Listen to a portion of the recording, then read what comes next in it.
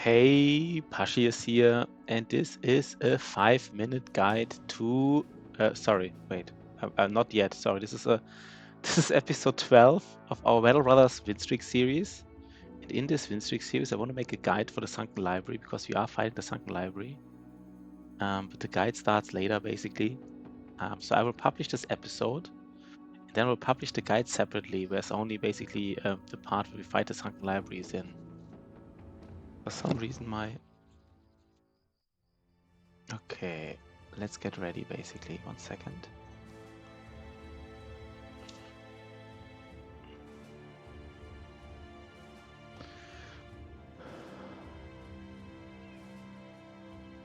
Okay.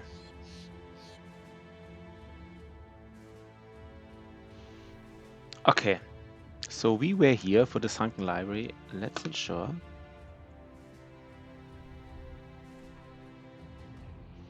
So,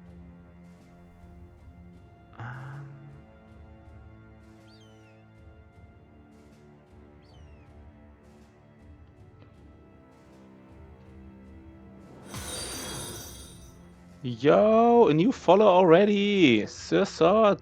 Thank you for following. Nice, what a nice start. We just started and we already. Okay, let me first get ready here for this fight, basically. Easy. Easy, yeah, easy. Okay. Let's get ready.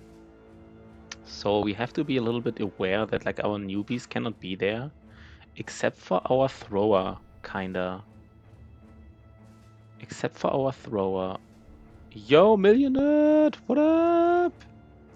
So we want to make room for our thrower. Let me just think. How would our thrower even go to this fight? I think he would just get like a lot of. The interesting thing is, like as Otto-sama mentioned, like this fight.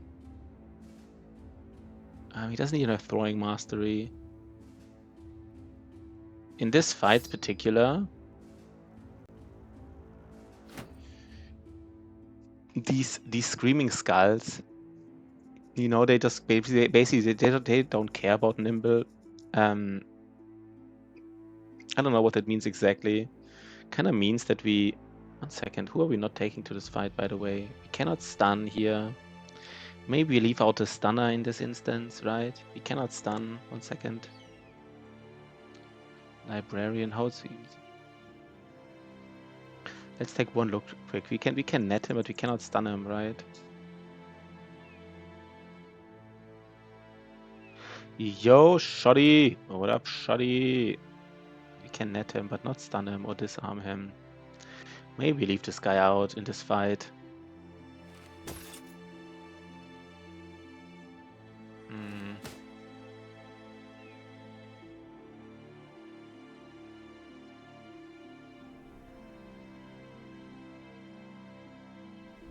Way too less clickbait in the title. I mean, we're gonna fight. You mean in this title here, this today, in this Twitch? Yeah, I don't know. Do you clickbait in like Twitch titles as well? Maybe I should start doing this. I'm not sure. Maybe, right? Maybe. Let me just think. How do we approach this fight? So this is it, right? We have six backline guys.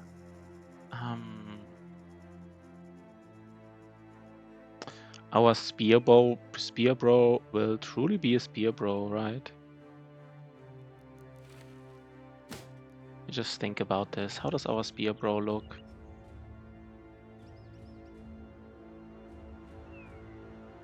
Um, 240, 290, 270.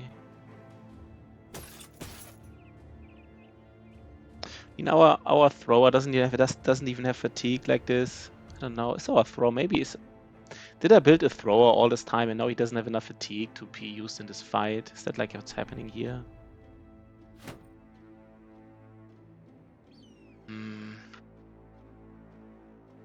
Yeah, he has Pathfinder at least, right? Yeah, he does have Pathfinder. We kind of need him.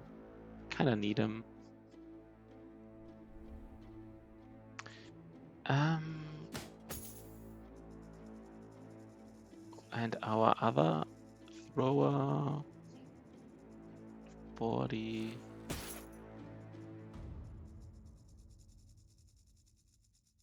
Five, 11. I think this is it, right? This doesn't get better.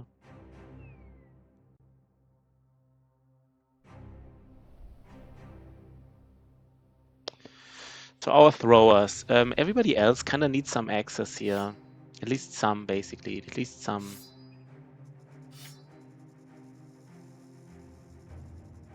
At least some access.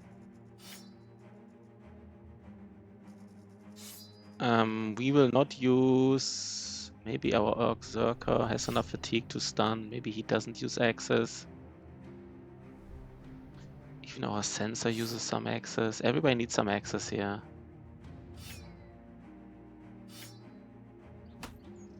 We don't even know yet who will do the shenanigans here in this fight. Do I not have enough access? Are you serious? Did I just buy so many access and I don't have enough? Are you fucking kidding me? W resolve. If they don't have access, they should at least use whips, right? They should at least use whips if they don't have access. The Nomad Sling. Yeah, I could have used the Nomad Sling. That's true. I haven't thought about it. But you're right. I could have done it. Just didn't think about it, right? Just didn't really think about it.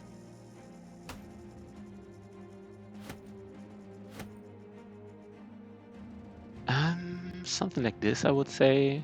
Most people have like one axe. Some people have a whip. I think this is how I want to do it. Nothing special here about anything. So my stunner is not here, but I guess he doesn't need to be here.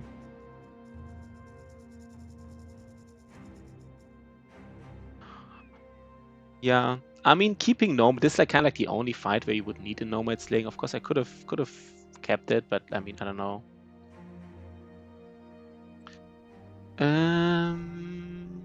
That's it, right? That's it.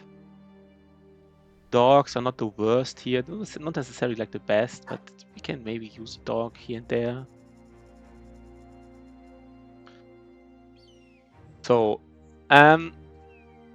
so I want to try something again. I want to try if I can make this both like a nice Twitch video, but also maybe make it so that I can make out of it like a guide. Let's see if it works. Let's see if we can make it happen. So I will sometimes randomly just remove chat and alert box for a couple of minutes just to say something for the guide.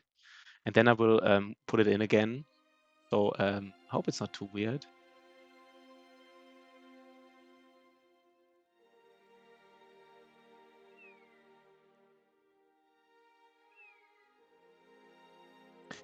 Hey, Pashi is here, and this is a five-minute guide to fight the sunken library and the librarian inside. And to prepare for this fight, first of all, just remember you're fighting mostly ancient undead, so don't bring any piercing weapons. And the second thing you want to do, you want to bring a lot of people who have either throwing axes and or whips to kill these phylacteries and these screaming skulls. But we will go into this later. Let's dive into this fight and let's see how it goes.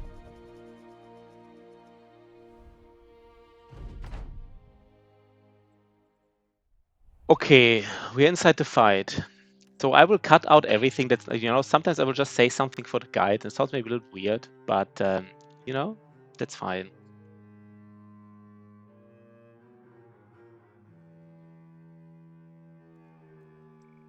So here's the sunken library.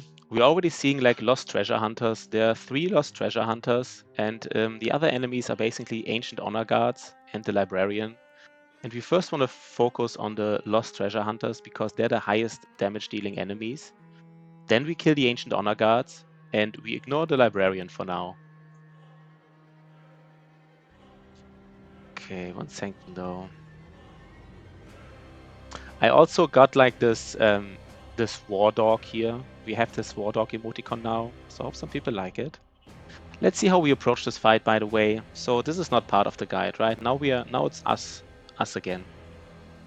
Us Twitch viewers and me, basically. We're just like, how do we approach this fight? I think we probably just wait. Maybe our tank goes forward. I don't even know. I don't really remember what the best approach is. I just know that the priest basically will make it a little bit more complicated in terms of what the right positioning is. But let's just take a look what happens here if we wait.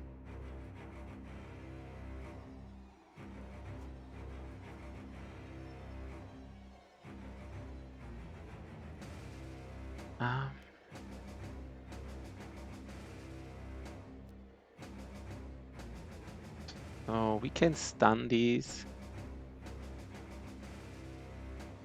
Do we stun these guys, these lost treasure hunters? Maybe we do. I'm not completely sure.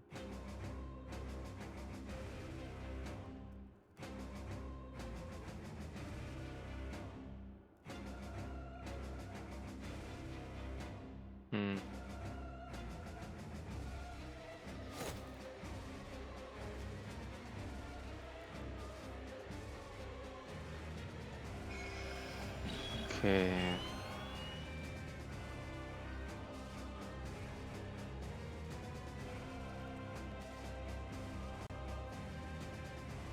So the librarian will cast a spell which...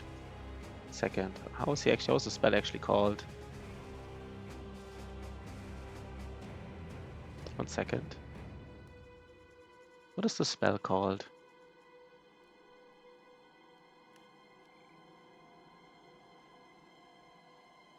Horror. Okay. So the librarian or the lawkeeper, how he's called, will cast his horror spell, and this will give you resolve debuffs and maybe make you even at some point fleeing. But maybe even more importantly, it can make your brothers to lose their turn, which is very bad. Okay, let's go in, right? Let's go in. Luckily, we are pretty strong.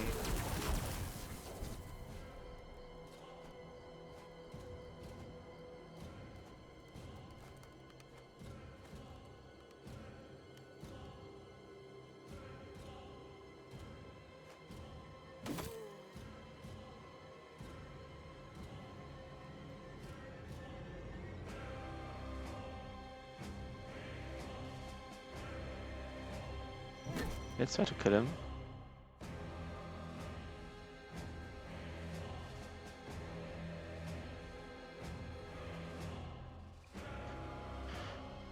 So weapons like sword lances are of course very strong.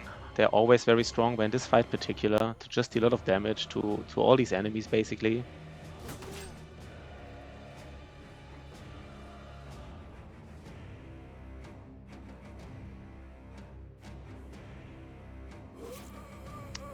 So we just focus down these lawkeepers, these lost treasure hunters first.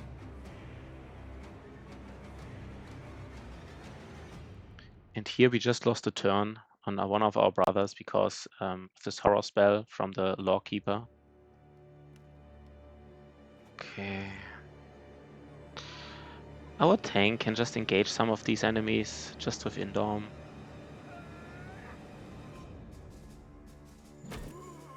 And in our first turn, we killed like 2 of these lost treasure hunters, which is like a nice start. That's how you want to do it usually, I would say.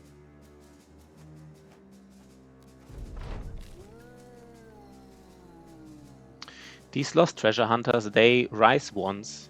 Similar to like Wiedergängers, they can rise once on their own.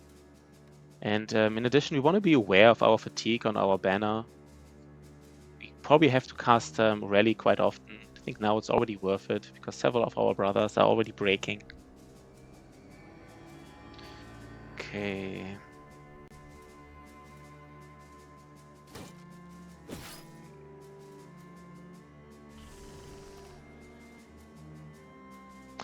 In addition, we want to be aware of the Miasma, the other spell the Lawkeeper can cast from turn 1 on. It's sometimes hard to see, but there's Miasma here in these 7 tiles.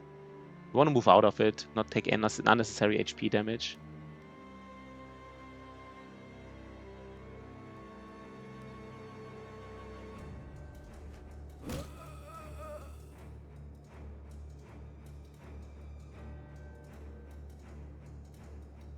You can safely wait before you take HP damage. You just can't end your turn in this Miasma.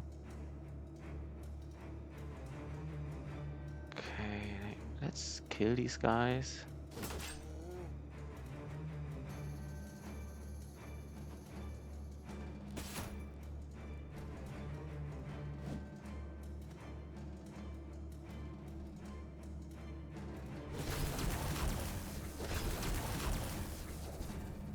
So this brother here will take some HP damage because he ends his turn Miasma. 8 HP damage, that just happens, I guess.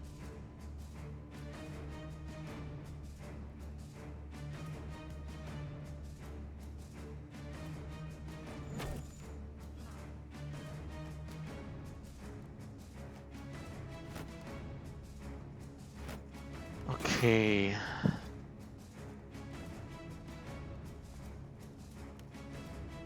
So this fight is actually a little bit, I don't know, I feel like it's a little bit dangerous right now.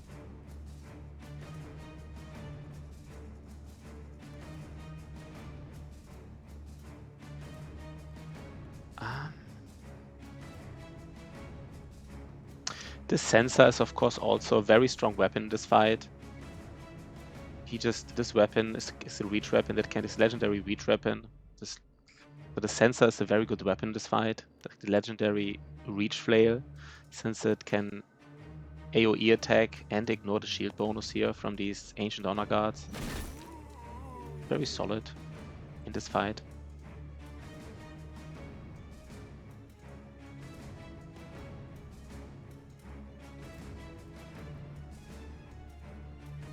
Could try to disarm here. Could try to disarm here.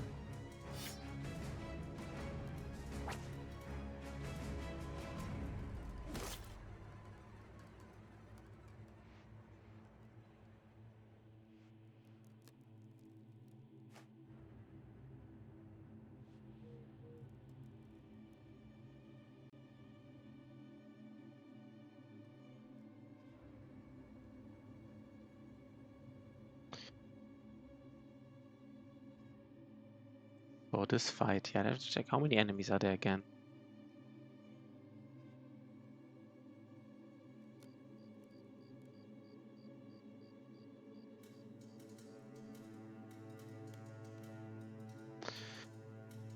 Eight ancient honor guards, 4 ancient honor guards with polearm.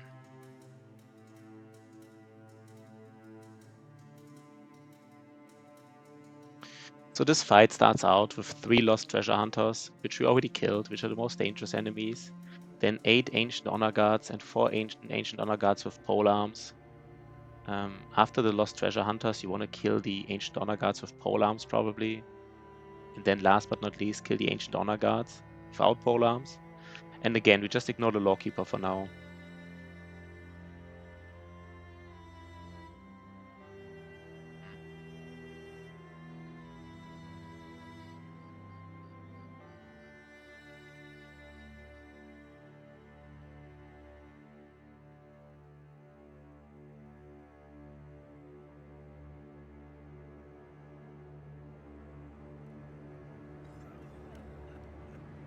I just ended his turn because I forgot he can still move. That was weird. To be a little bit aware what I'm doing here.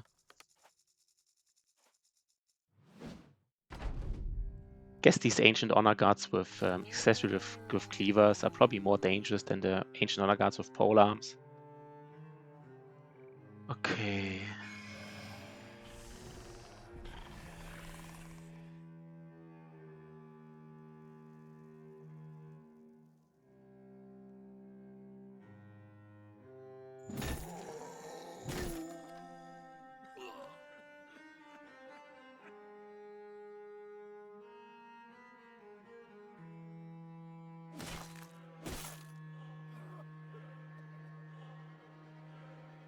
A little bit dangerous here right now, right? A little bit dangerous here what we're doing.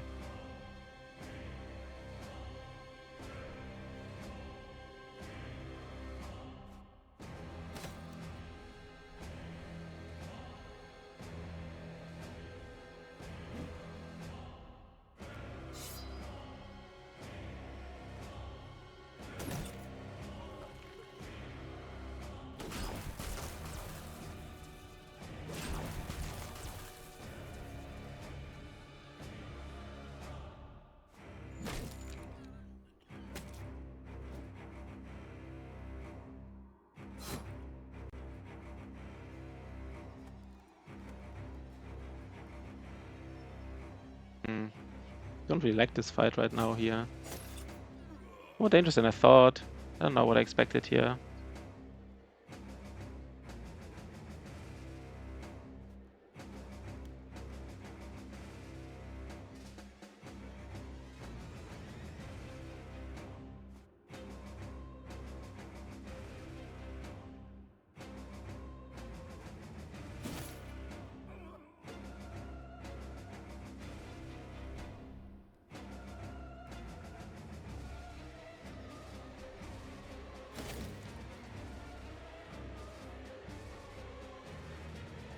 This sword Lancy on his own is also weird.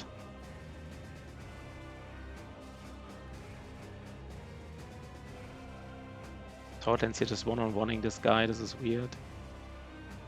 I don't know, maybe it's the best thing I can do.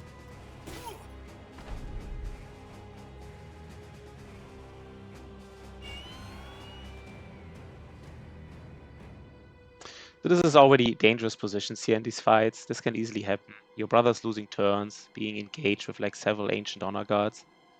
This is just part of this fight here, basically.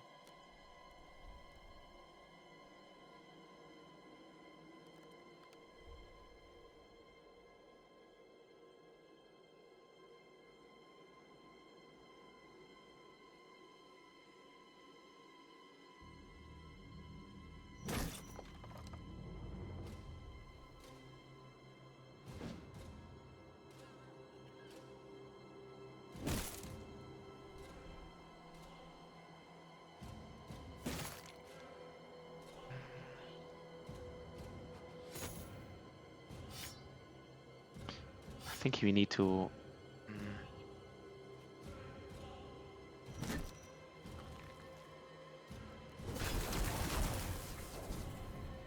Of course, the Rock armor piece is very strong against these miasmas in this fight.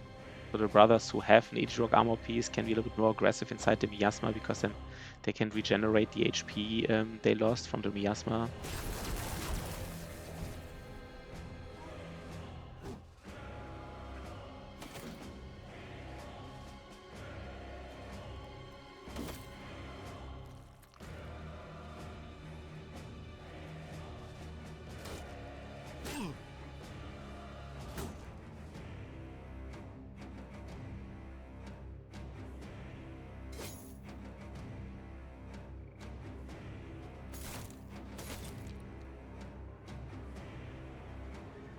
Yeah, that is a dangerous fight. That is true. That is a dangerous fight.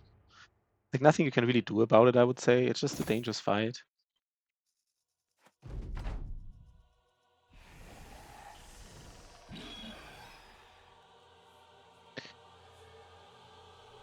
So in this fight particular, we're getting a little bit unlucky that the same brother got like hit several times and he's losing several rounds. He can't get outside.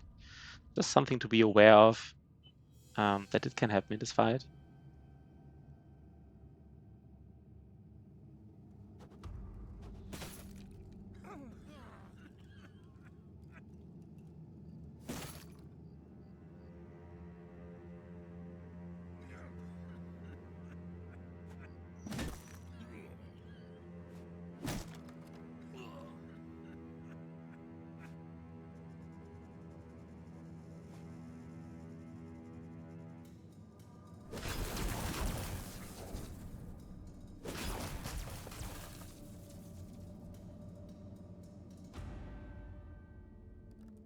So once at your at the end of the fight once you killed like the first enemies here, so now it's cleanup duty basically. There's only 2 ancient honor guards and the lockkeeper left.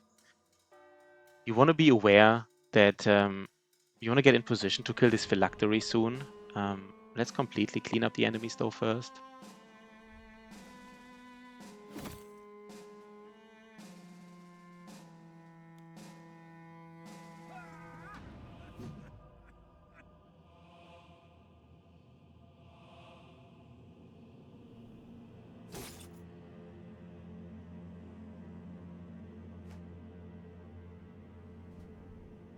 Yeah, we will make it, right? No problem. No problem. We will make it.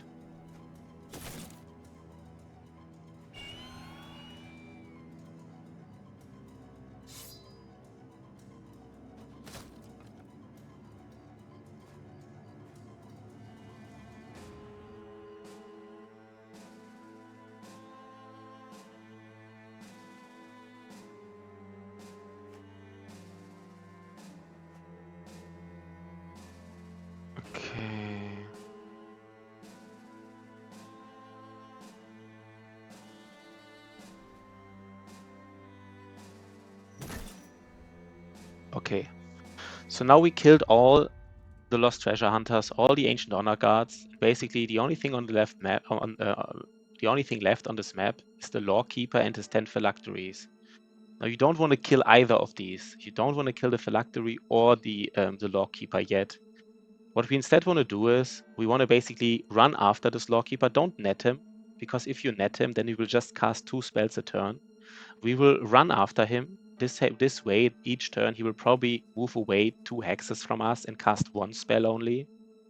And in addition, we want to get in position to kill all these phylacteries. Basically, the only spell he can cast is either like a horror spell, or like he will cast some Screaming Skulls, and we have to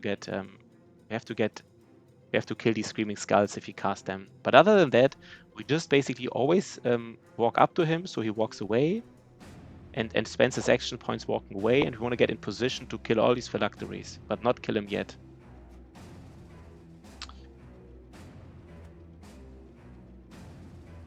Okay, let's just... So you have to look where these phylacteries are. As far as I'm aware, these phylacteries the positions are not like fixed, they're kind of like random. So you have to search the whole map for all these phylacteries and get in a position to kill all these phylacteries.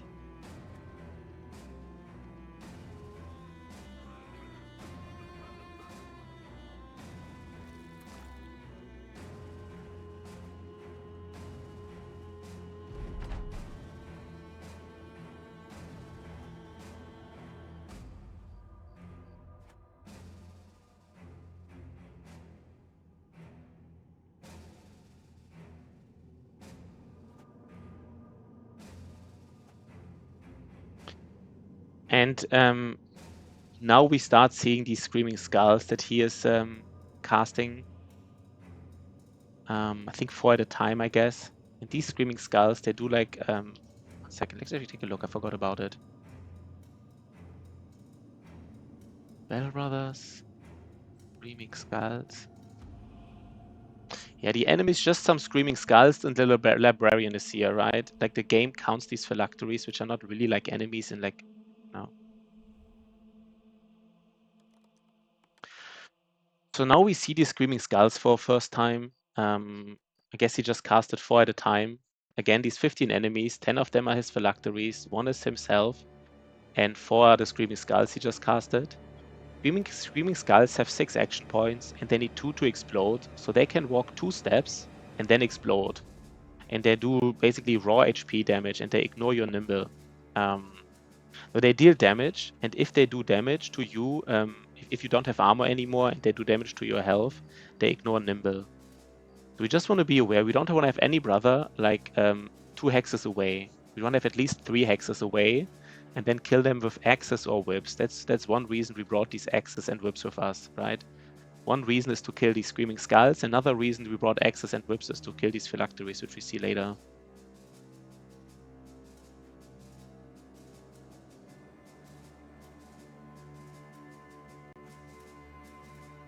Okay, now I got out of position a little bit. Once he casts these Screaming Skulls, they can appear anywhere. Got a little bit out of position with my Sensor Bro right onto a Screaming Skull. The Screaming Skull might even kill a phylactery when he explodes. Now technically it's okay if 1 phylactery dies. We will go into this this mechanic later. But this is already a little bit iffy. This shouldn't have happened. And especially you don't want to kill more. You don't want more than 1 phylactery to die early on. Because if 2 phylacteries die, this guy gets stronger, this Lawkeeper. If one dies, it's fine. But we shouldn't have gone out of position so far. That was just a mistake, which you shouldn't repeat.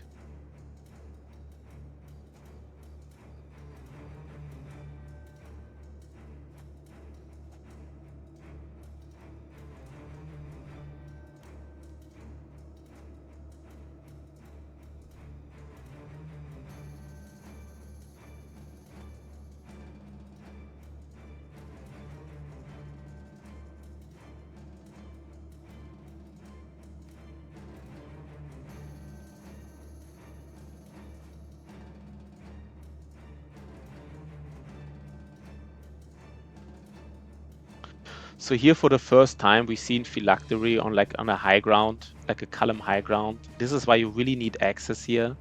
Javelins don't kill these phylacteries in one go, but axes do. and you need access because they're in the high ground.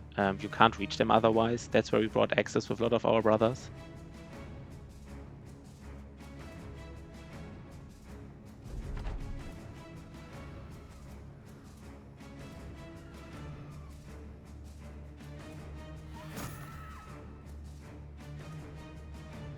These Screaming Skulls, you can ignore a zone of control here. You can go away from them just, and then just kill them from a safe distance, right?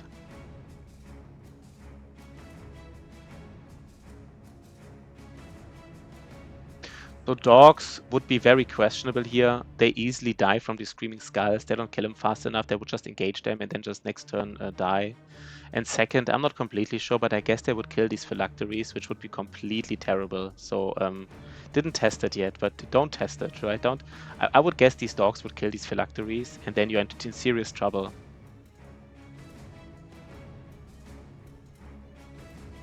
So I think now, since we talked so much about these phylacteries and the Lawkeeper, let's maybe talk about why you don't want to kill these phylacteries. So the way it works, each time you kill the Lawkeeper, he will race again into one of his phylacteries. But if you kill all these phylacteries and then kill him, then he's dead for good. So why don't we kill these phylacteries now? Well, the mechanic of this fight is a bit strange. Basically, the phylactery gets stronger every 7 rounds. Every 7 rounds he gets stronger, and by stronger he gets access to more powerful spells. And in addition, he gets stronger the more phylacteries you kill. So at some point, at round 14, which takes a long time, he gets a little bit stronger, and then for each phylactery, basically for each couple of phylacteries, he gets stronger. And if he would already start killing these phylacteries, then he would get access to like very strong spells already, which we don't want. In a perfect scenario, you want to get all your brothers in position to see all the phylacteries, and then you want to net this Lawkeeper so that he starts his next round very late, right? Because he's netted in our lower initiative. And then you basically kill all these phylacteries in one go before he even acts. You kill all these phylacteries in one go, and then you kill him. You basically don't even want him to have access to these high-level scales, not even once. Now, this is really hard to do. You will probably expect him to get at least one round off with these high-level spells because it's really hard to kill all these phylacteries and this guy in the same round. So the first high-level spell he will most likely use is he will raise all the undead here. He will raise all the ancient undead. So we have to fight them one more time. And once we kill him, we also have to fight some Screaming Skulls. But basically, you want to ensure to kill all these phylacteries in a very short amount of time so that the Lawkeeper has access to these very strong spells only for 1 or 2 rounds maximum. But we will see it later how we approach this. Narida! Oh, you use them. Interesting.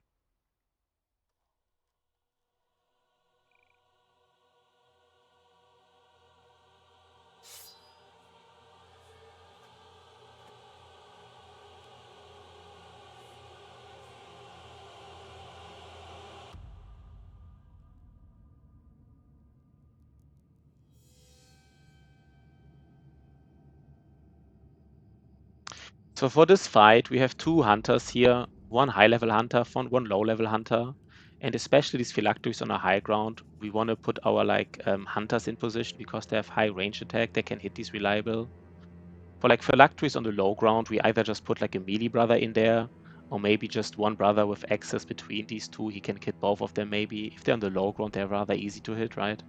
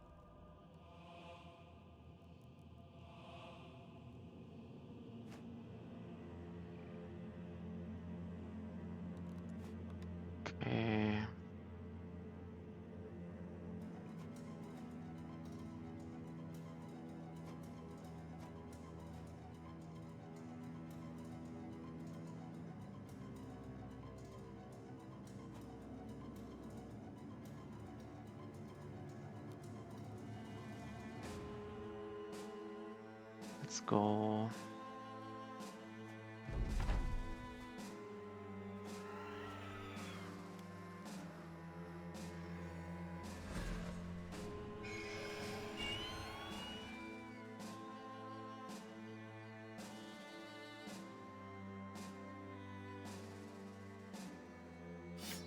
So this is why we have whips. With a whip, you can kill these. If the whip is dual gripped, you can reliably kill them in one go. If you have a whip with a shield, it's a little bit less reliable.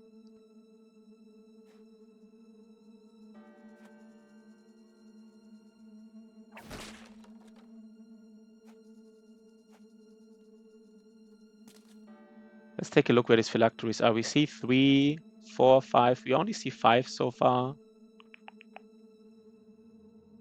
Only 5.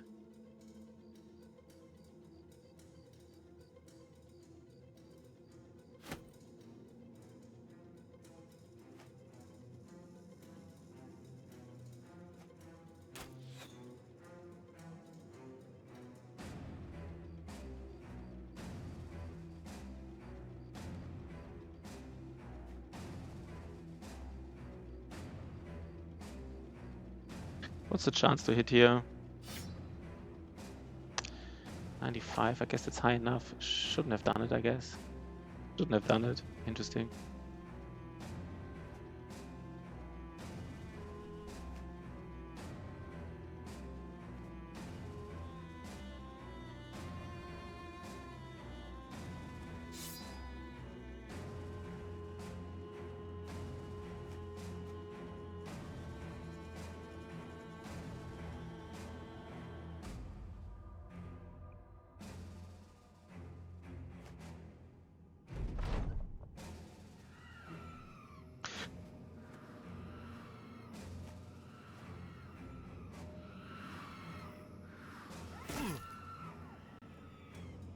So this part of the fight, again, it's just about killing all these streaming skulls that the lawkeeper casts, and just getting position to find all these phylacteries and basically be ready to kill these phylacteries. Okay.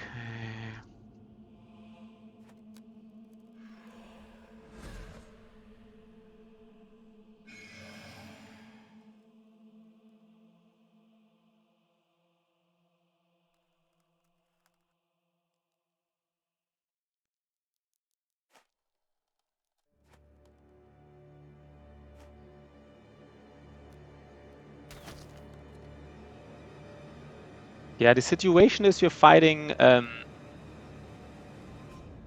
lawkeeper, right? That's the situation. Nice situation here. Right now we're just looking, right? We're just looking for these phylacteries here, basically. Nothing special, just looking. Where are them phylacteries here?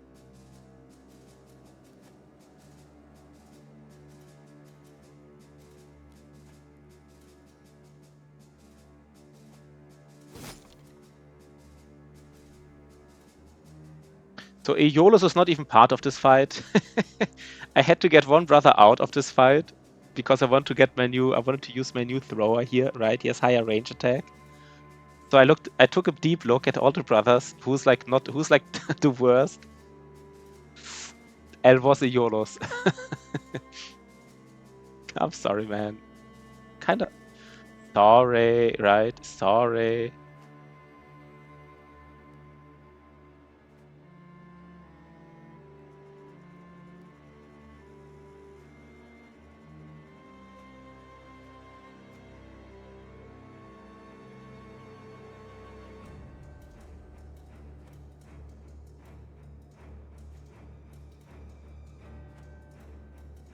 So how many phylacteries do you see? 1, 2, 3, 4, 5, 6, 7. That's just how it is, right? Okay, 1, 2, 3, 4, 5, 6, 7, 8. We already see 8. 2 more, I guess. 2 more to go.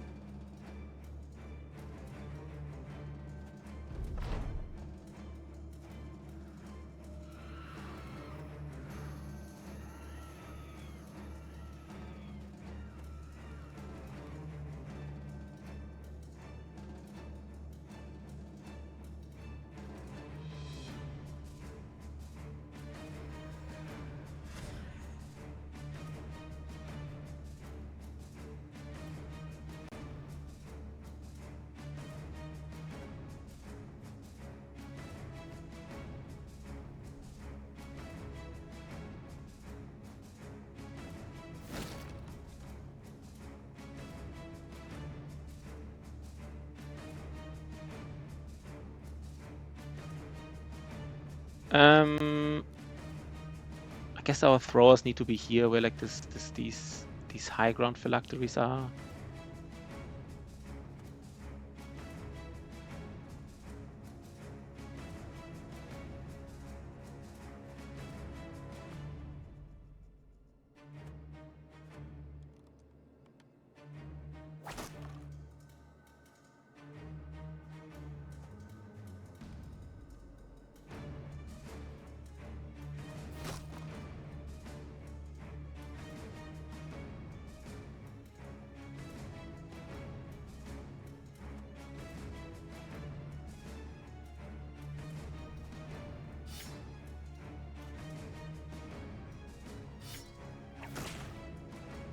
Wait, how many do we see now? 1, 2, 3, 4, 5, 6. We only see 8. 4, 5, 6, 7, 8.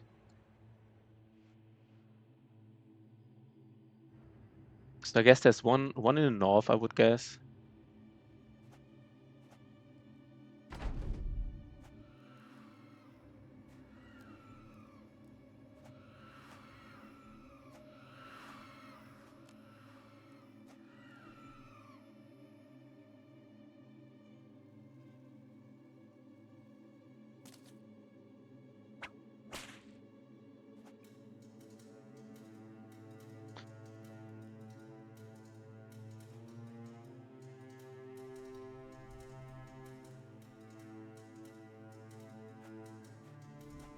Where's the last phylactery?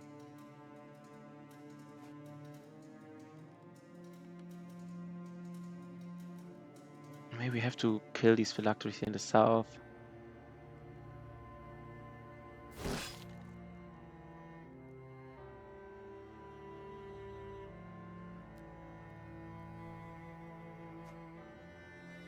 One, two, three, four. 1, 2, 3, 4, 5, 6. Why I'm not seeing the last two? They could be really hidden in the complete north, basically, like completely in the north.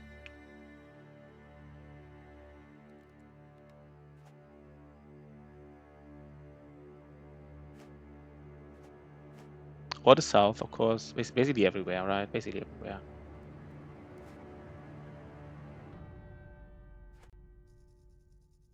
Wait, what?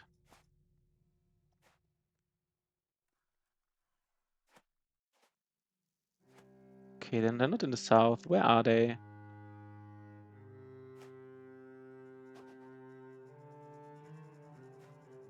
And now they will damage me. Where are these phylacteries? 1 second. 4, 8. I only see 8.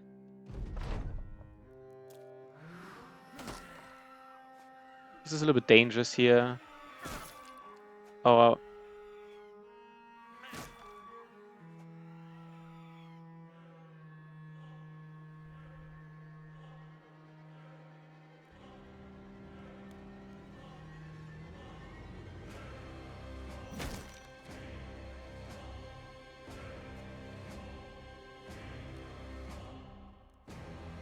yeah, feel free to lurk. We're just looking for phylacteries here.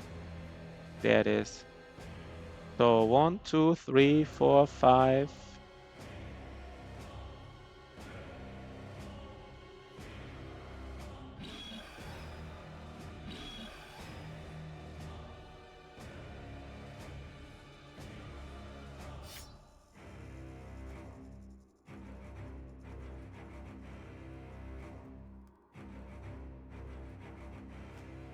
Where are they? What the fuck, man?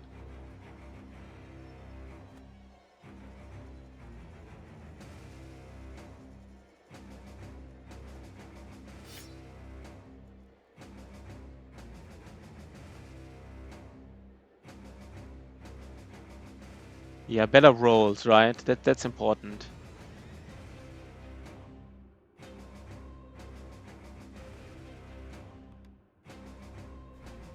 Where are these freaking phylacteries, guys? There's one phylactery missing. 1, 2, 3, 4, 5, 6, 7, 8, 9. So this here can happen. Basically, we know where 9 phylacteries are, but we don't see the 10th one. 1, 2, 3, 4, 5, 6, 7, 8, 9. I guess the last one is here in the top left corner, but they can basically be everywhere. That's kind of unlucky, but you have to find all of them, right? You have to find all of them.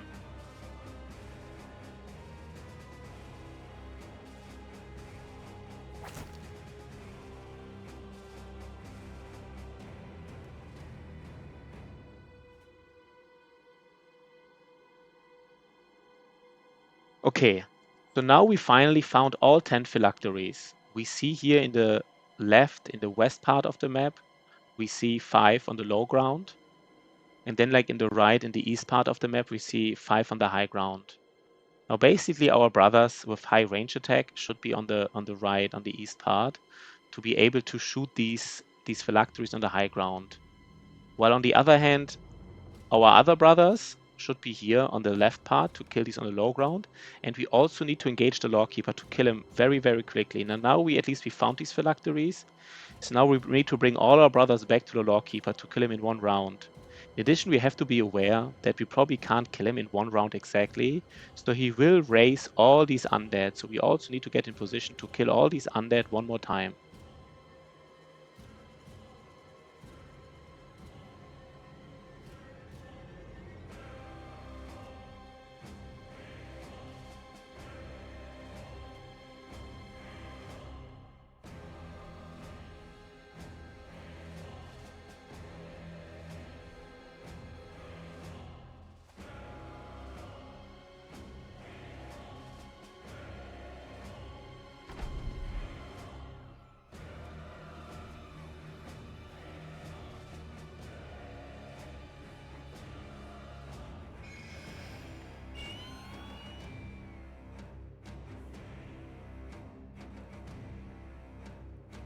So we already have one fleeing brother just from these horrors here. That's very dangerous. He is now fleeing. He is nimble. These streaming skulls will do a lot of damage to him. We have to kind of rally him, but our banner is out of position. This is just part of this fight, basically. We also have to be aware that I said we can kill one of these phylacteries, basically. It's kind of safe to kill one of these. We probably kill one of the high ground. But I'm not completely sure how I do it.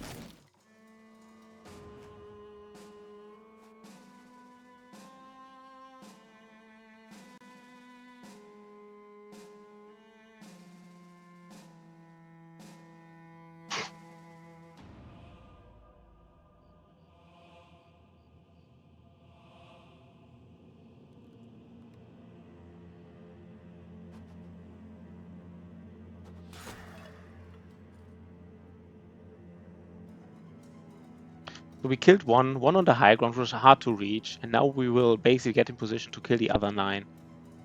And that's the other 9 we really want to kill in one go, while already basically engaging this Lawkeeper and being ready to kill him.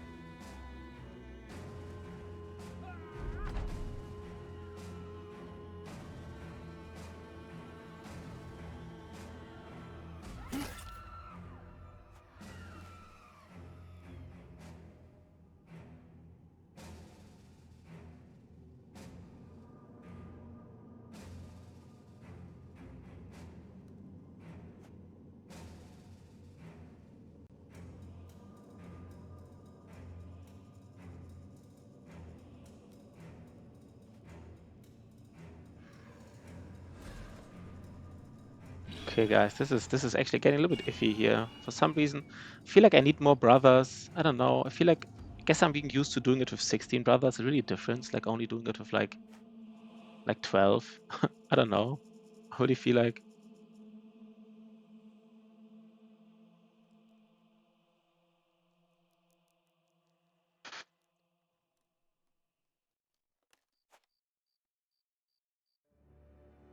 Yeah, library.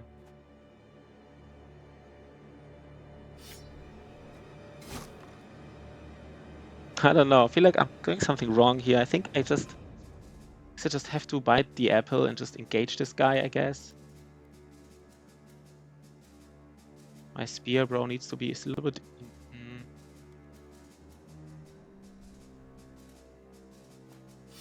I don't know. I don't know. I guess I.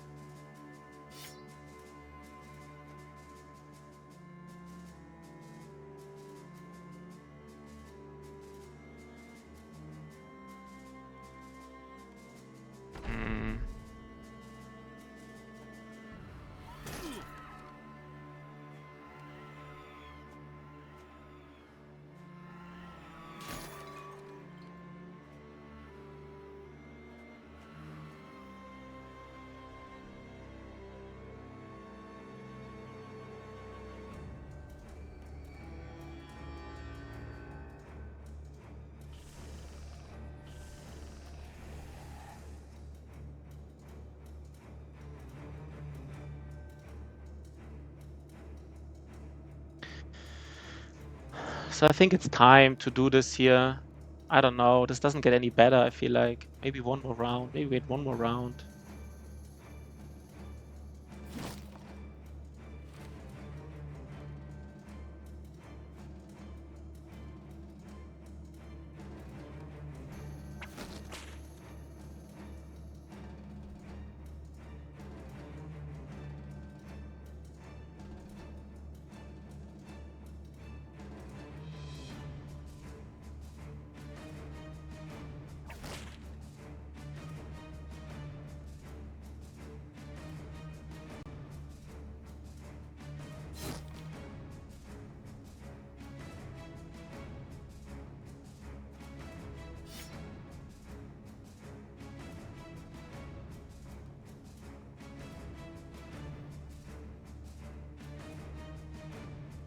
Hmm.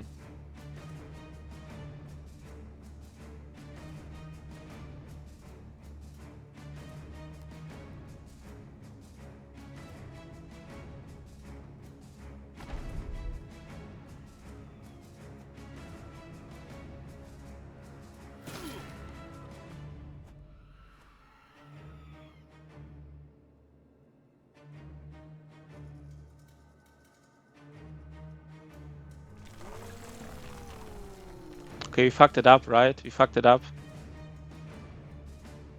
He is already. So here we did a mistake. Basically, since we killed one phylactery and it's round 18, kind of miscalculated, I guess. He already had this raise all undead spell. So now we basically kill all these phylacteries now. Yeah, we fucked it up. We fucked it up completely. Oh my god. Yeah, so here we made a big mistake, basically. The Lawkeeper was able to raise all his phylacteries and raise undead because because too many phylacteries already were dead. So now we're in trouble. Now we have to basically deal with these ancient undead and try to kill the phylacteries and then deal with his high-level spells. So this is a little bit dangerous now.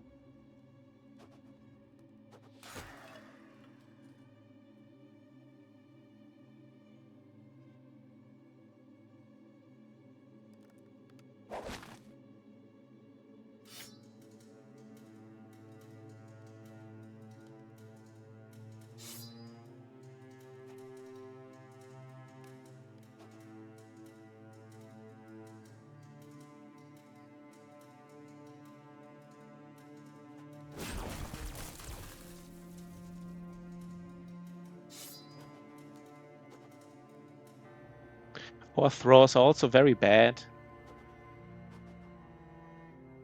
Okay, we have problems now. We have problems. Fucked it up. Fucked it up completely.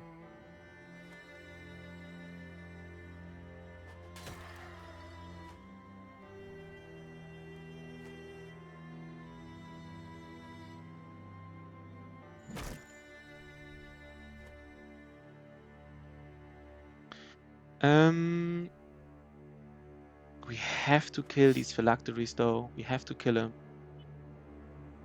Like, there's no way around it. So kind of like we are, we need to kill these jars are phylacteries. These lichs phylacteries, and we are spread out so that we can kill all these phylacteries in one go. Because you kind of want to kill them all in one round. Because the more phylacteries you kill, the more dangerous this lawkeeper is. But we fucked it up a little bit. And now all these phylacteries are already risen, and so now it's a little bit difficult what we're doing here, basically.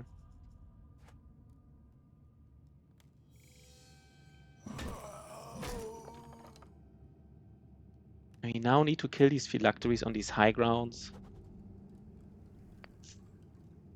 That is very, very problematic, by the way. That is not good. It's not good. Yeah,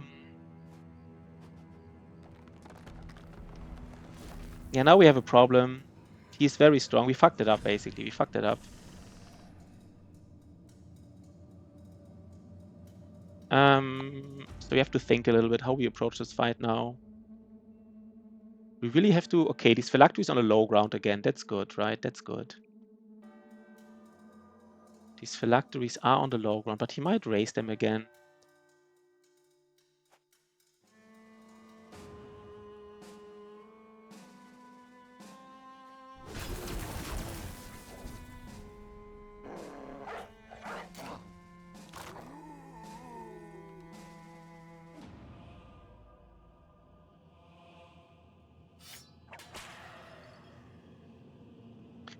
We just have to kill, and we don't have... Oh god.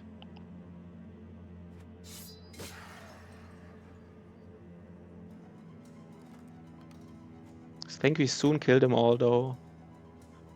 Really hope I didn't miss anyone. Wait. It says apparition. He can also do something. Wait, one second. I actually don't know what he does, this apparition. So what we did least now he basically he can use spells where he can raise and lower these apparitions. And since most of them were already raised, he lowered them. So now is the time to kill all these phylacteries and then kill kill the lawkeeper himself.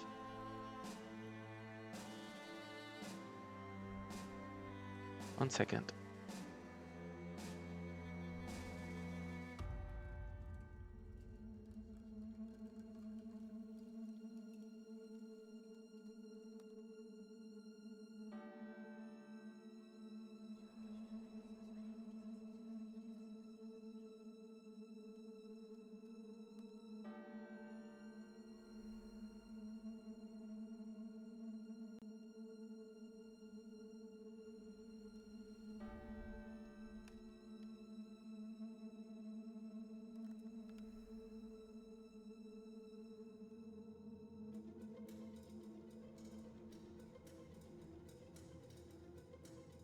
So this lawkeeper already casted like 2 high-level spells, these apparitions, which only have 1 HP, but they can cast some spells as well. We need to kill them.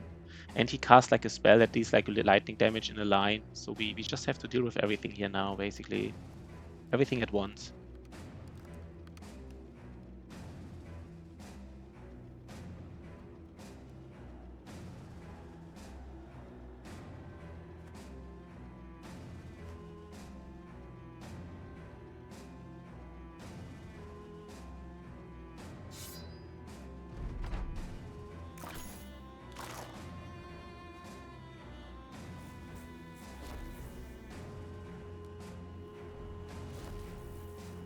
So even these apparitions will now cast high-level spells. So we needed to kill these We need to kill the Lawmaster basically now. I think there's only one phylactery left.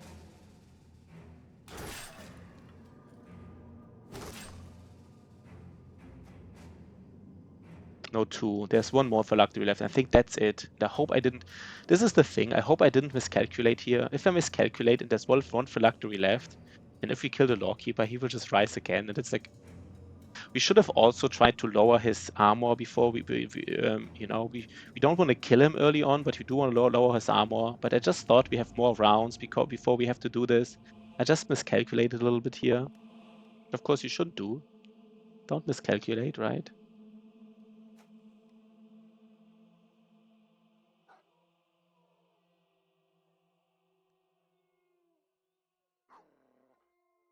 The nice thing is you can see these phylactery corpses even in the fog of war. So let's check one more time.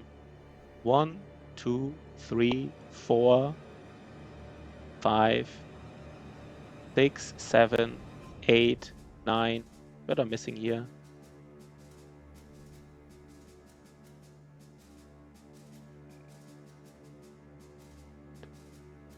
4, 5, 7,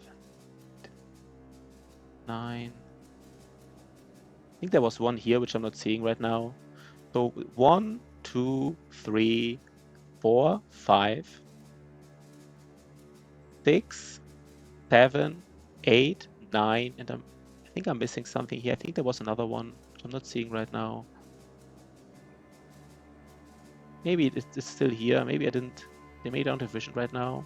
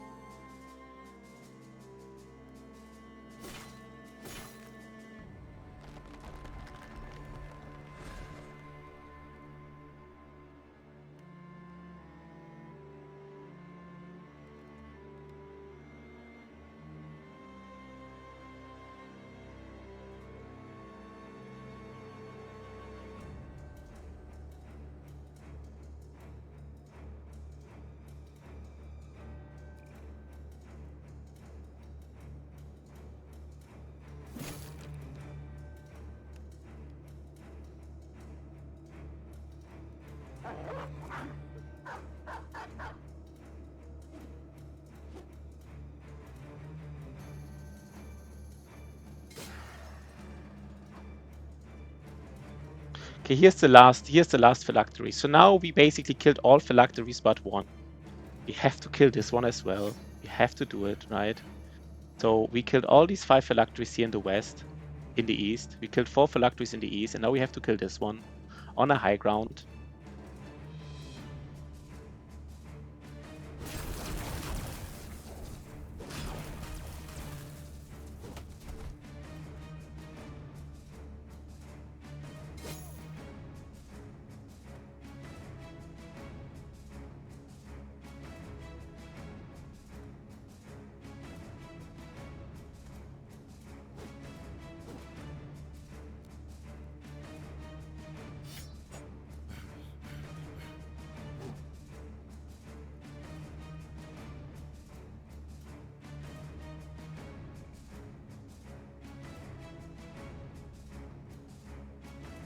One, two, three, 4, 1.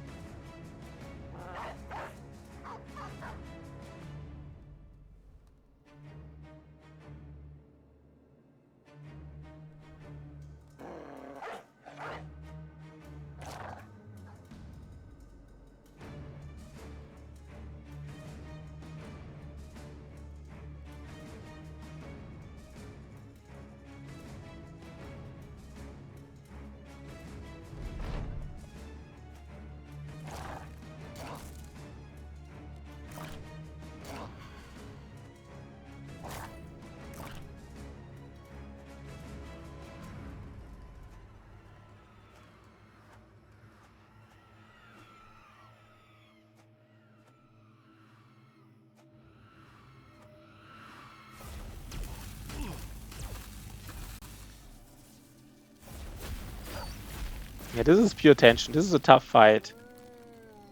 We have it soon. We just need to kill one more phylactery. It's on a high ground. Might lose a Swordlands guy here. These these lost treasure hunters, they just deal so much damage.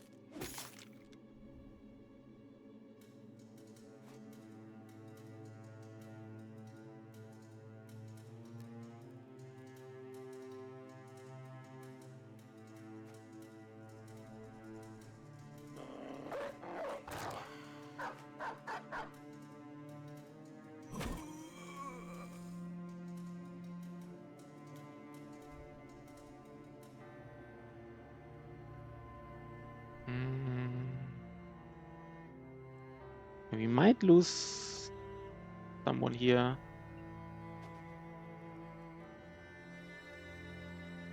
We have to kill this thing here on the high ground. We have to do it. It has to be killed. We have to kill this last phylactery.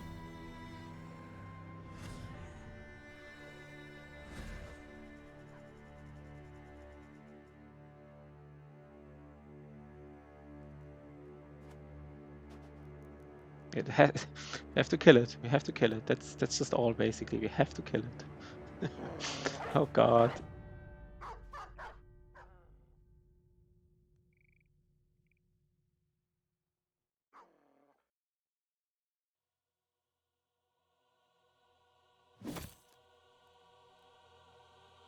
We might lose our Swordlands guy here. Fuck. Might lose him.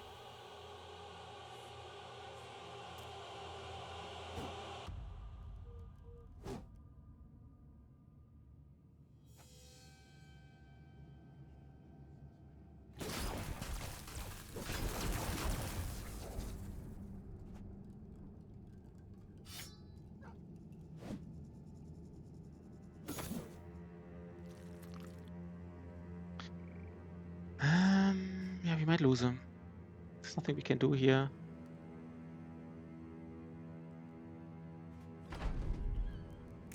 We need to kill this phylactery on the high ground. We already have like 3 people with access around it, but we run like 20%ers, and you can miss them, right? You can basically miss all these 20%ers. Easy. You can miss them easy.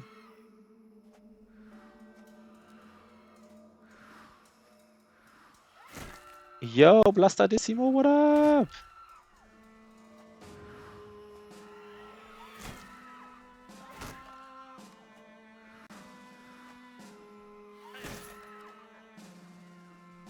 Now we're losing people. We lose everything right now. Probably lose people as well. Maybe one. I guess we lose one. I guess we lose one person here. It's my best guess.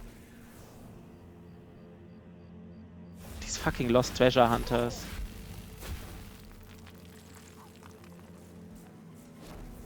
Fucking lost treasure hunters, man.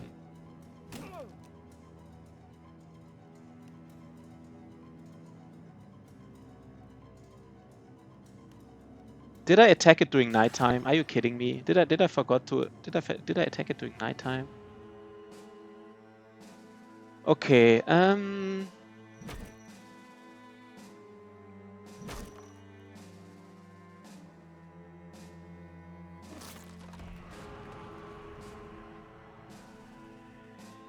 I think we killed him now. I think we killed all his phylacteries. I think we killed the Lawkeeper. So basically, this should have been basically a little bit different. Like, the Lawkeeper got too many high-level spells off. And now we still have to kill all these streaming skulls and, of course, the last remaining enemies here. But we basically killed the Lawkeeper after we killed the phylactery here.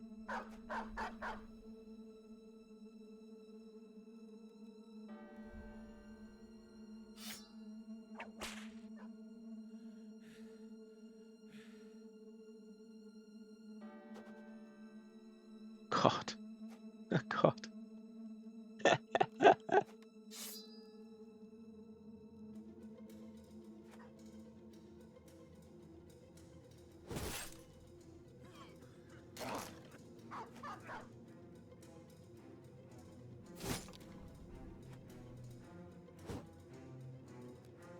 I guess we're losing one person probably.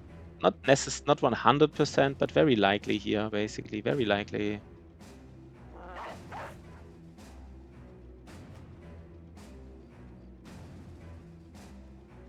I'm not gonna take another range.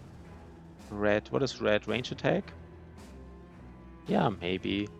I don't know. I mean, taking range attack on Battleforge guys for one fight, right? It's also like...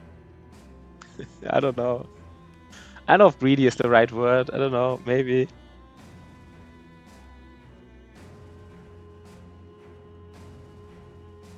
It's one fight, right? Like, it's one single fight. I mean, losing a brother here is annoying, but maybe better than losing, you know, better losing one brother in one fight than like having difficult fights like every time because you don't have the right stats. Not sure.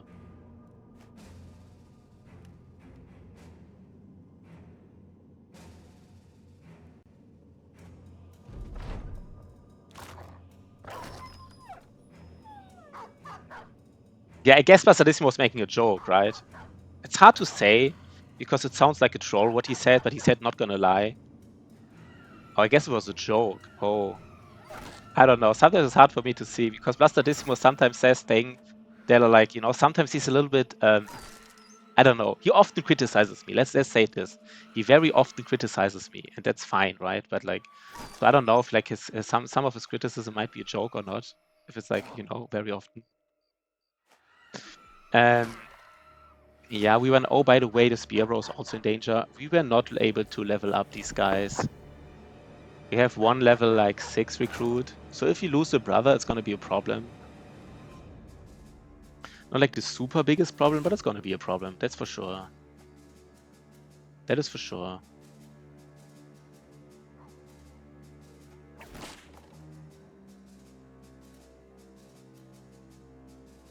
See, there's the criticism. There it is. Okay, let's just to protect our nimble guys. Basically, again, these screaming skulls, they do like direct damage. They ignore nimble. If you don't have armor anymore, they're like extremely dangerous, basically, to your nimble brothers.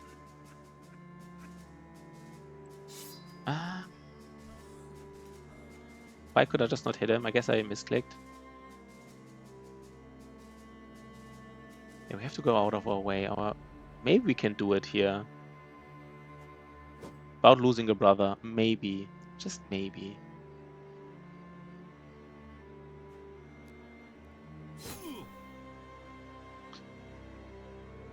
Yeah, I kind of want to make a guide, and I fucked it up. I don't know exactly how I fucked it up. I was wondering, why was he able to cast Mass Rays on turn 18? I thought even if you kill one phylactery, you can wait until turn like 21. You know what I might have forgotten? I might have forgotten the rounding here. I think that's it, right? Because it says that every 7 levels, he gets like 1 step higher. And I think turn 18 is where the rounding comes in, I guess. You know, 14 divided by 7 is 2. And 18 divided by 7 is 2.6 or 2.5 something. So I guess turn 18 is the one turn where he is basically, if you kill a phylactery, then on turn 18 he can cast Mass Rays, right? Yeah, I think I just fucked it up a little bit.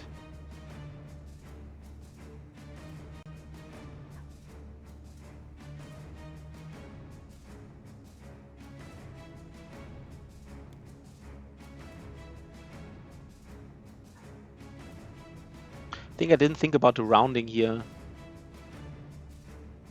I guess, right? I guess the rounding, no. Oh, it's every 9 turns. No, never mind. I just missed. Oh, it's turn 18. It's every 9 turns. Guess I have to do this all over again. This guide at one point because my guide is just wrong.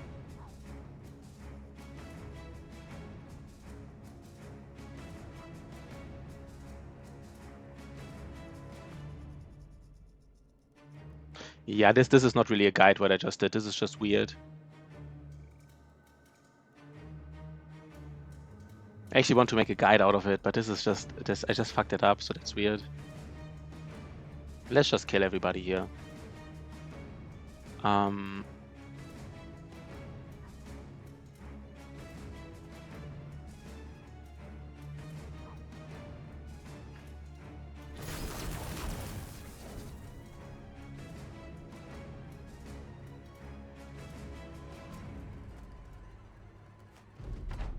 Yeah, another 11 fights anyhow, right? I'm all, yeah, that's correct.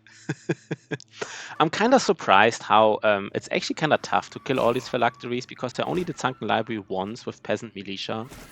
And with Peasant Militia, obviously I have like, I don't know, I had like 14 brothers, but you might as well have 16. And then it's kind of easy to kill all these phylacteries in one round.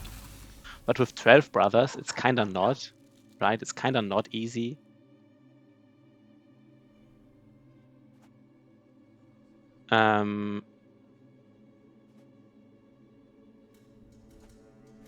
So I don't know. Maybe the strategy where you like kill all the phylacteries in one round is a little bit iffy with like normal, you know. It's very doable with. Let's just kill him. And we just need to protect our spear bro and our. There's another. Oh, there's someone even who casts spells. Oh my god, I didn't even think about it. I thought this was just Screaming Skulls. And there's still like a guy who casts spells on us on the map. Are you kidding me?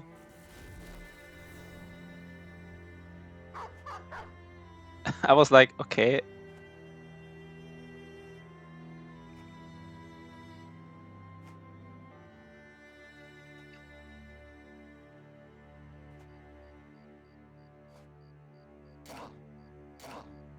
Oh my god.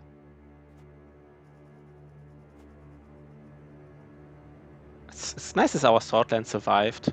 That was kind of lucky, I guess. I mean, we do have 9 lives on these brothers, so like.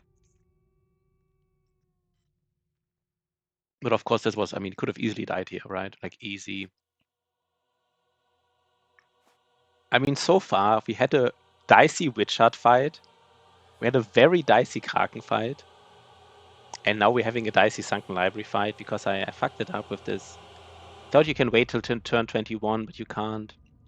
If you kill a Phylactery, then on turn 18 he can raise the dead. Not sure how to handle him next time. Not sure what the best strategy is. I'm really not.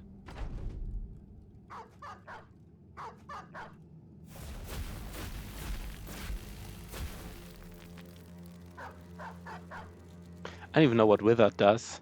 And I guess it's nothing good, but I really don't know what it does. This dog is rolling 30%ers against him for I don't know how many rounds, but I think there were many rounds here.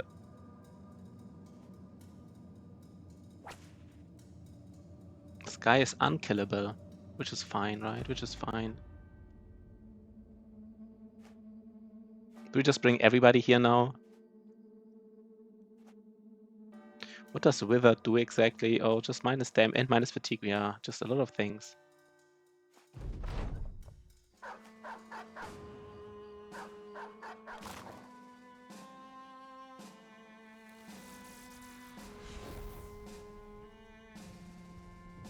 Just kill him, man. Okay. So this is the guide how you beat Sunken Library. Easy. Easy. Oh my god, that was a disaster. That was way harder than it should have been. That was way harder than it should have been. So again, the learning here is that basically on turn 18 he gets stronger. Like if you kill one Phylactery, then on turn 18 he can mass raise. I really miscalculated here.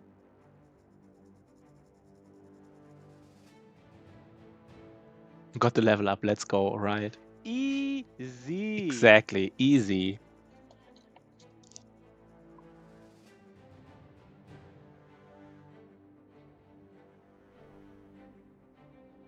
Easy.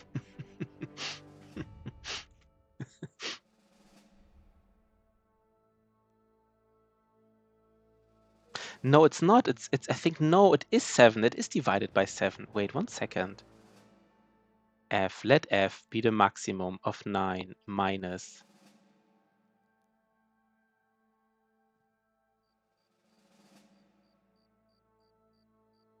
Wait 1 second.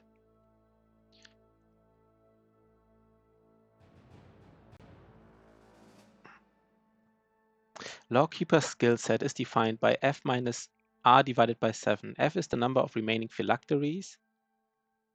And r divided by 7 is the number. I think there's rounding going on. I really think this was the rounding thing. 9 phylacteries. Yeah, because I think he should have been like at lawkeeper skill 7, but he was at lawkeeper skill 6. Yeah, we have to do the next time. I'm trying to do like a guide. It has to be a little bit. But we got it, right? We got it. And I'm not really sure what to get. I guess we are getting the shield, but I'm actually not 100% sure what to get. The reason I'm not 100% sure is like we have such a strong shield here. But I guess we do take a second one. I'm also thinking about giving the spear bro just 2 skills. But I'm thinking about giving the spear bro like recover and berserk, so we can just use our cleaver. But I guess that's also a little bit iffy. Maybe I don't do that. Okay, our banner. Let's give him some skills.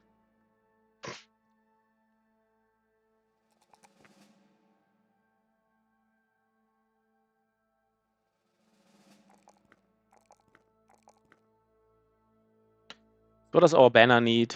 I guess he takes gifted. He does take gifted. And we have one more. I guess I thought about it. I actually didn't want to take Polar Mastery, but I thought about it. Just for example, against these Necro Savants, you sometimes want to move 2 hexes and still hit them. So I think we just take Polar Mastery.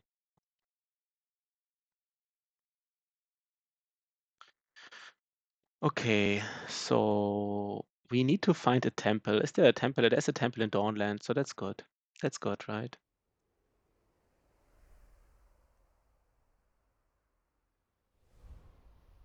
That is good.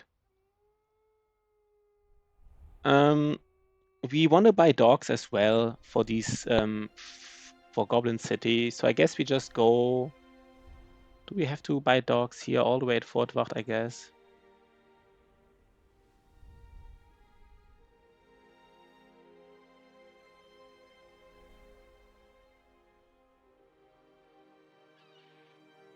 It doesn't matter right now. I mean, if we lose a brother in like Goblin City, then we have to take like a level 6 brother to Black Monolith, which is like not the best, right? Not the best. So let's see. That's. I mean, okay. And if we get injured in Goblin City, we also have a problem, by the way. No, not arena. We might wait. Does the alchemist have anything? Initiative? No. There is this one. We might use this. Wait, not affected by non-permanent injuries, new or old. Yeah, we might even use the Iron Will potion. Like, if we get a brother injured in Goblin City, we actually have an Iron Will potion for Black Monolith, which is actually usable, right? We actually might have to use.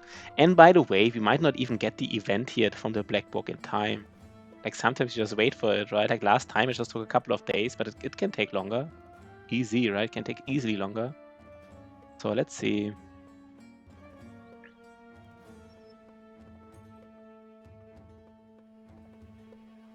So this, I mean, if we beat this run, which I'm all for, I think we do beat this run, but then this was tough, man. This was, I don't know, but this was a tough run. We might keep this Khopesh here, because we will fight goblins soon. And our spear bro might not take a 2-handed cleaver, he might just... I don't know.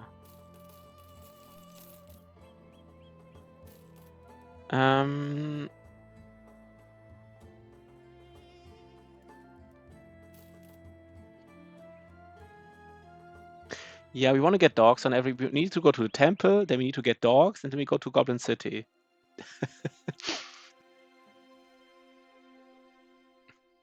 Maybe we can do a Goblin City guide. I mean, I don't even know if there's like... If I have anything interesting to say about Goblin City. Do we have dogs on everybody? Like, you kind of like... Dogs in Black Monolith are not like that useful, but in Goblin City they are. And we don't... How many dogs do we have? Like, in Goblin City, we will probably give Shotty the Goblin Trophy. That's it. And apart from that, we would like some dogs. I mean, we have some time, right? We don't have to super rush it. A little bit, but not super rush it.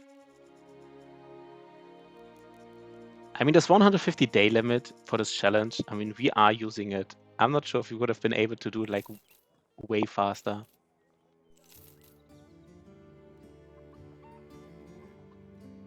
Maybe I don't even want to look. I don't even want to look what the I may take a look, but that doesn't matter, right?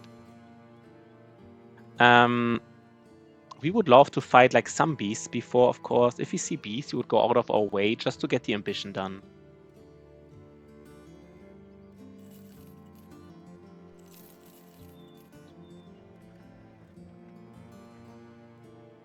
We also didn't find like the holy water. I mean, we will not look for it now, right? I think it's called the ancient temple, right? We will not look for the ancient temple now. That's not gonna happen, basically. We can throw away all these axes.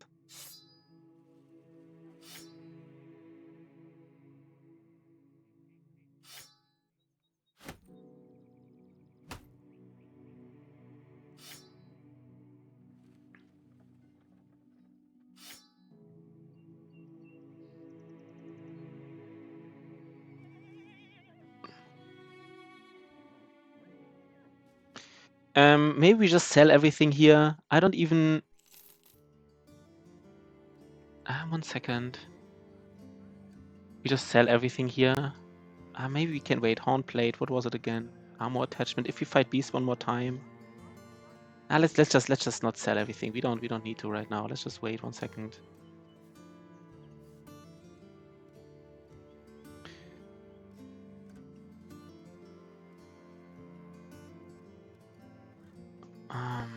Yeah, let's remember to not sell our last axe, basically. But let's sell these axes, these throwing axes.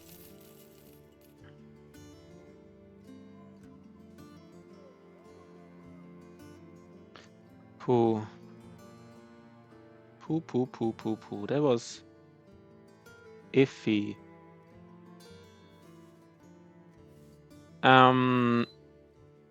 Yeah, let's take a look at Tanvir. If we get like there's an alchemist there, we might. We go to Tanvir, we get the dogs, and we really like this is closer for comfort than I thought, right? We might not even get the shield. That's interesting, right? We might not. The last question: do we want to get the shield or not? Do we want to get? I guess we do want to get the shield, but there's like.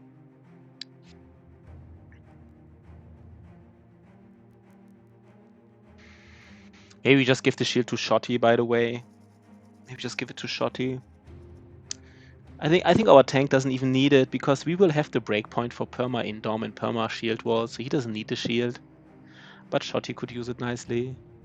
Give the shield. Yo, Boo Baker Brown! First time Shatter, what up? Take the shield, right? Again, I mean, these 2 perk points, they would go really nicely on our spear, bro, because we lost our... I mean, he would do some nice damage if he gets recover, and I guess we just don't.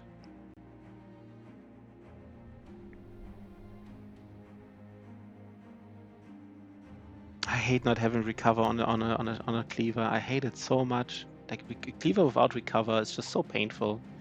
You just like decapitate, and then with berserk recover, you could like spend your turn, but otherwise you can't do anything else.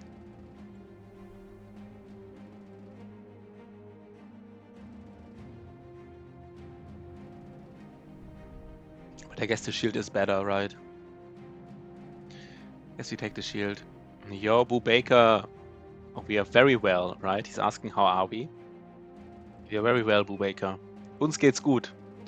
How are you, my man? My man. Let's first take a look if they're selling anything useful here. Probably not, but we will take a look. Of course they don't. We take fatigue recovery. We take the resolve. Do we take plus 120 resolve? Let's just take everything, right? That's what we said. We just take everything, basically. It's like the prices are there like complete. They know we are desperate, so they just bumped up the prices. I feel like they just bumped them up. And let's get some dogs, and that's it. And then we go to Goblin City. Actually, a little bit. I mean, the timing is actually a tiny bit. Wait, I mean, we make it, right? We make it. We will make it, but it's actually a little bit. Like, we also have to repair our stuff after Goblin City, and like, it's a tiny bit iffy. Like, we really spent our time here, basically. We really spent our time. I'm not sure if that's like good or bad. Is there now like the best famed weapon here now that I don't have any like money anymore?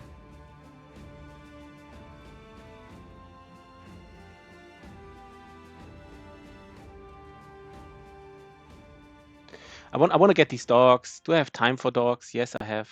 But I have to, yeah, let's just get these dogs. We can also go to the ancient statue already. I don't know how long this buff is. Let's just hope it's long. Let's just hope it's long. The timing, do we have enough time for everything? I think we do, but it's a tiny bit iffy what I'm doing, a tiny bit.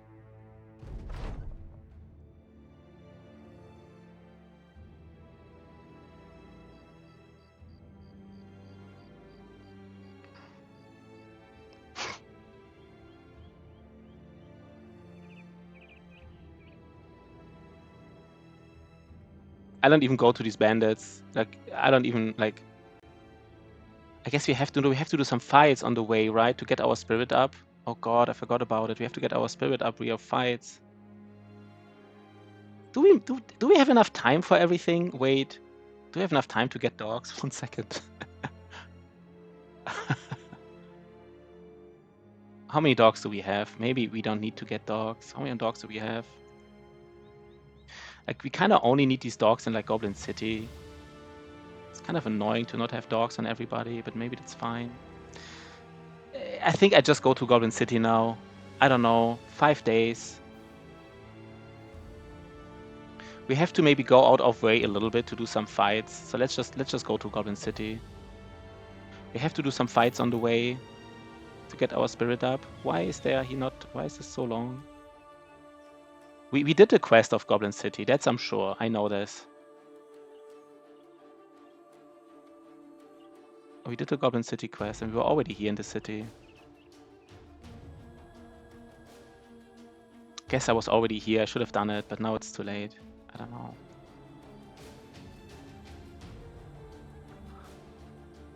What's my mood, by the way? It's not that good. I have to do more fights.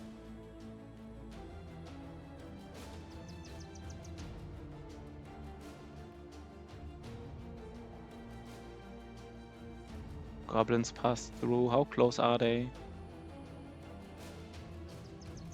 I'm a little bit afraid here. I mean, the best thing that could happen is find like easy beasts to get our mood up with ambition and everything. Wait, if we fight these wolf riders, the city will not... They will not reinforce, right? The city will not reinforce. Why are they running away? Please don't run away, guys. Please don't.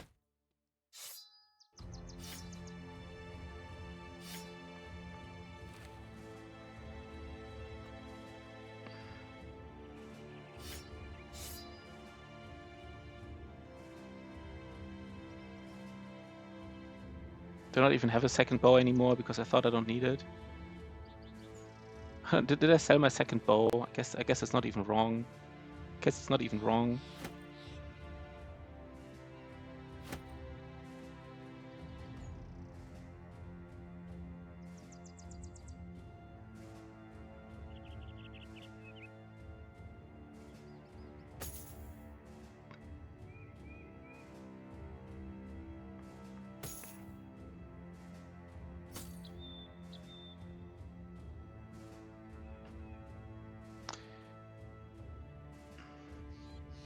So we just do it for the mood here, right? Just for the mood.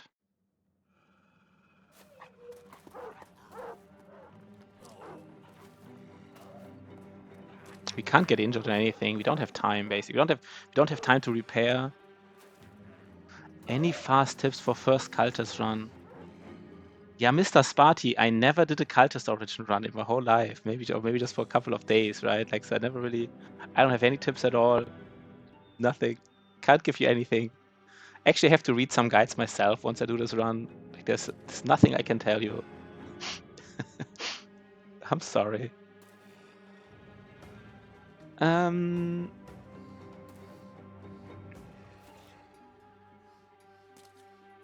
Yeah. I mean, the funny thing is, I really like the tutorial origin. I really like it. It's just so, I mean, it's just a tutorial origin, but I mean, for me, the game wouldn't even be that much worse if it only had one origin. Of course, then challenge runs would have to do something. I mean, origins are nice, right? A lot of people like the different origins, but I would say probably like 98% of my runs were all like the same tutorial origin. Like I don't even like. Like, if this game had no other origin than tutorial origin, I don't know how much I would care. I really don't.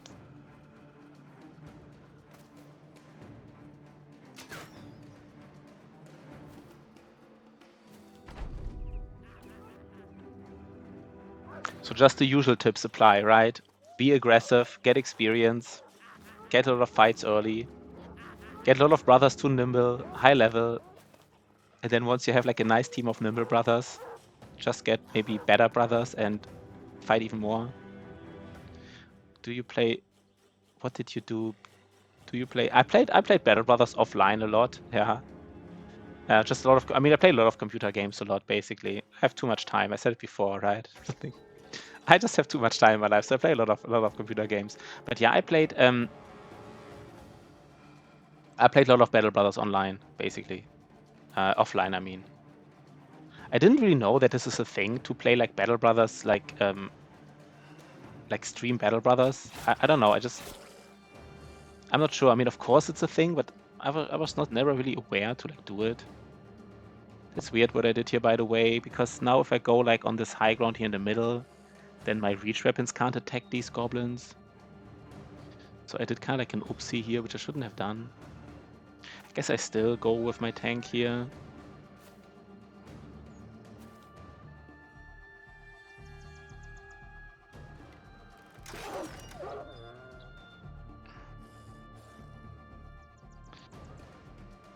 What do I do here? They will go on top and attack my thrower, which is probably even worse, so I don't know. Let's get wrecked, I guess. Let's get wrecked. This is weird here. Reach weapons can't attack two tiers lower, right? So this is like a little bit weird what I did here. The weird thing is we can't get injured. If we get injured here, or like if we lose a lot of armor, then we have a problem. We have a big problem. This challenge run, man, this challenge was just, I mean, I kind of needed 150 days. Like, I guess I lost a little bit of time. Once we found Sunken Library, I could have been a little bit quicker. Maybe I tried to level brothers. Maybe the one mistake I did like, was trying to level brothers, even though I knew I wasn't in time to level brothers. Maybe this cost me 5 to 10 days. Of course, I did other mistakes, like not doing the icy cave right away. But man, like this schedule is it's kind of like on a timer for me.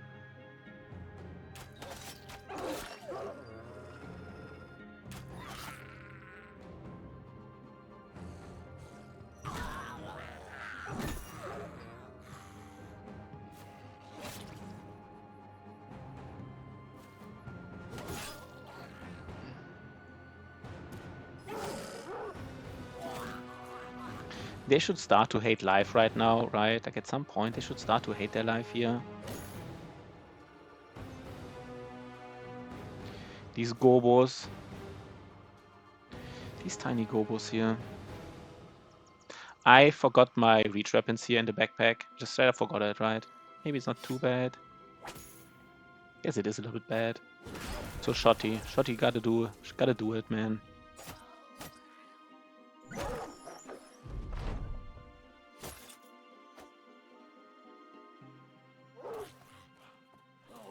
But I have to say, like, I played this game offline, and I also wasn't really aware of the concept of streaking and stuff like this.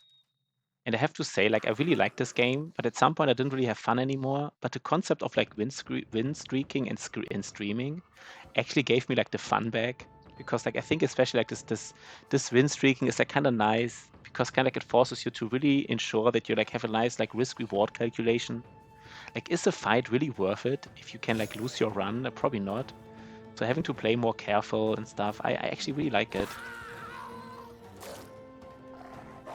Because I also tended to, of course, sometimes just like play a run, and if something went wrong, I just restarted. But trying to make the best out of each run is, I don't know, I really like it. Can't lose a dog, by the way. If they kill my dog, I'm in trouble, actually.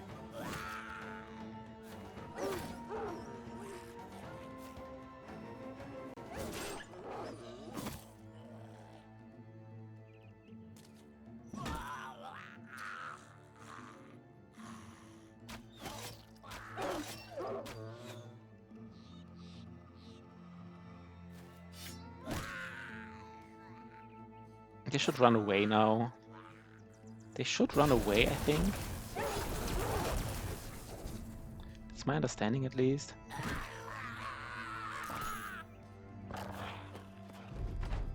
I mean, I don't know for sure, of course, but I would guess they run away now. They do. No, one runs away and one doesn't, apparently. Or maybe he didn't see me on the high ground. That's why he didn't know where to run. I don't know. It doesn't matter too much, I guess, but it is interesting, though.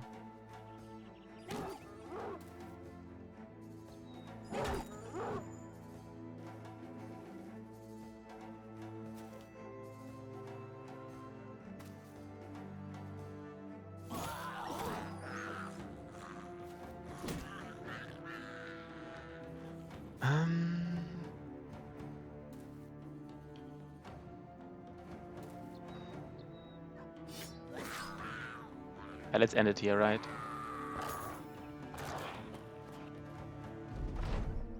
So let's get our spirit up. We don't need anything anymore. We will not go back to a city anymore. We will just...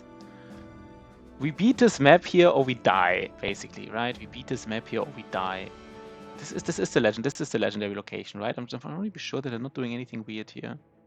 Yeah, so yeah, this is Goblin City. One sec.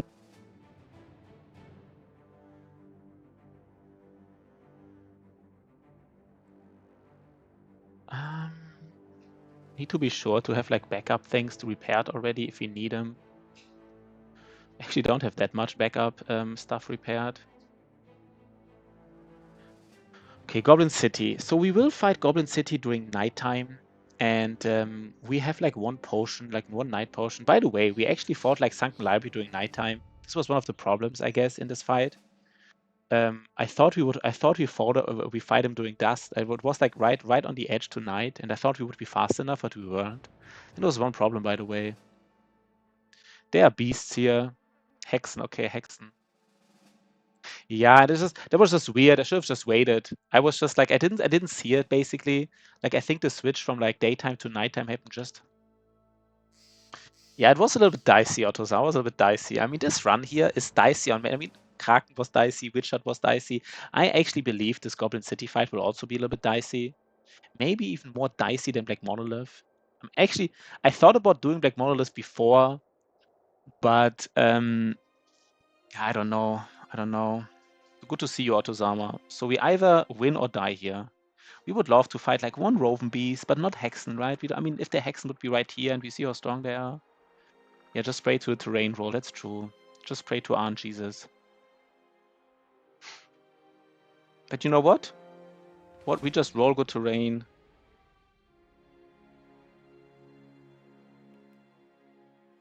No, this is so dangerous now. I mean, what was our mood, by the way? Our mood is good enough. This is like there's so many things. If something goes wrong here and we get injured and like just like one overseer, by the way, it's actually a very doable camp. Yeah, this can happen, right? Like in Goblin City, you can get seriously screwed. Seriously screwed. Location is in the swamp. I'm actually close to thinking. Well, by the way, how many potions do I have?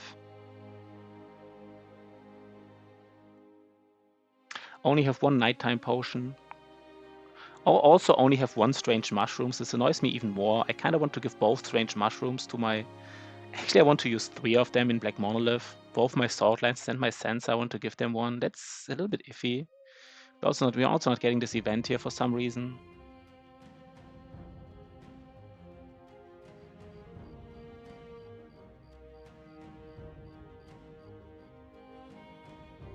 Yeah, this could see. I mean, Goblin City could end this run, of course.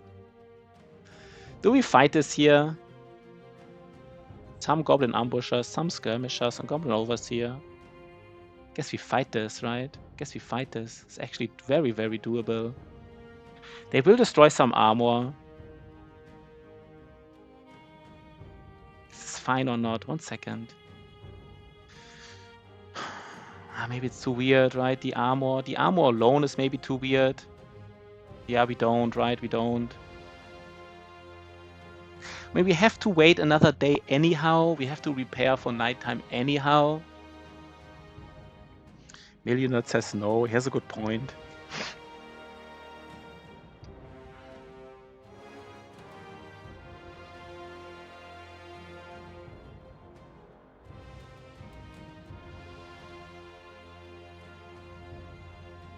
Sorry, guys. I really have the...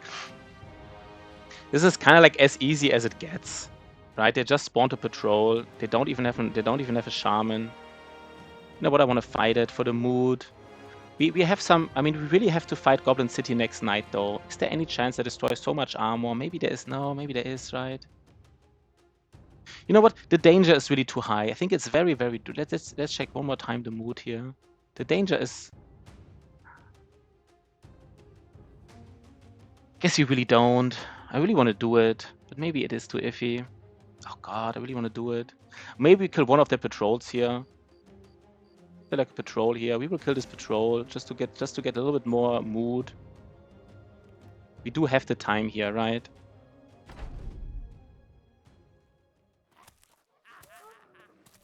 And these patrols should not be able to do too much damage to our armor. Do you have to be a little bit aware that they could do some damage to armor?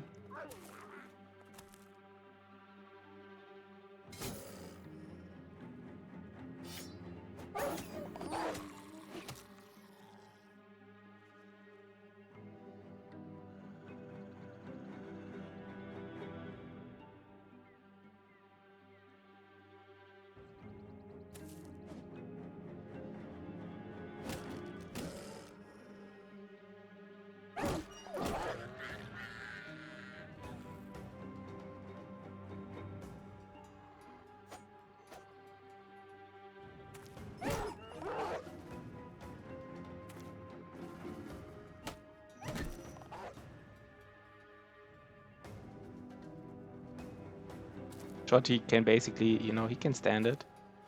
There's another Goblin Wolf, right? That's maybe a little bit much. I guess it's fine.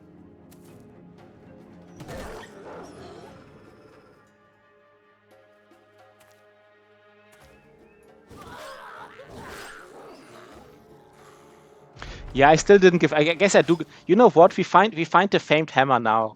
We do find it here. No, it's not the city. It's not the location. Oh, never mind. I was waiting for the famed hammer or the famed axe all this time, and it didn't really, you know. I mean, several people told me to, like, you know, don't spend weapon mastery, don't pick the point, and I understand where they're coming from. But I really like we had many people who didn't spend their weapon mastery. It didn't give us anything, right? We just didn't find a two-handed weapon. This is what I mean. Like, if you just like 150 days, it's just like. So I think next one, I will just spend my weapon mastery, because I'm sure some fights were harder because we didn't spend weapon mastery. Maybe there was like a stun we couldn't do or something, right? The additional fatigue cost, maybe it cost us something. So yes, I know everybody recommends don't spend your perks, you know, save them up for like the faint, but I mean, I don't know. It's easy to wait for like a faint, but it's also easy to not get it. It's very easy to not get it.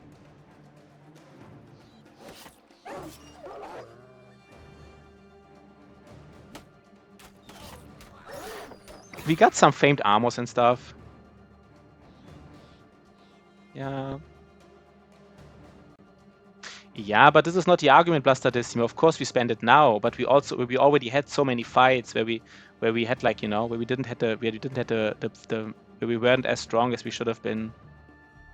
Yeah, for some fat neutrals might not matter, but I mean, even on a fat neutral with like a mace, it actually does matter. Ottosama, look at this guy, this millionaire. I usually gave him like a he did right now I forgot, but he has like a pole arm in his backpack. And like there were some instances because of weapon mastery, I might have couldn't get a stun in. That was maybe important, right? Or maybe useful. But because I didn't have Weapon Mastery, I couldn't get a stun in, because stun costs so much fatigue. So I don't know.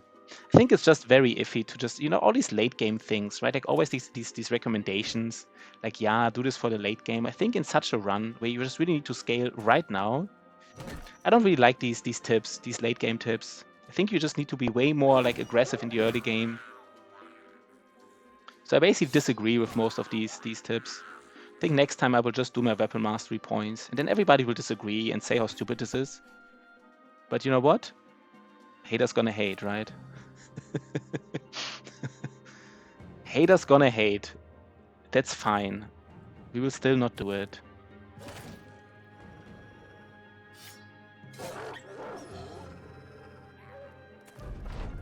And I mean, the other way is... Yeah, but I think the problem with this approach, Otozama, is, like, if you're already, like, so overpowered that you don't need the power now, then you will be overpowered later anyway as well, right? Like, kind of like not spending perk points is kind of like a win more strategy. Like, if you're so powerful that you don't need to spend perk points, I feel like then you might as well spend them anyhow because you're already so far ahead of the curve. I don't know. I just feel like, I mean, let's see, but... And also, like, even if you find a famed weapon, you can still use it without weapon mastery, right? Like, people that recommend, well, you can fight like 50 days without weapon mastery. The same is true. You can still even find your weapon and you don't have weapon mastery. You can still use it. So I don't know. I think I changed my mind on this matter. I probably will not spend. I will probably not keep points open. Might be wrong, but I gotta do my own decisions. I think I feel more comfortable with spending these points next time. I actually do think it's the right decision. Yeah, this famed maze doesn't do anything here.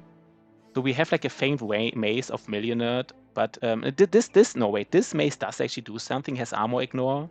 But we have like two famed mazes and the other one doesn't do that much. It just has like just has shield damage. I hope Archimedes doesn't hear it. But the other maze has like shield damage and one less fatigue to use. But I guess I will use these two maces. I mean, I don't know. I guess we will not have a hammer. We will just use these two maces and be happy. Not really happy, but like... We'll basically just do it. Be on your guard.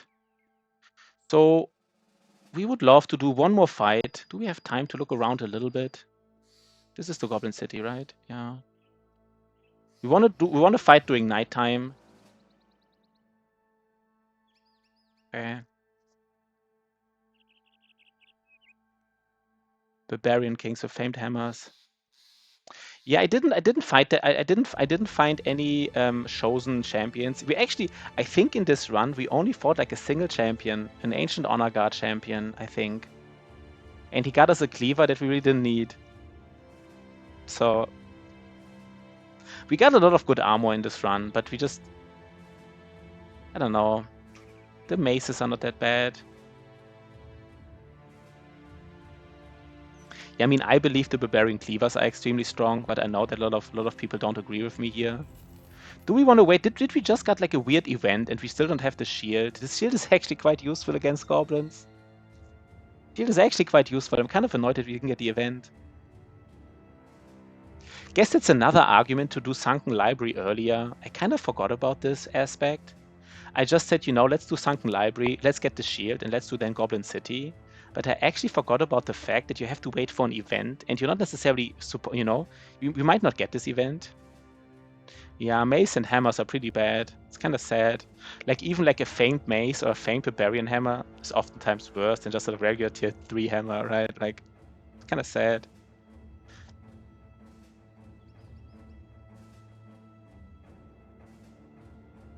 There are some more Gorbos, but I don't know if we have time. Maybe not. Do we have time to fight them? Maybe we do, actually.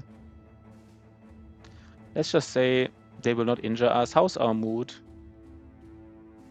Let's just get the mood up a little bit more. If they injure us now, I did like a big oopsie. Like a big oopsie. Actually, this fight was maybe a little unnecessary. They might destroy some armor. This fight was probably a little bit weird, to be honest. I didn't have to take this fight. We're doing some interesting decision making here, right? Some next level decision making we are doing here.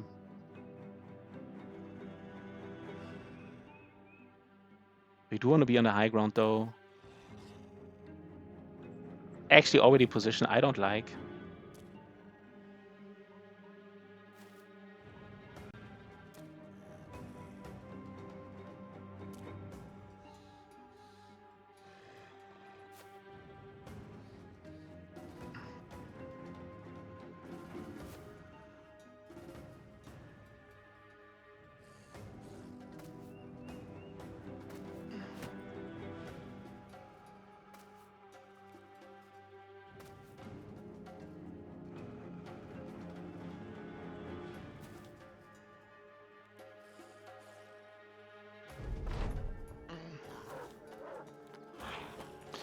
Yeah. I don't know. I don't know if we low rolled in terms of fame, so we just didn't do enough camps. I just want to.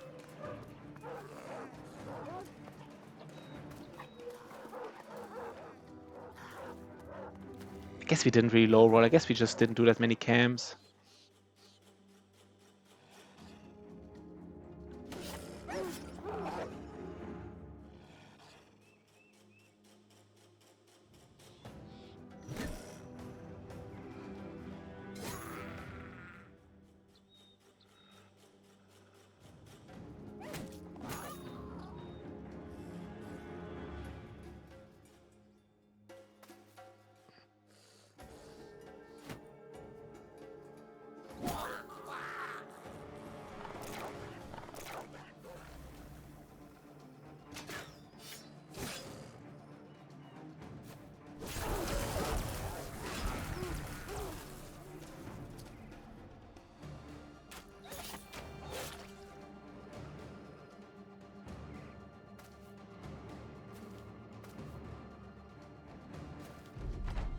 Please don't injure me or anything. Please don't strip my armor now.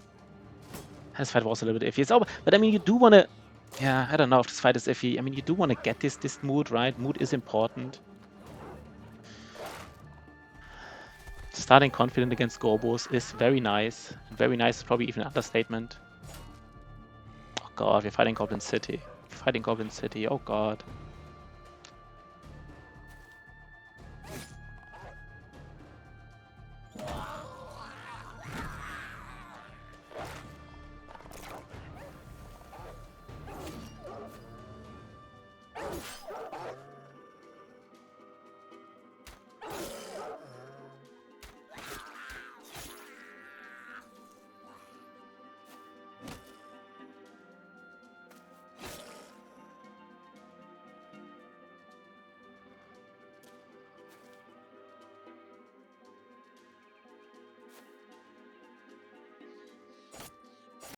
Yeah, Yolos is still alive. You are late game, Yolos. You will be part of our late game, for better or for worse.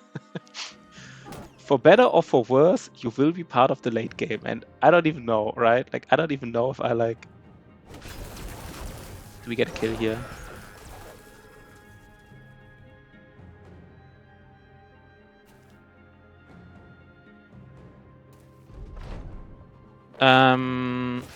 No, you didn't die. Why did Shotty say I said you died? No, you didn't die. I don't know. Why did Shotty say that? Maybe I was just confused with somebody else. Not sure. Maybe Shotty just wanted to diss you.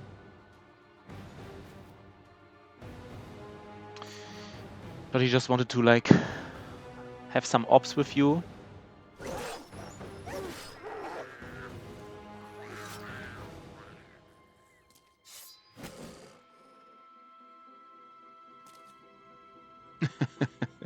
He is saying sorry though, right? That is Shotty always being nice, saying sorry and everything. So our tank is like engaging this weird Goblin Rider here. I kind of forgot about this. Sorry. Yeah. Exactly, right? So Shotty gotta do a lot in the next fight, by the way. Shotty gotta do a lot, man. He is, I mean, He gotta kill like 20 Gobos, and I'm not kidding that much. Like, I'm kidding a little bit when I say 20, but I'm actually not, right? I'm actually probably saying the truth here. Probably has to kill like 20 Gobos.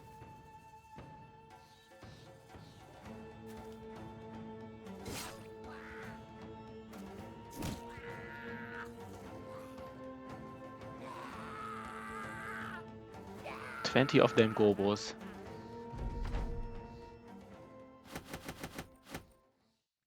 Okay, so Shotty. Does somebody know how I heard that if you drink many consumables, then you Shotty even gets a level. Nice. Nice, actually. You know what? Let's give him one more. 1 second. Let's say he's completely fatigued. If he's completely fatigued, then he recovers 15 fatigue. Then he is at 46. Then he hits with a sword, 46. It's 8. So it's 38. And then he would only recover 19 if we press recover. So if we give him one more fatigue, he actually recovers one more. Because recovering is actually rounded up. The amount to recover is rounded up as far as I know. And now Millionaire, I mean, I guess he gets his weapon mastery, right? I mean, I don't know. I don't know what to say. Right? I mean, there's nothing else here.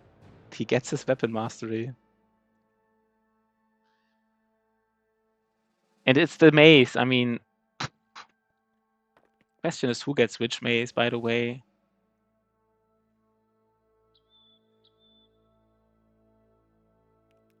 Let's give him the weapon mastery.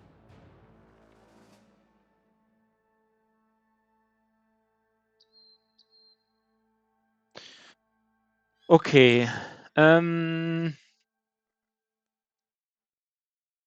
Is everything repaired? Not yet. Let's actually wait till everything is repaired. Please tell me everything is repaired soon. Okay, everything is repaired, right? Okay, how do we do this? Let's think. I think Shotty definitely... We really didn't get the event, by the way. That sucks. So Shotty gets some fatigue recovery here. Wait, how does it work? If he needs some fatigue recovery against Gobos. So what else? He cannot be, basically he will also be like in the middle to really engage these guys. Basically everybody wants to be in the middle. Everybody wants to engage these guys here.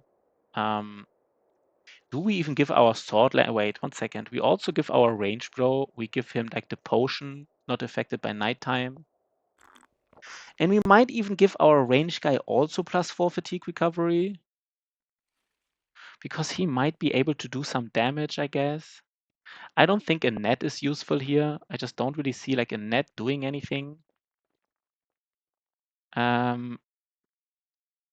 Where's our... Yeah, I really don't see a net doing anything here. I think this is how we wanna use the thrower. I mean, he could actually use a fire pot, right? Maybe he wants to use a fire pot. Yeah, maybe he wants to use a fire pot. Fire pots are not terrible. Do we give ourselves resolve here? Not completely sure.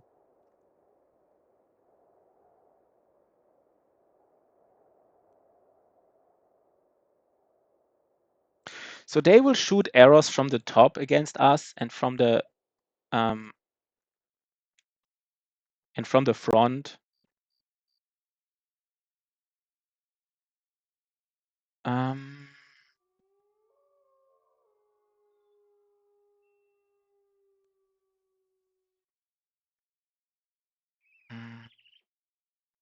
We just really have to get into their face, right? We just really have to get into their face.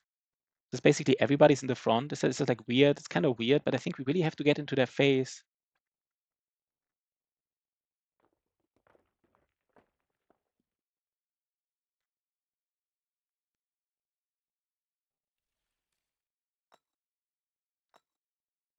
I don't think Daze does much against these Gobos.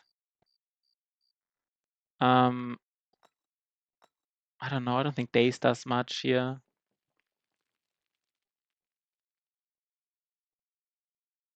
Now the question, of course, is do we want to like have one more guy with a shield here? Maybe against these Gobos we don't need all the damage, so maybe like a shield is better actually. Like a shield here in the front.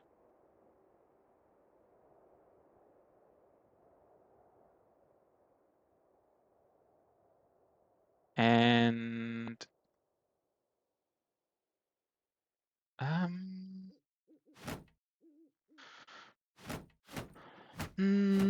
I mean additional shield, I guess. No, I guess he really wants. You know what? I actually give the nice shield to Shotty, and I give like just like a our tank maybe does even some shield walling against these Gobos. I don't even hate the idea. Maybe, I don't know. Just stand there and like attract some arrows. I don't know. But he has to go in. He has to go in.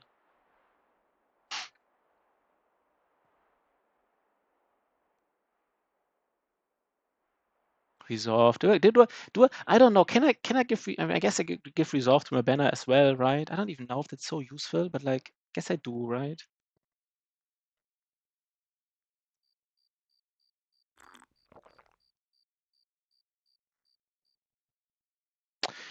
And then I give one sword lance, maybe more fatigue recovery.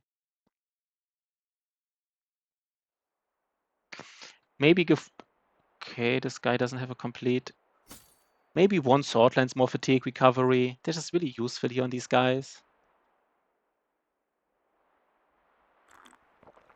So a sword lance has fatigue recovery. The other sword lance has iron lungs. We have like a sensor here. We have like Shotty here. We have like all kinds of shenanigans here. So like, I don't know, man. I don't like this. I mean, I don't know. I don't know how to fight Gobos. I really don't. I never know how to fight Gobos. I really don't know how to do it. Maybe if somebody doesn't know what to do, if somebody gets low, then maybe they can use like a fire pot, right?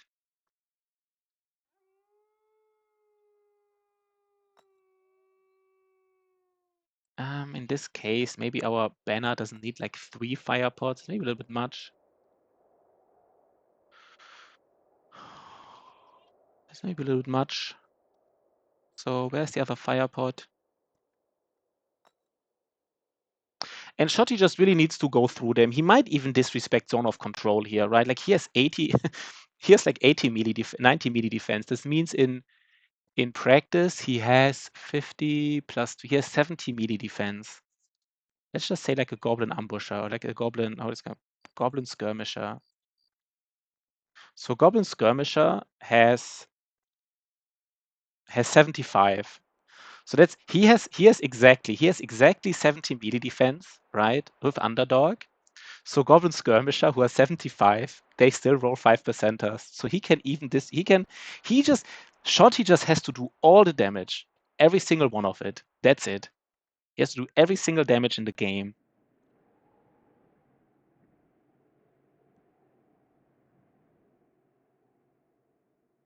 And he has the things to do it, right? He has everything in. He has Shotty. This is your fight, man. This is your fight. We can't lose a brother here, and if we do, we just I don't know. I mean, they will also surround us. They will flank us and everything. Let's just this is as good as it gets. I feel like maybe our tank gets some resolve. Defending against fear and mind control. Immunity against stunned. I don't think we can get stunned here.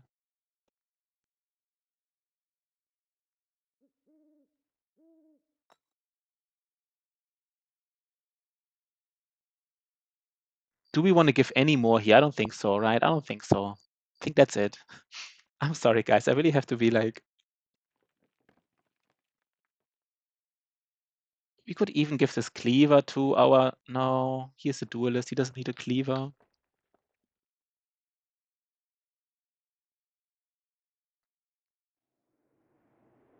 I don't know. Maybe this is actually better. Like it's nighttime. No, he's not affected by nighttime, right? Never mind.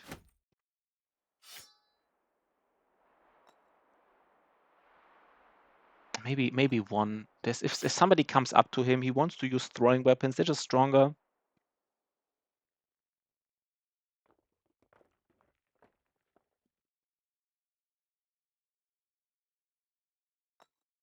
Let's do it. I don't know, guys. This might be a complete disaster, but it's always the case, right? It's always the case. Can always be a complete disaster. Everybody believes in Shotty. Okay. Yeah, Shotty has to do it here. Shotty really has to do it. He has to do it, man. This is Shotty's game here right now. We did give him everything he needs.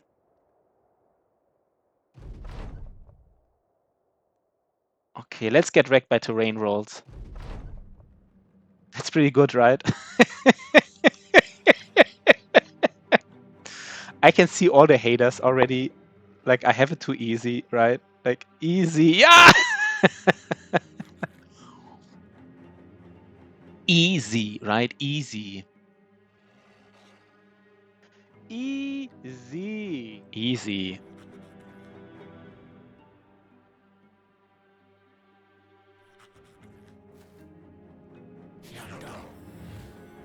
Easy.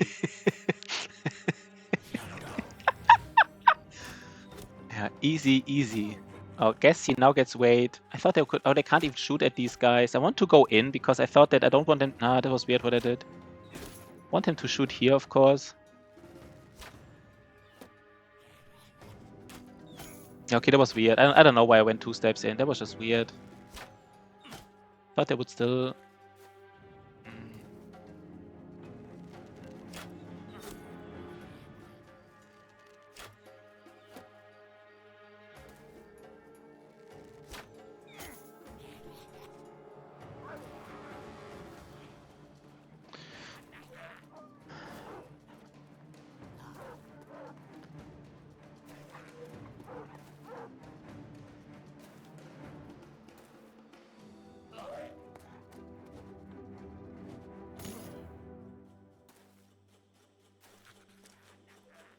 I don't hate this right now. I really don't. I really don't hate this approach right now.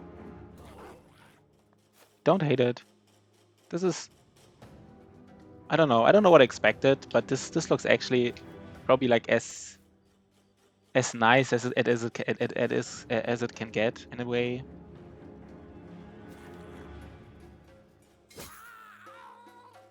Do we stay on the high ground here and just like hit people?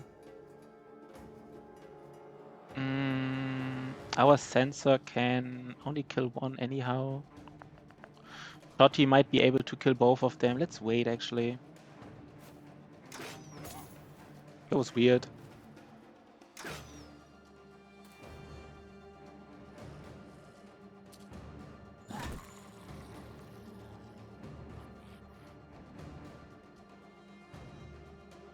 Let's wait. And here we just do like a nice reap, right? Like a nice reap.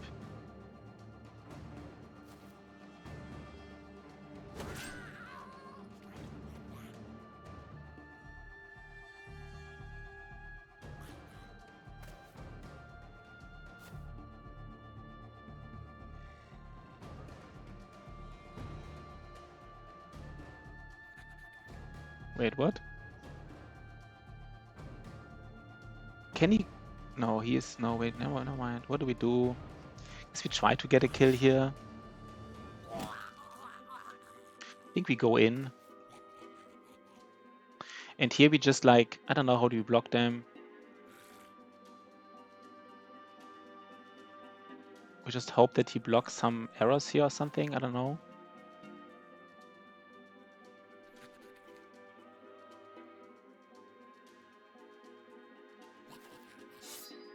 So we have to be aware of the Wolf Riders who will, like, of course, maybe it's time for a dog already.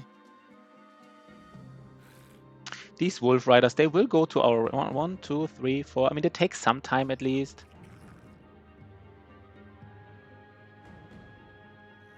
I don't know right now. Let's first do something with Shotty. No, he didn't get the Berserk. No. No, Shotty, man. Don't do that to me.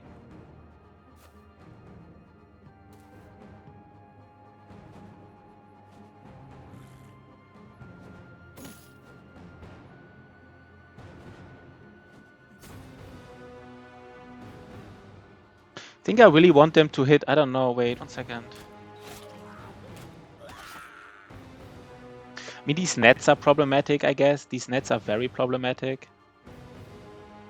But also these overseers are problematic.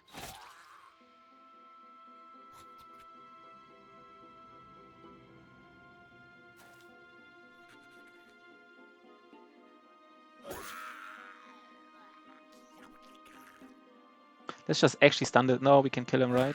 It's a Gobo. Let's place a dog here.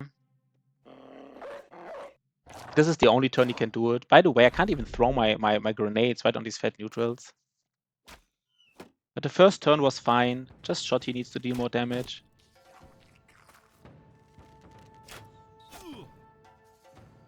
Our sensor has a lot of armor.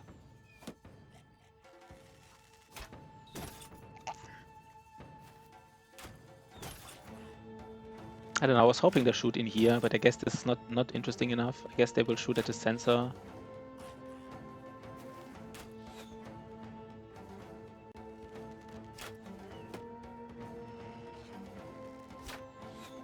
I guess Shotty just goes in, right? Shotty just goes into these like overseers. Killing these overseers maybe even like the most important thing, just because like they're the ones that like prevent these morale cascades.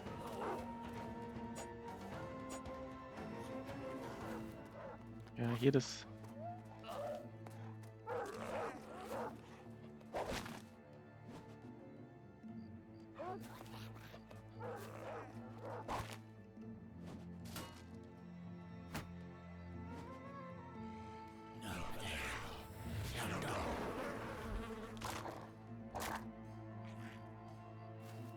So we want to free our sensor here. He could get a nice hit off.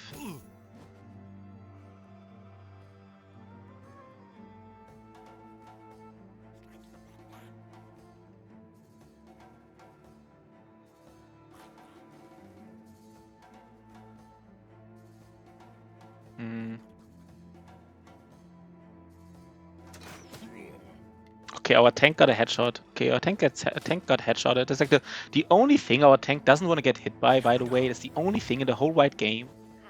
It's kind of like an like this. I don't know. I guess what was it? What was it? It had to be like 1 second. He even had like an 80% chance to hit him, because he is okay.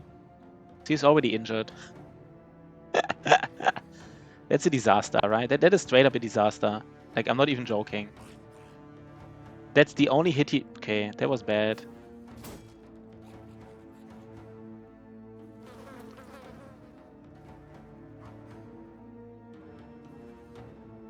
He has to indom, of course.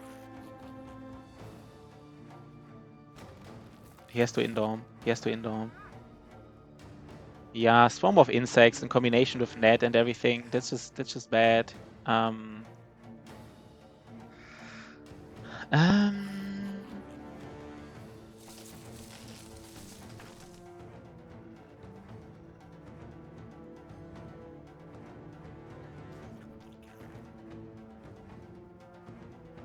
We're actually in trouble a little bit. We're already in trouble. I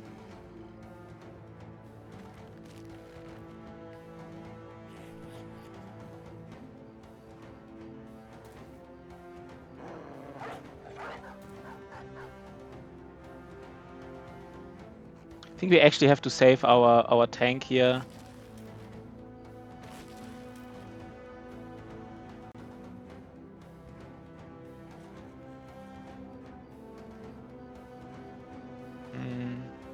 Shotty has to go in, right? He has to go in. He just has to be here in the middle of the formation. Otherwise, it just doesn't work. Shotty is not far enough in the formation, I feel like. Don't have fatigue to go up here even. That's bad. Why is Shotty not in the middle of the formation?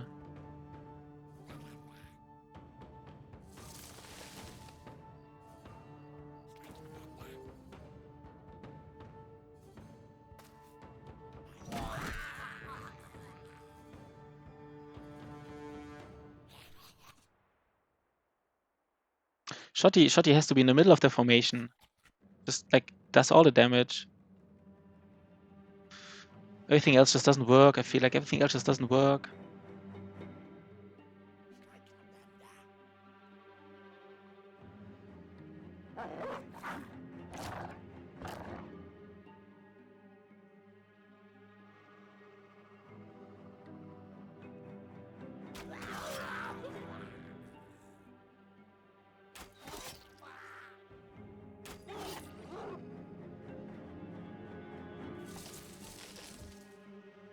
Oh god, we don't have enough fatigue to walk up these hexes here.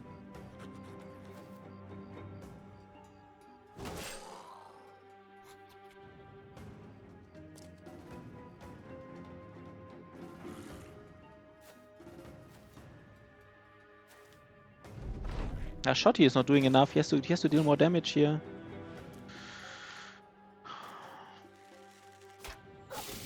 Our tank getting headshotted, like that was nasty. But like the only weapon he cares about, right? Like the only single weapon he cares about, like a crossbow. On the only turn he cares about it because we didn't indom and he doesn't have like steel brow. Like this is, I don't know.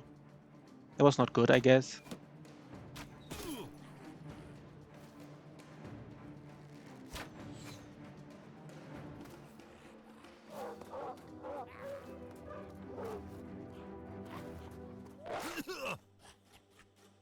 Yeah, right. I mean, there's so many perks you want to take, right? I'm not saying you're wrong. Just like so many things you want to get.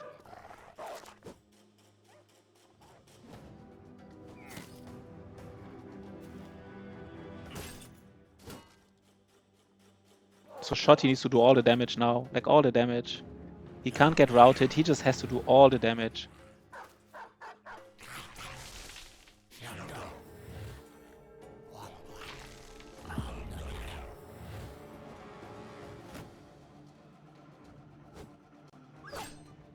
If we lose one brother here, one range brother, it's bad, but it's not the end of the world. We can probably do Black Monolith even like, you know, but don't want to, of course. They are shooting the crossbows at him, by the way. They are shooting some crossbows at him. They are doing it smart. They shot another crossbow.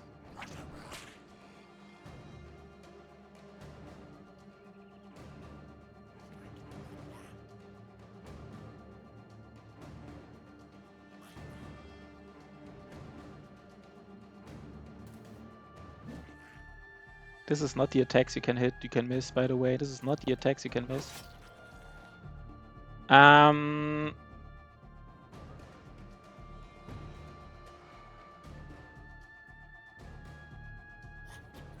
We need to get Berserk on Shotty anyhow, but you also need to get 1 second, I need to think what I'm doing here. We need to free our tank.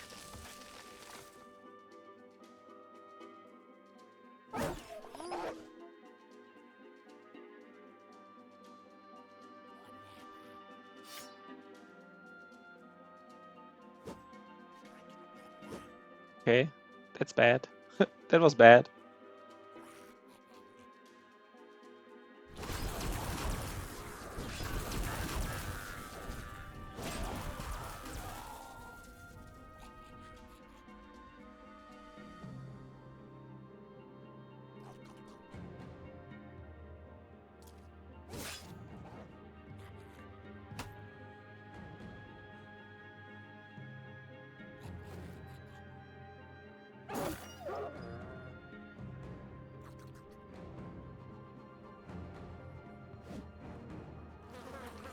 That's bad. Range guy might be dead. He might be, not completely sure.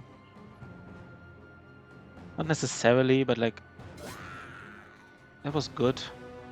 Do we throw a fire pot? Maybe we actually do throw a fire pot here. It costs 4 AP, right? Please tell me, wait 1 second. Battle Brothers, fire pot, does it cost 4 AP? It costs 5 AP, oh god. I thought it cost 4. Not even good in this case. Our sensor is not free. Maybe he just doesn't free himself, he just gets a kill.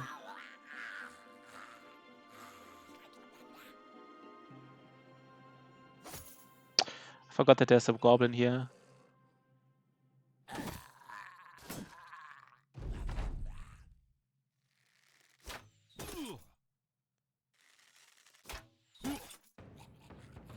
So we are starting these morale cascades. So like that doesn't take long for Shotty to break the eastern flank. I feel like Shotty needed to get more damage in. I mean, last turn he got 3 hits in. That was nice. I don't know. I just feel like it wasn't enough so far. They get like 6 hits on our range guys. At least 3 of these hits are from like a breaking guy. Wolf Rider who's breaking. Yeah, that was good. I think we can do it, right? I think we can do it.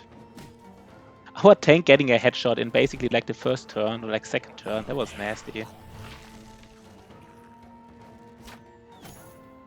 I think it was literally the first turn, right? Was it the first turn? Wait, or was it the second turn? I don't remember. It was bad. But we are getting these morale cascades now. We are getting these morale cascades. So we just need to kill their overseers, basically, and then, like, they're horsing around a little bit, which is nice. And we need to repair a lot of armor, by the way. We need to repair a lot of armor. And we also want to get a hit in.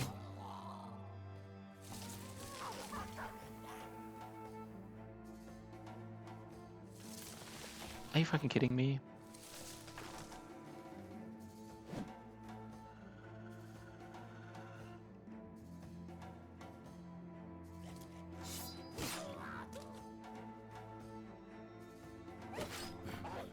Doesn't have enough fatigue. Okay, Shotty, now it's your time. Your time to shine, right?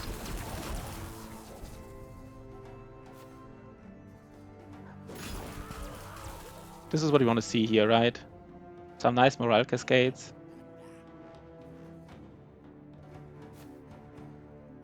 That's what we want to see here.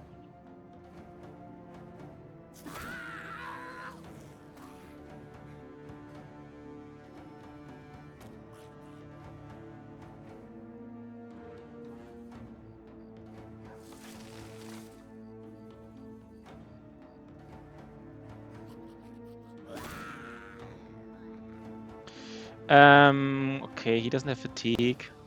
Does he even... I guess he doesn't do anything since he doesn't have fatigue.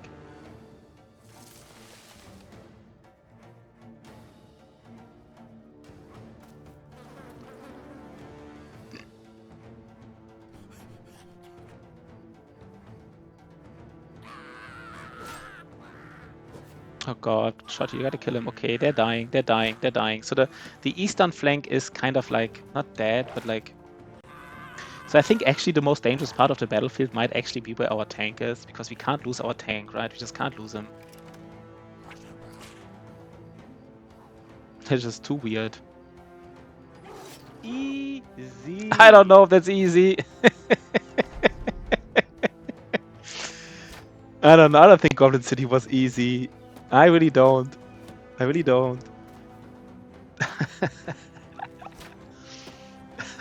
But I want to try to do like a guide for Black Monolith, because I think we have like a perma indom on our tank, and that's pretty nice.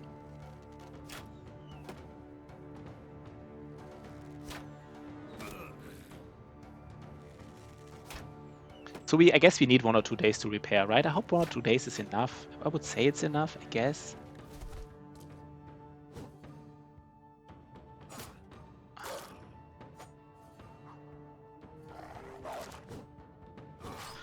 Oh god, this guy, does he die now? Do we lose our Swordlands guy? Because for some reason he's like low health. I don't even know why is he low health. That doesn't even make sense to me right now. Why is he low health here? Did they get like all the attacks in?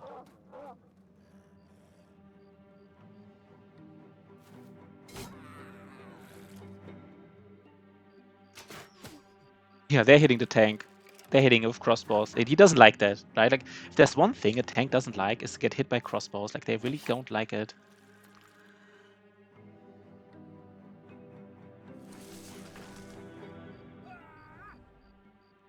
He really doesn't like it. Oh god, guys, don't miss these freaking attacks.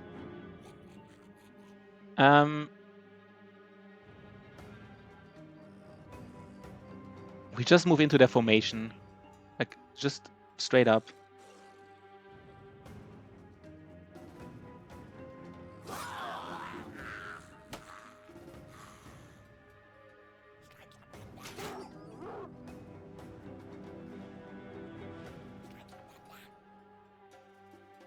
Yeah, we gotta kill this guy here. Okay, that was good. Do we run away now? I'm not sure.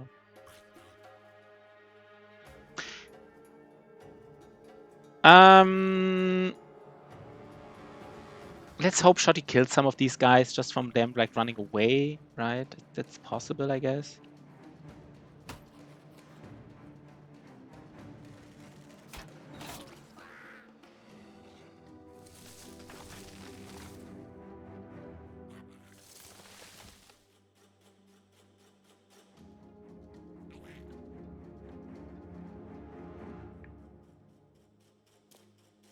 Killed almost half of them.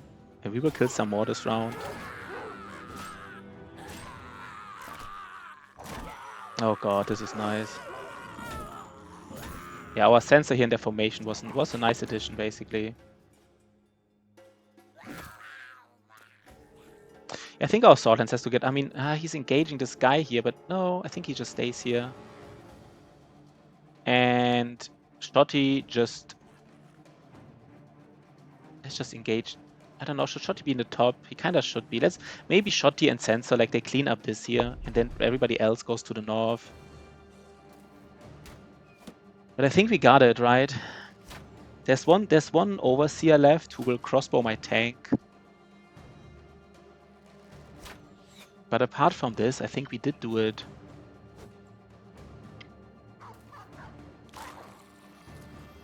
Is there a Shaman and Overseer in the north, right?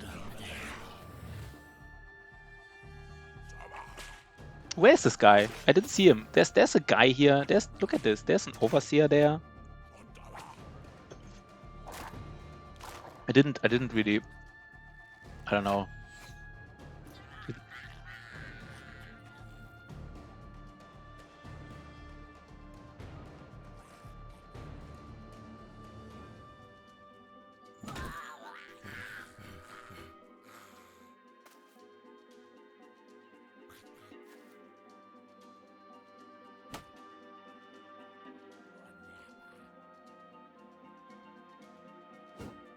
No, Shotty, don't miss this attack. Don't miss your attack, man.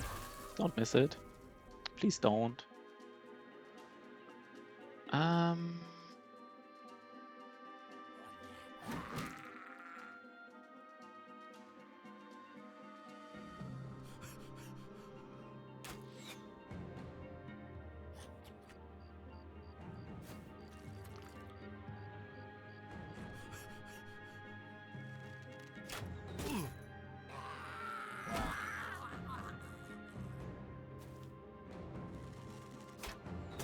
They're actually pretty entrenched here in the north.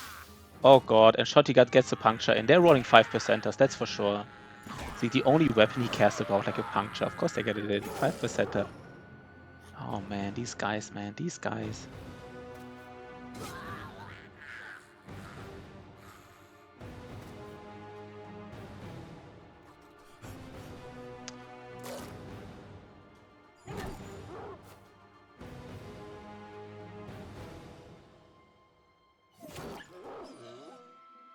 I think this guy's out though, the Swordlands, he's out.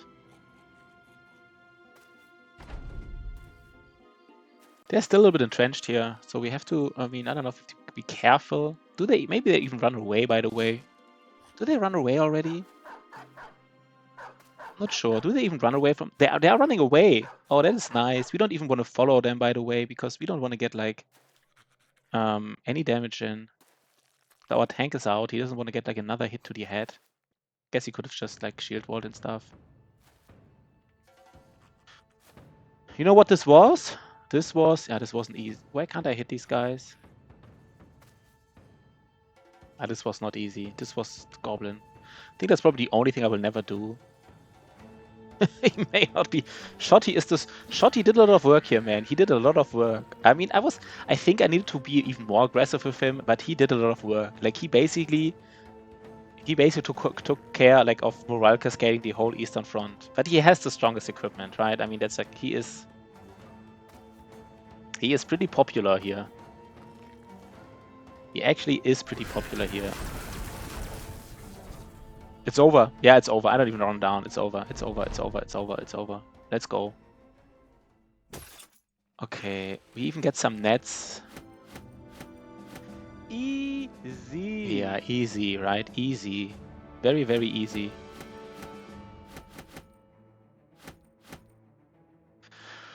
Now we gotta heal. I think the problem is that like our Battleforge tank, like he will actually be like a little bit angry now because he got injured.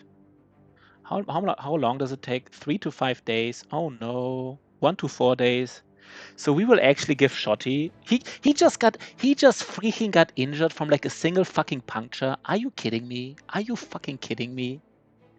He got punctured from like it's like one single puncture got to him. Like the man. He also doesn't really care about crossbows that much because he actually does have steel brow. Like our tank, the only thing our tank cares about is like a crossbow to the head. He doesn't even care a crossbow to the face, to the body, because he has this armor, right? Like with less armor ignore damage. So the only thing our tank cared about is like a crossbow to the head, and he got it. And the only thing Shotty cared about, because he has like steel brow, is like a puncture, and he got it.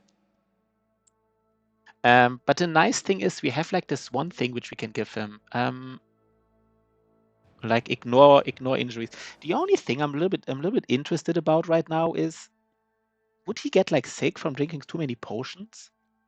Can I even give him like a potion of like second wind or not next fight? I don't know. I don't know how this works. Do they get sick? Does somebody know it? Battle Brothers? Too many potions sick? Do they get sick?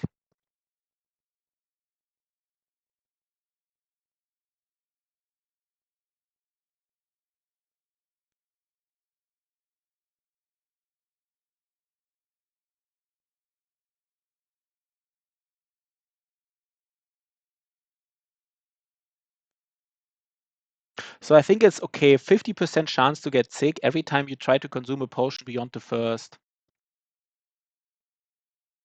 Oh, okay. So basically we can only give him one potion. So we will basically hope that it heals by day 150, and otherwise we will give him a potion. Do we have enough time? Do we have enough time to heal him?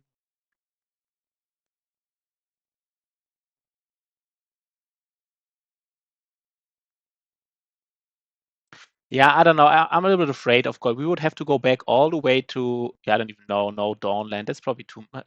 We would have to go all the way back to Dawnland to heal him. That's just not happening, right? Yeah, one head. It was one puncture, Shotty. One freaking puncture. So we just try to find some beast. Is he unhappy, by the way? Our tank is a little, yeah, he needs to do some fighting. And Shotty is, yeah, he suffered an injury. Oh, slapped the surgeon. 1 second. You're actually right. Um, let's just check. You're actually right. Good point. Otto Sama, man, he's the man. Otto Sama, man. I love you. So what can we? That is actually that's really nice. What do we not need anymore? So we have 4 days, so we can have all the money. Otto Sama gave himself a heart, which he deserves. I mean, I guess it's, I don't know. He sends me a heart, or he just, yeah, Otto Sama, man. So we need like 2,800, and what does it cost? It actually does. Wait. 2,008. No, we can't wait all days then in this case. Do we have to wait? No, I guess. I don't know. No, wait. The next. Let's just get the surgeon. I think it should be worth it. We can make some money here. Who do we get rid of? We don't need to. We have all the tools. So we don't need the scavenger anymore. Instead of the scavenger, we do get the sergeant, the surgeon.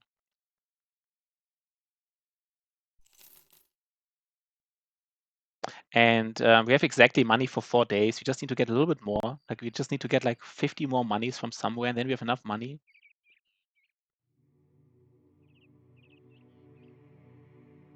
And injuries don't heal faster while you camp, right? I don't think that helps.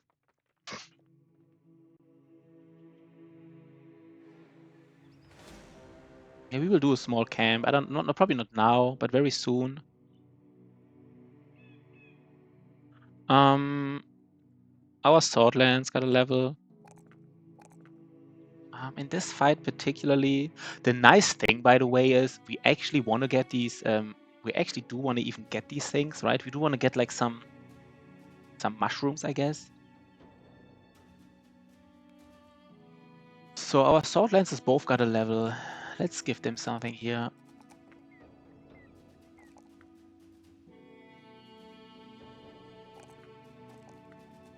Oh, by the way, who gets this? I think Shotty gets it, right? Reflects 20% damage. And I mean, taken back to the attacker, I mean, Shotty shouldn't get damaged at all. Maybe it's even weird on Shotty because he doesn't get... Is it like a weapon you put on your tank? No, right? Back to the attacker. Who would get it? It's like somebody like this. No. Who do you take this helmet on? I don't even know. And I never had this helmet. I never beat Goblin City. I never had this helmet. Who do I even give it to? The thing is, Shotty doesn't even want to get damaged. He also wants the fatigue. Yeah, Monolith is the only thing remaining.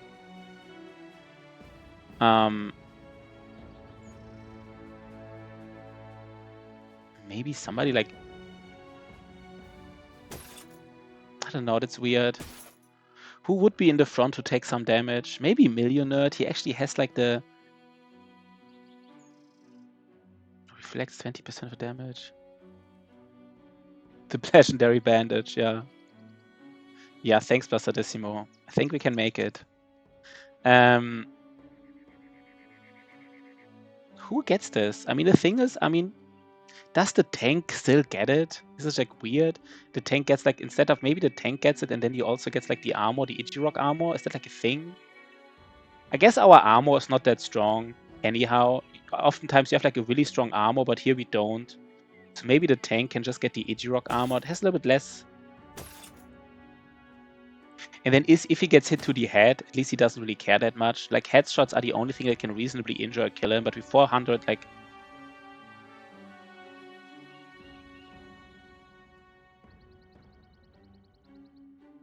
One second.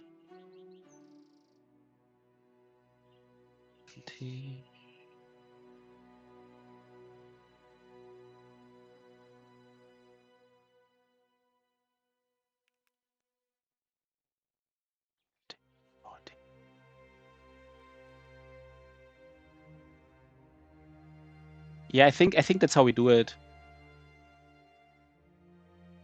By the way, this tank needs a dagger. Did I sell my dagger? This tank needs actually a dagger. Oh no, I sold my dagger. I specifically said the tank needs a dagger. Now he doesn't have a dagger. It's fine. It's fine. It's fine. It's fine. And then Shotty gets this Ichirok helmet, and wait, where's the armor? Shotty gets this here.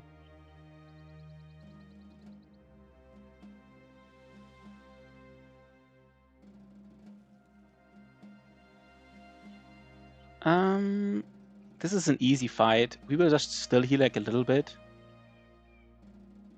Basically until nighttime. Before nighttime, we will fight it. And in this kind of fight, we actually do want to have our Spear Bro be a Spear Bro.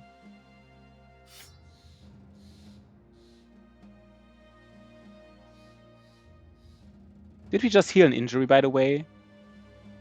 Yeah, our tank already healed his injury. That's nice. That's actually nice. I mean, Shotty's injury is kind of nasty though, right? Like minus 30% melee defense on like someone who has like especially built around melee defense is a little bit nasty.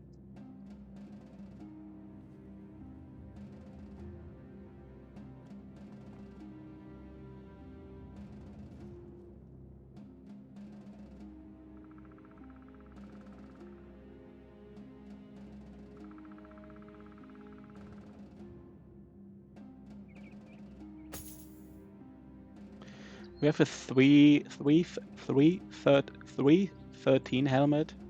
I can't talk. 313 helmet. Nobody's using it. For some reason. It's fine, I guess.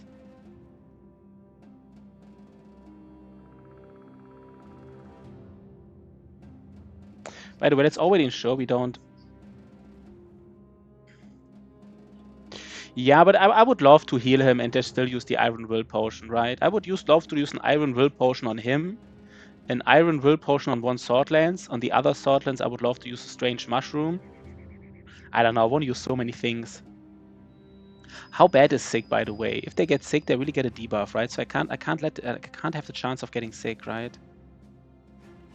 Getting sick. Battle Brother sick. Or wait, if somebody is sick, could I just give him then like the iron will potion?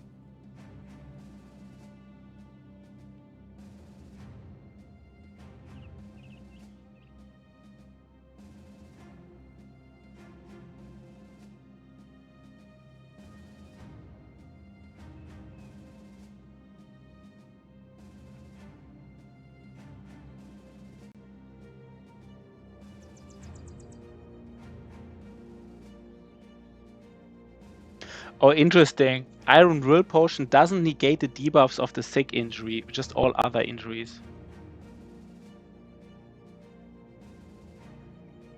Interesting. Yeah, interesting, right? It would be kind of like nice. Just give them as many potions as you want and then just give them Iron Will. Like, I guess we didn't found the clear water skin. If we would have found the clear water skin, we could have also just given as many potions as we wanted and then just, you know. But it's fine. It's fine. It's all good, right? It's all good. By the way, one second. We do want to ensure that everybody has like the loadout he needs.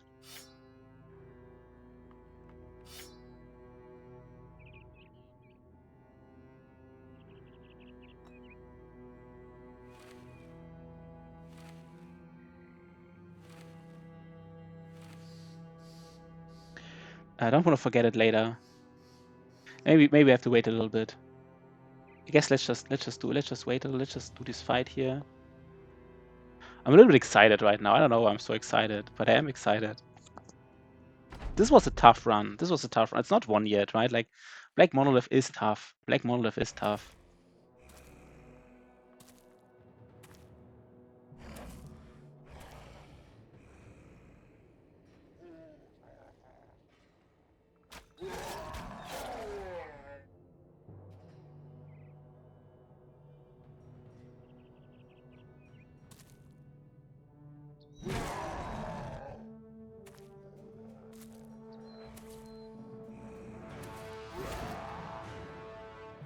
Okay, that was weird.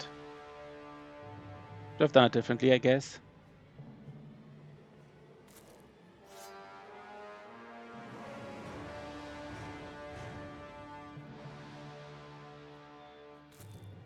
Oh, and I forgot he doesn't have Endowment. Oh, man.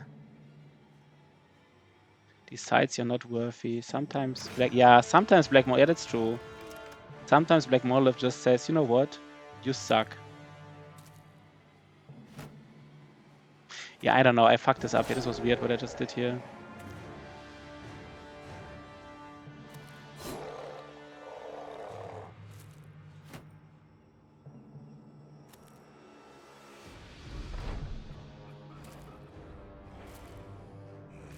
Yeah, sometimes Black Monolith just says, you don't deserve it. You know? But as we all know, if you lose to Black Monolith, it's just bad luck. And if you win, it's just skill, right? So at least we know we have the skill, basically. That was maybe... I don't know if that was weird.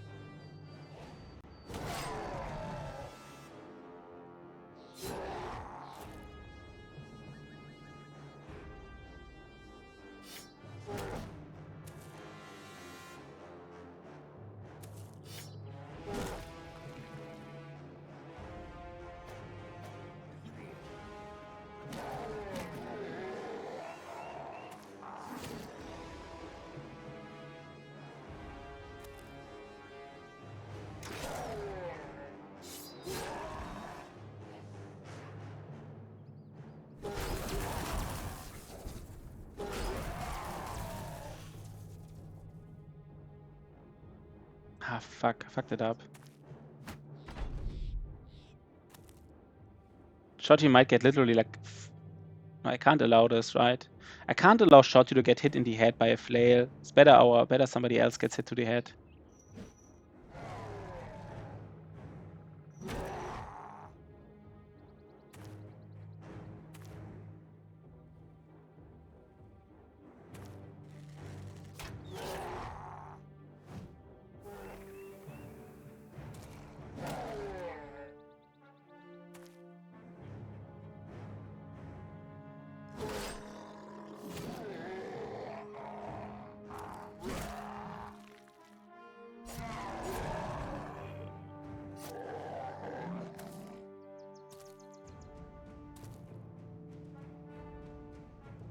Again, I can't.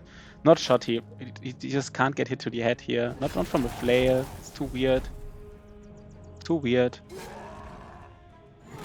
That's the one thing Battleforge brothers don't want to get happen, right? They don't want to get hit to the head by like a flail. I guess shot has steel, bro, but still, he still doesn't enjoy it. Easy. Oh, shoddy, man. Oh, shoddy. We're getting even now. We're getting like some veteran levels, which is actually kind of nice. Yeah, we're fighting fearsome people now. We are fighting fearsome guys. So let's get all the resolve we can get.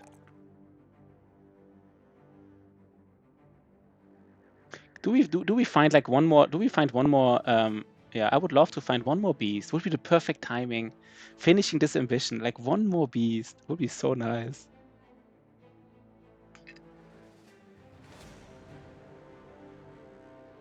This is tempting, by the way. This is tempting. And there's probably a famed in there, and we have 1 or 2 more days to do it. Yo, Mental Rock, are we doing like an ancient undead camp? Yeah, we're still going. We have only one legendary location left. Are we doing like an ancient undead camp now? Has a little bit iffy. It's a tiny bit iffy. I have to admit it. It's a tiny bit iffy.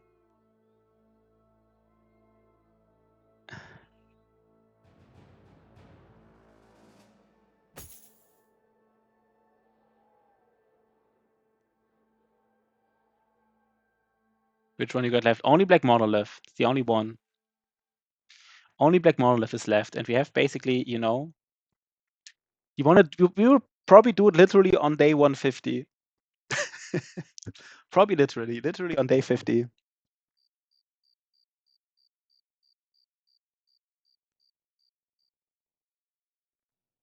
Maybe 149, so we can say we did it before day 150. I don't know, it doesn't matter.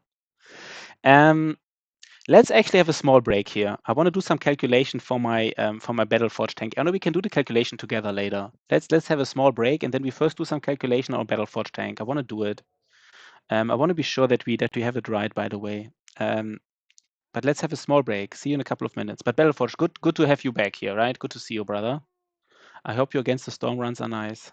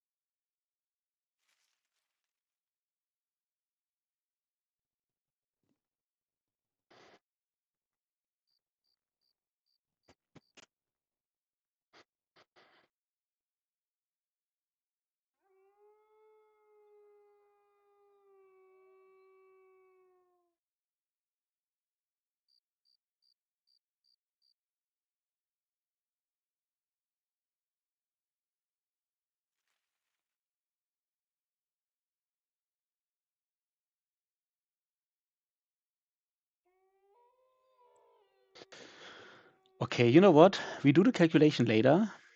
Let's right now.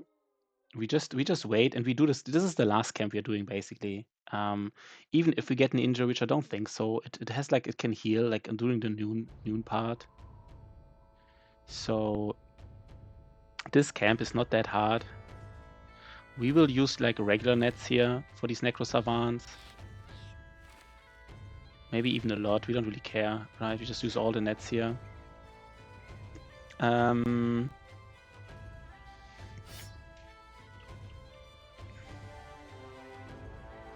Maybe even our spear bro even goes to the back. Maybe even with a shield. This is maybe he also throws some nets. Throws a net and then just, you know, deals some damage. That's fine. This should not be a tough battle. This should be very, very reasonable. Sure, he doesn't have the best armor right now. That's a little bit iffy.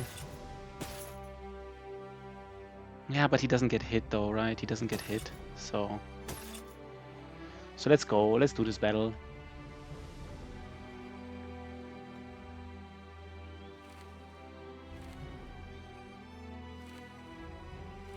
You don't use our good nets here because we don't need to use good nets here.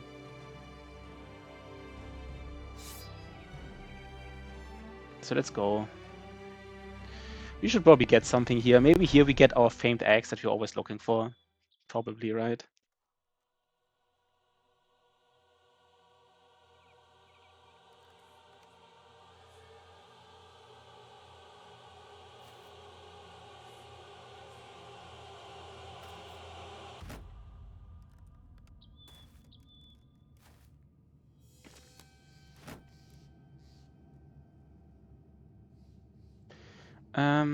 I want to go back, by the way.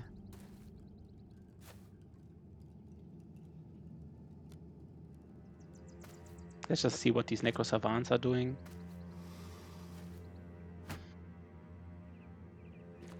Guess there are only 2 Necro Savants. It's not the biggest deal.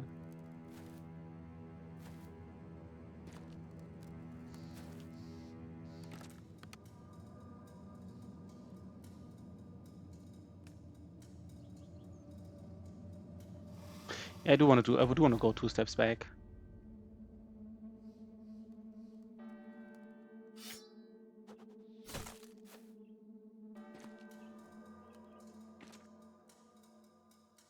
They should now approach us here, right? They should approach us.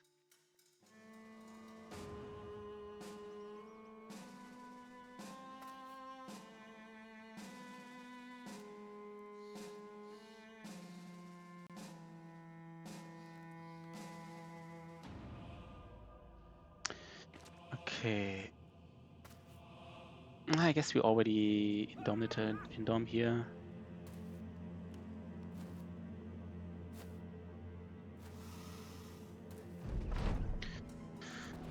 Okay. I don't like this position here on the I don't know what I expected here.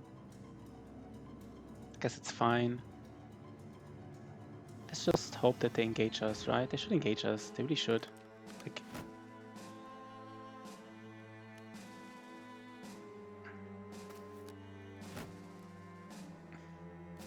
okay, here it is. Okay, our tank does have Lone Wolf. We kind of want to keep it that way, of course.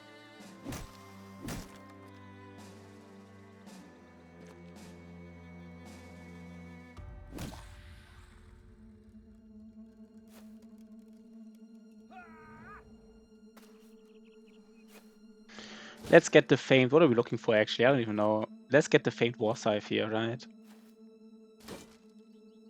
For Black Monolith. That would be nice. This is the last camp we do though, because we really can't allow to get like injured or anything, right? So we can't like.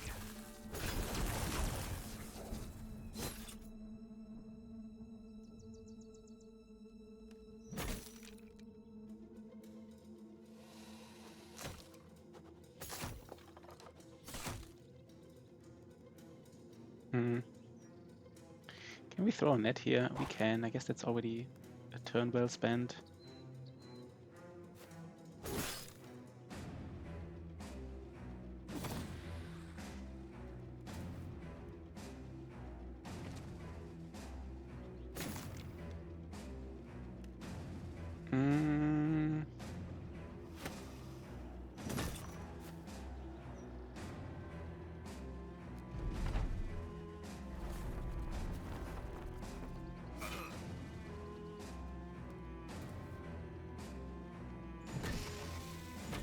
Oh god, this sensor, man, this sensor. He's doing it.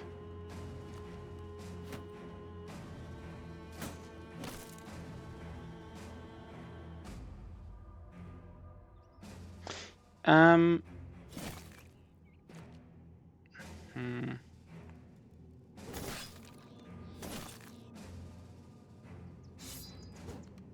Oh god, no, we don't kill this Neko Savan here. We do, okay.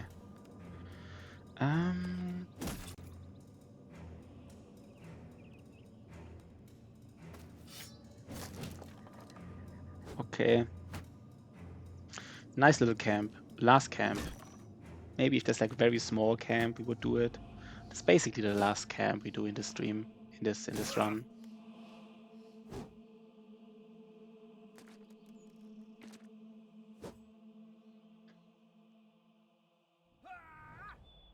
So shotty. Now you're engaged with like a guy who has... Okay, that was nice. Okay.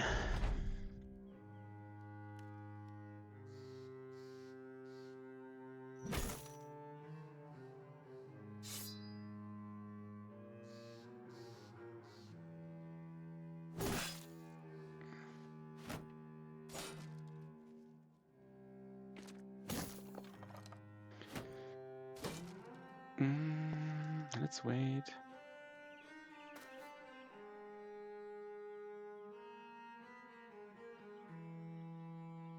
Let's just prevent some damage. It's nice. Now we have the, without the weapon master, you couldn't get a stun in. I mean, here it doesn't really matter. I mean, the stun was probably the right decision to prevent damage. This fight is not dangerous, but it does matter, the weapon mastery, right? There are instances where without weapon mastery you can't get the stun in, and with weapon mastery you can.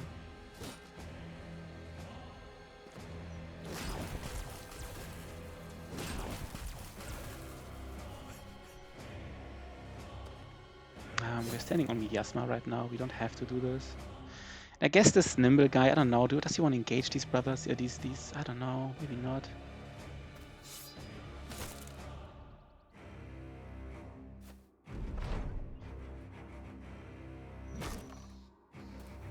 I guess he should have.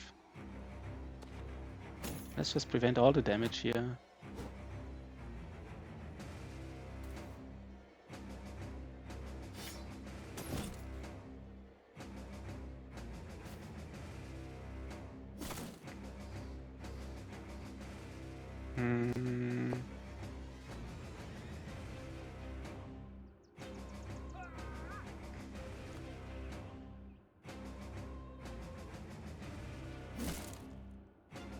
There it is, right? Here's the damage. Here's that damage that you don't want to get. Oh man, the shield, man, is so freaking strong. The sword.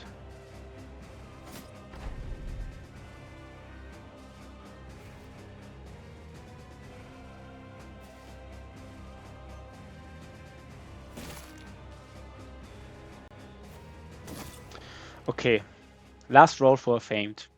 There's basically a last roll for a feint we get. Didn't get any. Didn't get any. That's fine, right? But that's it. That's really it. The only thing we would like to do is beasts. One beast. Just for the mood. I'm not sure how long the mood from the statue actually holds on.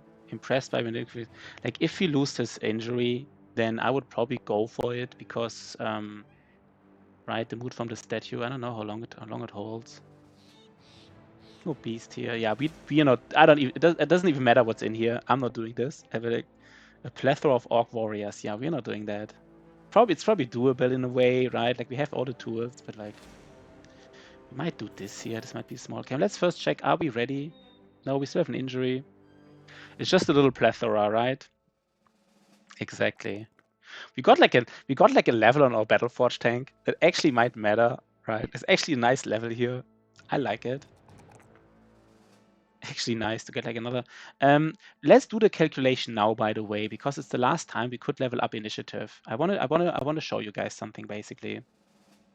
Let me just prepare this a little bit. Um,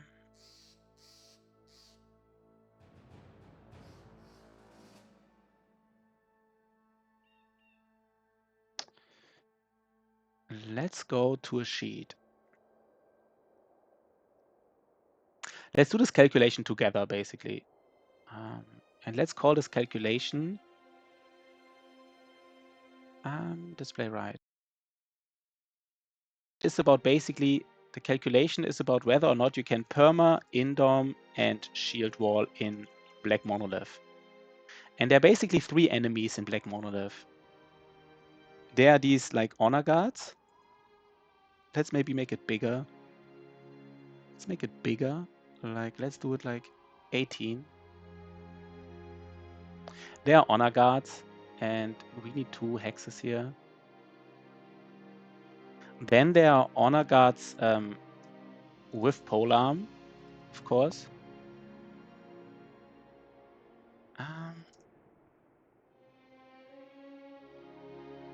And then there's the Conqueror.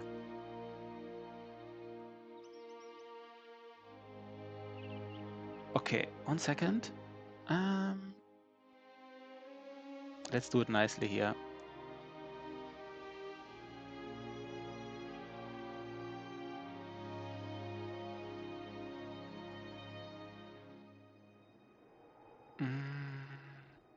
Something like this here. Doesn't have to be too, no. Okay.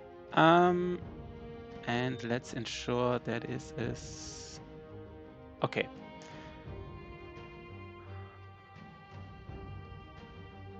Okay. And basically these honor guards. Second.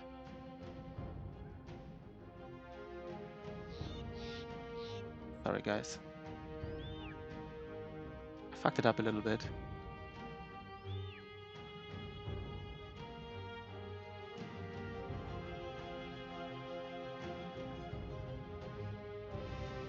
Sorry. Yo, M-Dub, what up? They can either have like a heavy loadout, loadout. 1 second. Yeah, like they can either be like heavily load. They can either have a heavy loadout, or they can have a light loadout. And let's actually like just, you know. And the same thing is true for honor guards with polearm.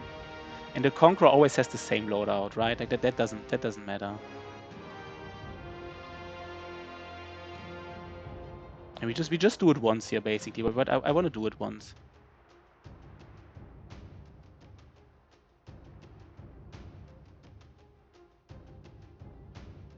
We do the calculation once, and then we should be. And let's take first a look at the armor, the weapon, and maybe the shield, and then the total.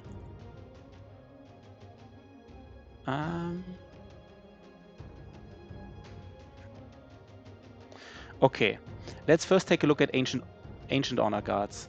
Let's take a look at the Conqueror. Oh wait, and of course we need to take a look at the initiative here. The initiative. Okay, Battle Brothers. We do it here.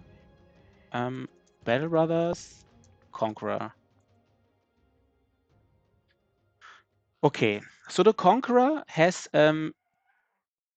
initiative of 70.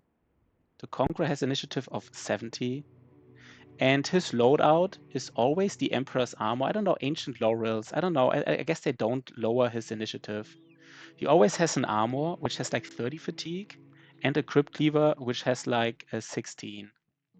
So he always has like 30 and 16. And this is like minus, basically, right? Like minus.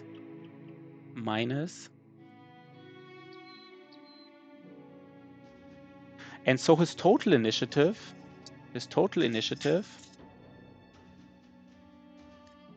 will be equal like this. Basically a sum of all these, right? Just a sum of all these. Sum of all these values. So his total initiative will be 24, if I'm correct. Now let's look at honor guards. Battle Brothers, honor guards. First, we look at honor guards with shields, like regular honor guards. So, Accountant Brothers. Yeah, but this is important, right? So they have an initiative. They're never bodyguard as far as I know. Bodyguard is only in like these ancient undead camps. So they always have initiative of like 70. So they have like an initiative. The 70 is always the case here. It doesn't matter of the loadout. Now the heaviest loadout they can have is they can have like an ancient plated halberd, which is always 30 fatigue. By the way, they can also have a helmet.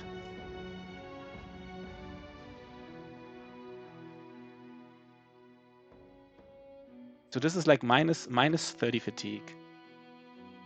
Then they always have an ancient guard helmet, which is like minus 13 fatigue. And the light loadout is basically... One second. And the armor, they can have a lighter loadout. If they have a lighter loadout in terms of armor, they just have like a plated... and this has like maximum fatigue minus 22. So minus 22. And the weapon is a little bit more complicated. They always have an ancient tower shield. Maybe this is easy. This is always minus 20 fatigue. Minus 20. And in terms of like weapon, let's take a look what they can have here.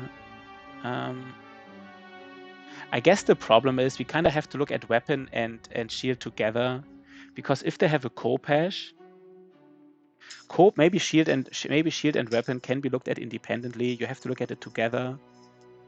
It's basically like weapon plus shield. So ancient sword is like minus 6. No, Khopesh. Khopesh is minus 10 plus this shield, and the shield was 16, right? So they could have like a Khopesh and a shield. No, wait 1 second. Sorry guys, we really need to do it correctly. They could have an ancient tower shield with minus 20. And they could have like a Khopesh with minus 10. So they could have minus 30 here basically. And otherwise they could just have like one Rumfambia, which is a two-handed weapon as far as I know. Rumfire, which is minus 10, or like a Crypt Cleaver, minus 16. Rumfire is a two-handed weapon, right? Yeah, so they could just have minus 10 here if they're like really light loadout. Yeah, it's a two-handed Warbrand, you're right. So now, so what does that mean? That means that these guys can have something like initiative of minus 3 to 25. So they can have up to 25 initiative. That's actually a lot, right? Didn't expect it. But if they have like a very... and then the honor guard, the honor guards with polearm. Let's take a look at this. Honor guards with polearm. I would guess the armor is the same, right? They have only 50 initiative. They only have 50 here. Honor guards with polearm. Where were they? Wait, I have to click it again. Honor guards with polearm.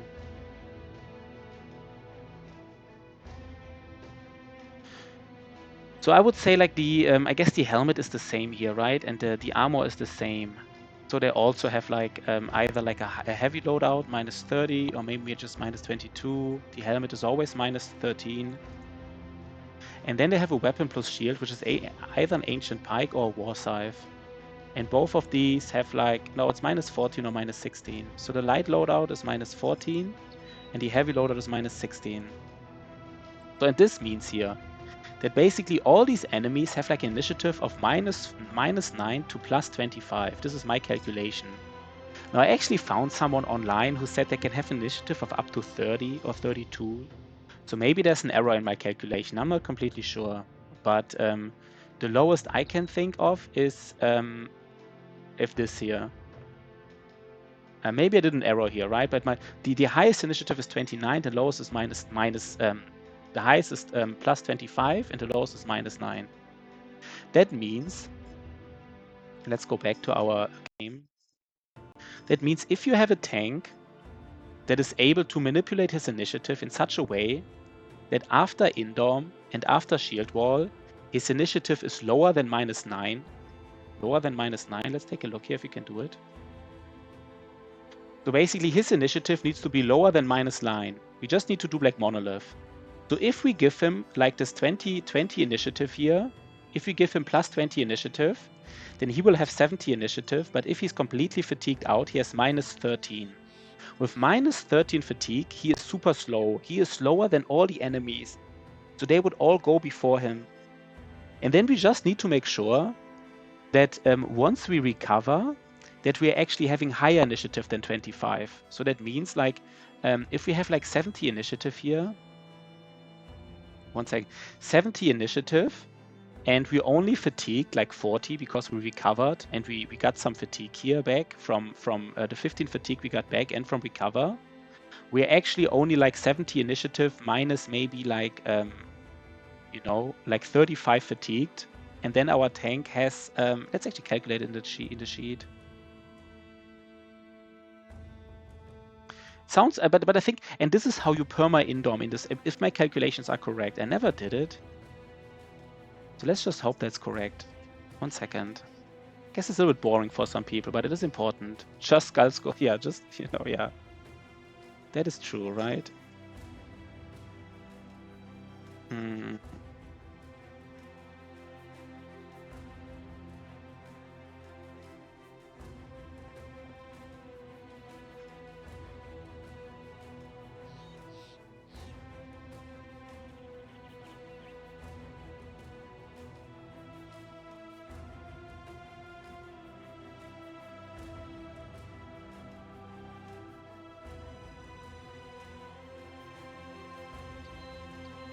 Oh, 1 second. How do we do the easy calculation?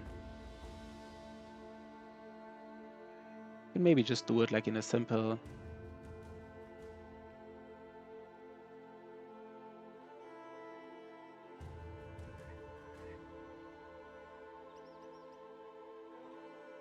I really want to get it right. I really want to get it right because I think it's important in this.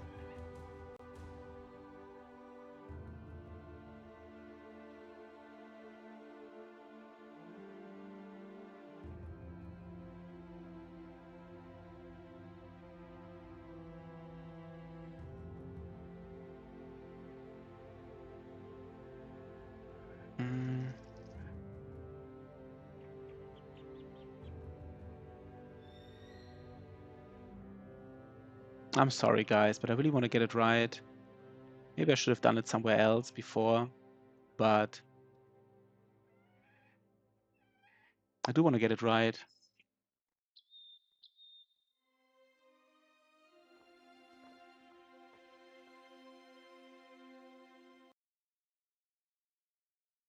So the tank has a base initiative of fatigue pool of 83. He always has a fatigue pool of 83. This doesn't actually matter here. And he recovers 15, but if he's completely fatigued, he doesn't recover anything. But here he recovers 15. And as well, he can then also press recover. Regular recover, 15, and pressing recover.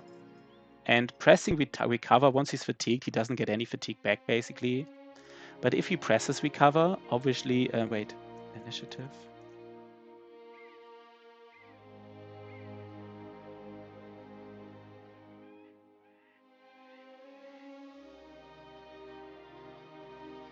I really want to get it right. I really do. I really do want to get it right.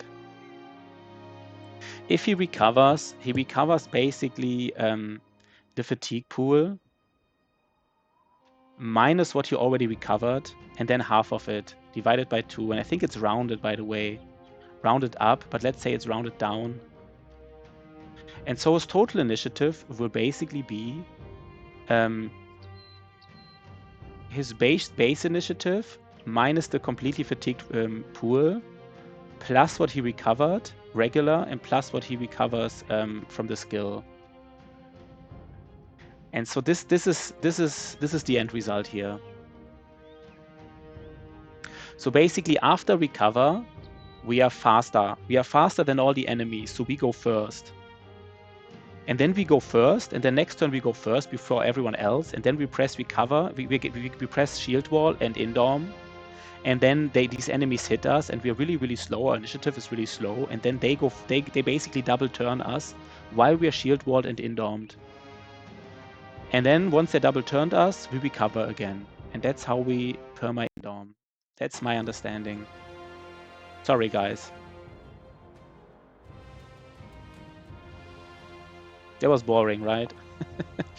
So we don't even need more initiative here. Guess we just take it here. 1 second though.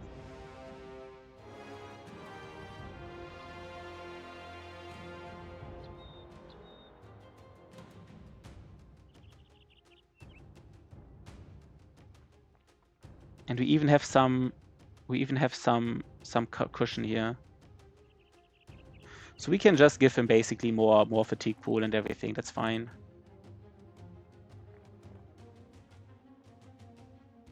Okay. Do we do one more camp or not? So we do one more camp. We just want to be happy. But after this camp, I don't know. We just want to get this injury done. Guess it doesn't. I don't know why it doesn't heal.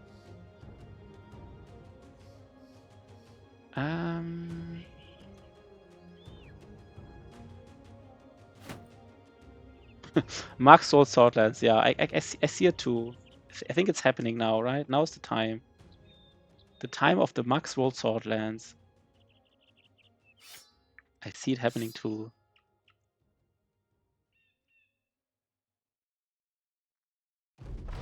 And I actually think, like for Black Monolith, perma shield wall and perma indom is so strong, right? It's like shield wall is worth like easily, like if you're good shield wall is worth like 30 melee defense or something, right? So you don't even need that much defense on a tank if you can perma. So the initiative manipulation, like having the right initiative and right fatigue pool in Black Monolith is more important than having the right defense, because it's basically perma shield wall and perma indom is worth so much, right? Like the indom as well. Like I don't know. You basically don't even need a tank if you can perma indom and perma shield wall. You just need resolve. That's all basically.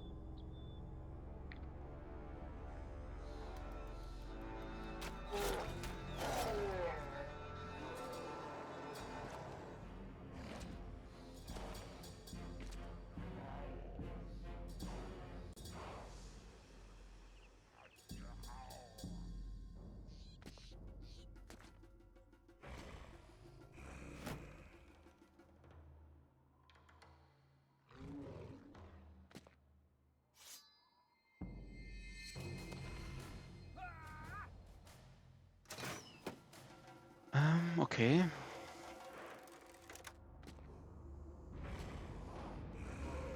We see it coming here. Max rolled. Everything max rolled. Let's get it.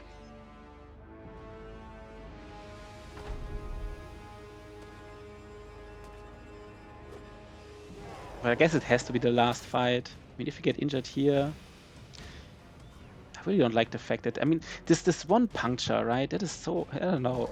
That was just unlucky. Getting punctured on shotty, 5%.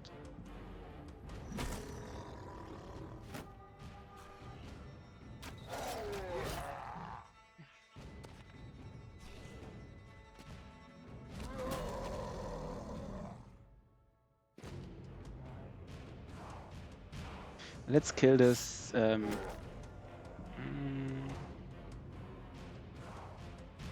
I don't know where this. Maybe this Mace Circle wants to go in. I don't know.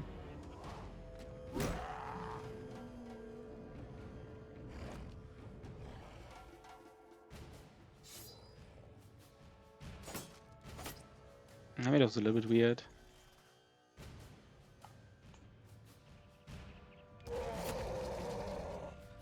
I guess I didn't have to do it, right? I didn't have to do this here.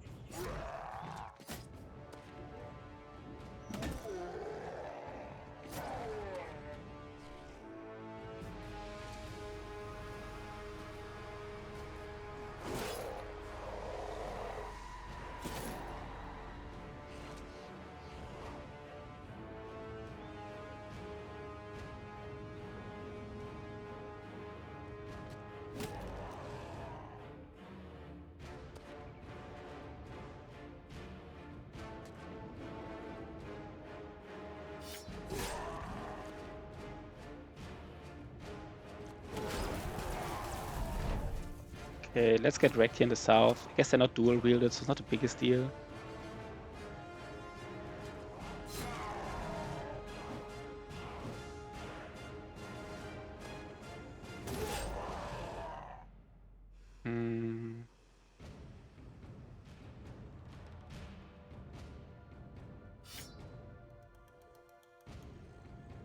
Guess we just daze both of these Orc Warriors, just so they don't deal all the damage here.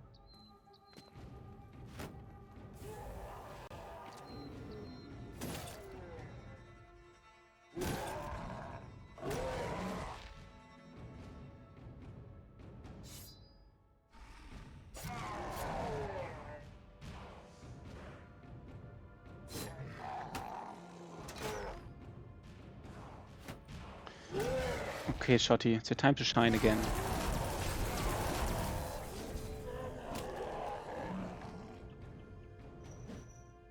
Sensor, okay. I guess this range guy doesn't want to get hit by a dual wielded Orc Warrior. So maybe actually engage this guy.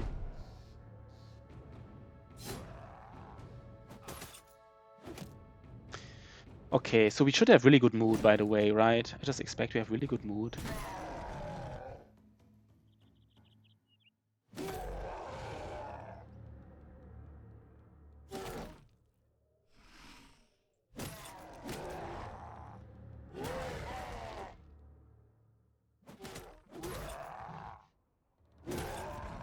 Okay.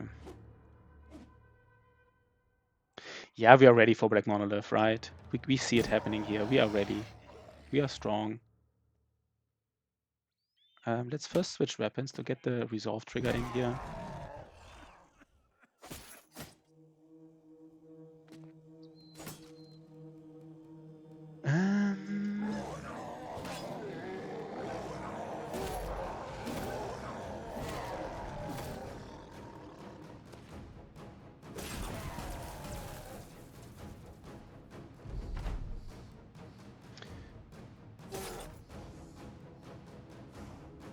Let's actually kill this York Young in here.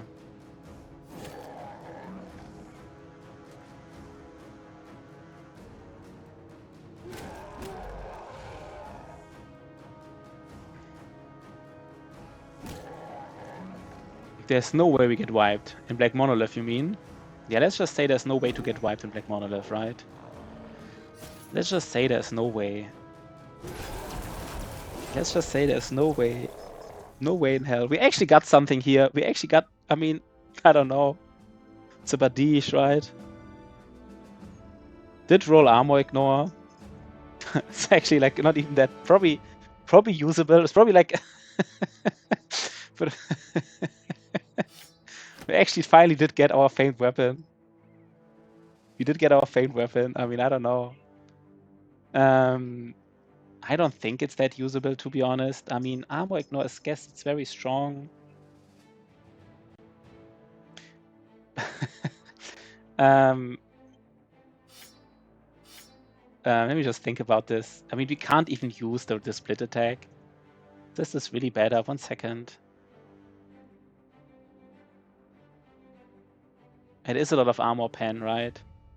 We could, I mean, maybe give the strong mace to our... What we could do, actually, was probably good anyhow, to be honest. Let's give the strong mace to our berserker guy. So how much armor ignore does this weapon deal? This weapon deals like 60 armor ignore. This weapon deals like, yeah, 80 armor ignore. This weapon deals like 130 armor damage, and this weapon deals like 180 armor damage. No, I guess this splits the damage though, right? It does split man. It doesn't daze. I don't know. Maybe. I don't know. The thing is, I might wanna stun. We could put it in our backpack, or maybe for the spear bro. Yeah, but the spear bro has decapit. Oh, maybe the spear bro once he is That's right. Like the spear bro, once he is fatigued, instead of a cleaver, using a cleaver once, he might use a Badish once in a while. Yeah, but the problem with Badish, once he's fatigued, he can't walk and use the Badish. No.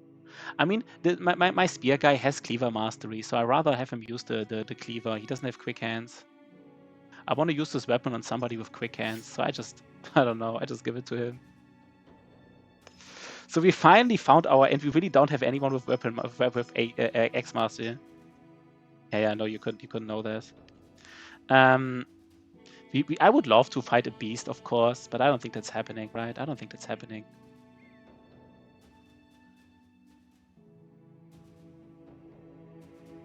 Would have been a nice timing, though, right? Would have been a nice timing. And I think the statue, I don't know how many days the statue is like up. Yeah, the statue is not even up anymore. The statue is not even up. Like, finding a beast now would be like the perfect timing. I don't even know if beasts can be so far in the wilderness here. I'm not even sure.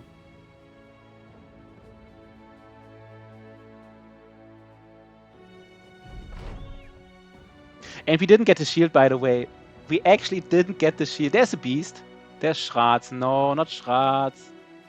It's like the one thing we don't want to fight. It's like, apart from Lindworm, it's probably the only thing I'm not willing to fight, but we can't. I mean, it's like one Schrat, maybe. No, we can't fight 5 Schrats. It's just too weird. That's just too weird. We can't fight it. This is just pushing our luck. This is too weird now.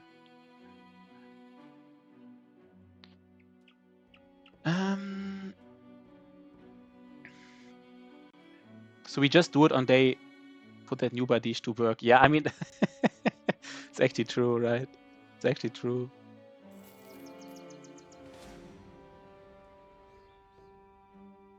He still has this freaking injury. So we do it on day 150, I guess. We just do it. We do it on day 150. I mean, that's just. Can we get an injury here? I don't think so, right? I don't think it's possible to get injured. I mean, everything is possible in a way, but not really. We can't reasonably get like injured here.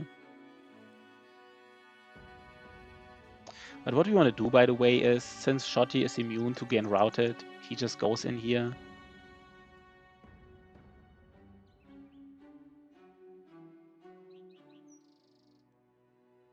I don't even want to wait till nighttime.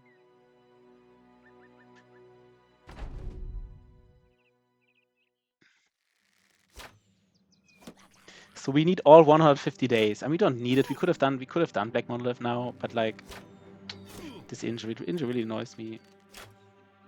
Guess we really can't do a fight anymore, by the way, because I kind of forgot about the fact that we also need to repair our stuff.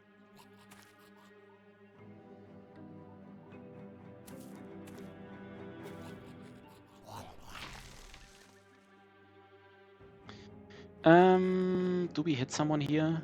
No, we don't. Maybe just break free. Oh god, miss of course every roll here.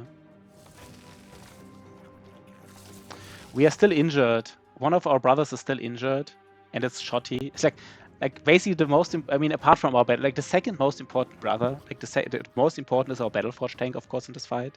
But the second most important is Shotty, and he is injured. And we kind of want to give him like the fatigue potion, so we don't want to give him. The injury is quite nasty, minus 30 melee defense. So we hope if it doesn't go away, then we have to use like this potion. But then he can't get like this fatigue potion, so like. So it's a whole ordeal, basically. It's a whole ordeal.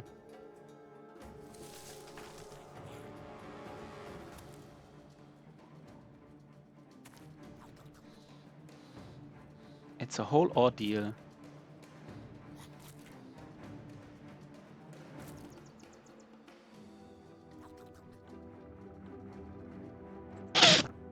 No, the injury will go away, Shotty. The question is just, will it go away in time? Like, this freaking puncture, I think has really... There was one puncture roll against him, as far as I know. I just like a single puncture. Of course it hit. Of course it hit.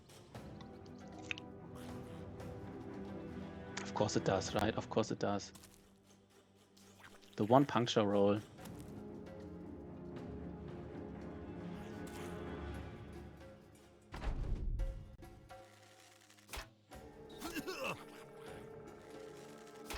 I guess I should have shield walled here with him.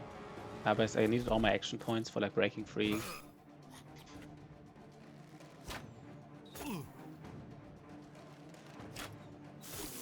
Okay, this guy's already out. He can't get injured. Please don't injure him. If he gets injured, it's my fault, right? Guess he can't really get injured from these bows because they don't do enough damage to injure him. Shotty is really nice against Gobos. Like, not being able to be rooted or anything, he just goes in and kills him, right? He just doesn't care.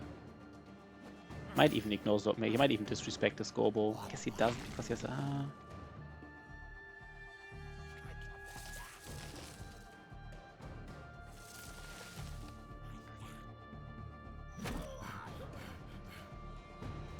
okay, what's this here? Why are we not...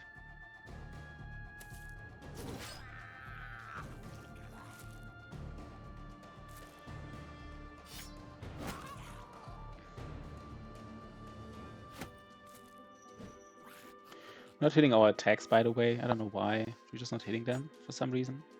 Like, we're actually not hitting them.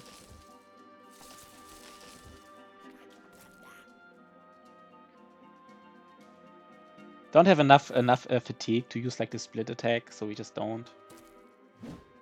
We're not hitting anything right away.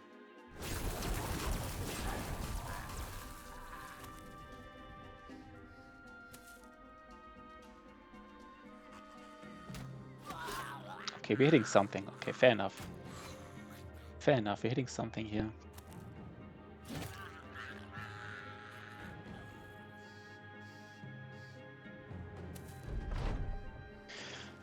Okay, probably the last fight, because probably this is the last fight, right? Because we don't even have like backup armor or anything. We have like one backup armor for Nimble guys, so we can't even like if we have like a fight where we lose armor, we wouldn't have it in Black Monolith. I just would have loved to find like, I don't know, maybe 3 or 4 like simple unholds. Get it ambition.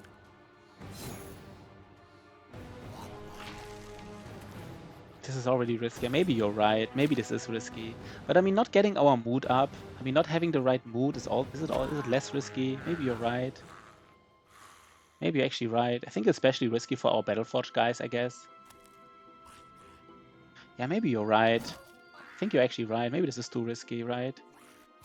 I think he's making a good point, Millionerd.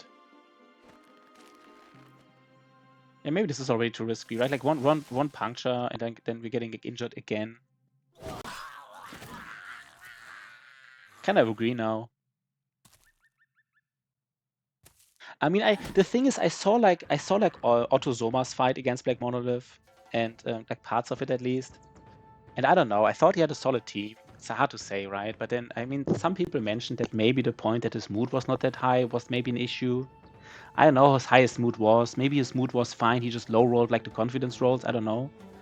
But like, it made me maybe like a little bit too afraid or anything. But you're probably right that this is iffy what I'm doing right now.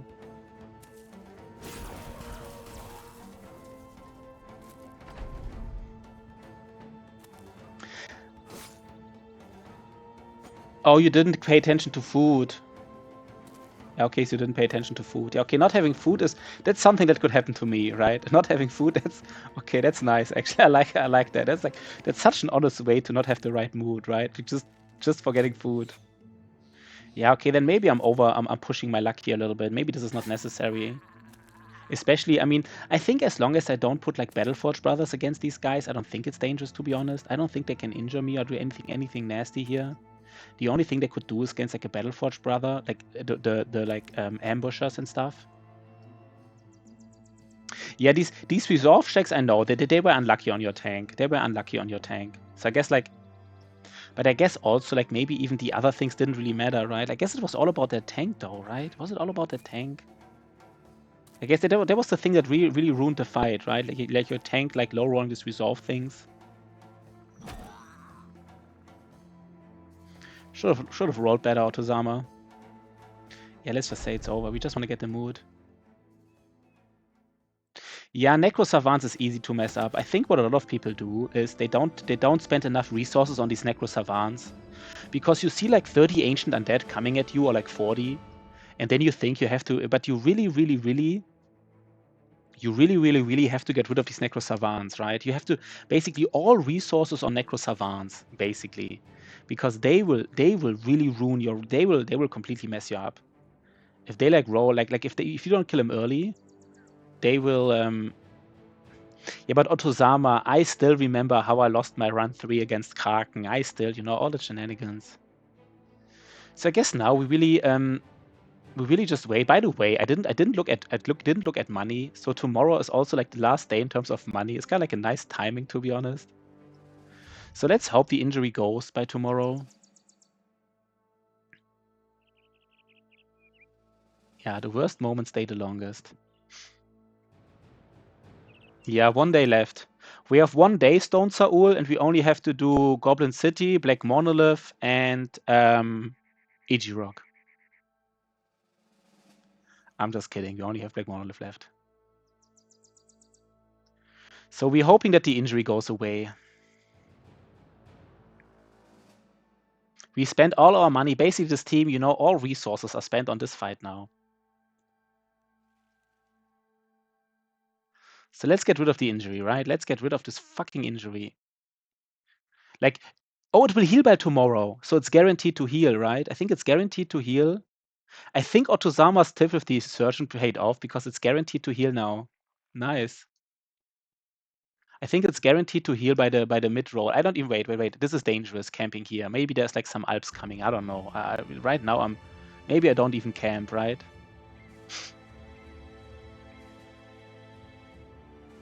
I guess I can camp.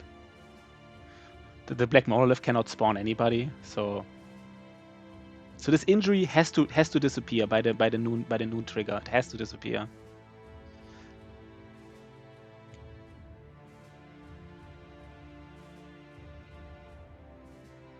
I will only give them one. I will only give them one. Okay. So Shotty gets the second wind potion. Wait. Our banner gets the resolve potion. Our tank gets the 20 resolve against morale check against fear, panic, and mind control. Because even because right now these priests would roll like, even if he's like not confident, if he's at normal morale, these priests would roll like a 7%ers against him because they have like a plus 15 debuff. But you want to have a puffer, right? Because no, I don't think he needs undead trophy. I think he only needs. I think somebody else can have the undead trophy. Maybe even Shotty. I think he just needs 20 plus 10 resolve at morale check against fear, panic, or mind control. That's all he needs. Our tank. That's all our tank needs.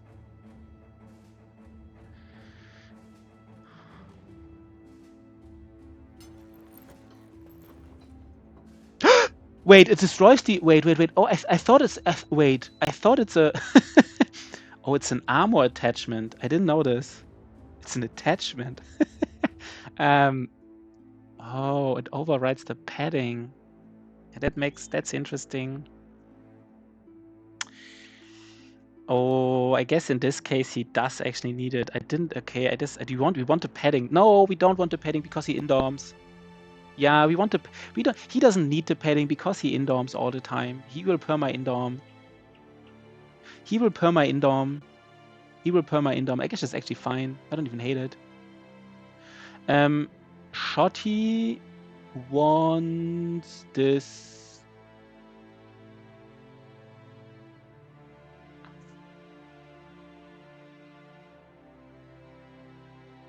Yeah. Nobody needs the anti-stun, right? They don't stun you.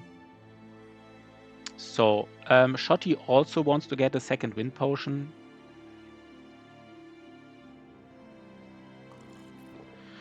Then one of our sword lances, I guess the sword lance with like the iron lungs. I think wait 1 second. Our tank. Let's not forget to give our tank 20 initiative. Our tank needs 20 initiative, nothing else, right? Yeah. By the way, we never got the shield from the Sunken Library. We never got it. Never got the shield. That is bad.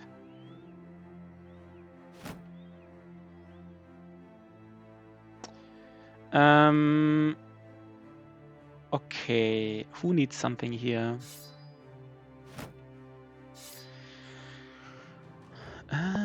Wait, this guy in the beginning, he starts off against these Necro Savants. I I think he's in the back in the beginning. The stunner as well, probably.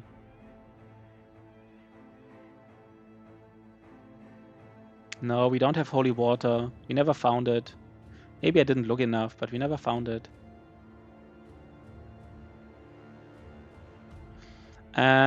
Millionaire maybe tanks the south a little bit.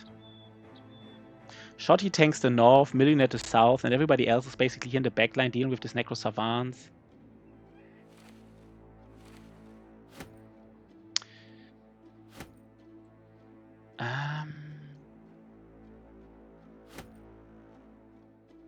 Wait, don't we have more nets? 1 second. Didn't we have like more better nets here?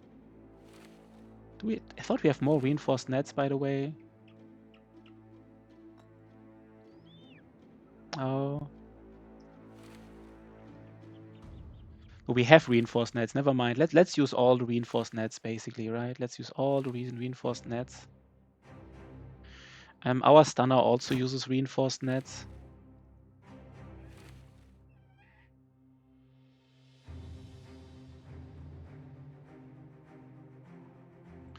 Maybe even our Mace Zerker uses one. No, it's weird, I guess. Maybe our Mace Zerker needs... Wait, who needs fatigue recovery? Wait, we give our sword lance damage, right? Or do we give you our... who gets damage here? I think our... no, I guess we give our sensor damage, right? Minus 15. No, he wants to be in the front because he has high. No, he wants to be in the front.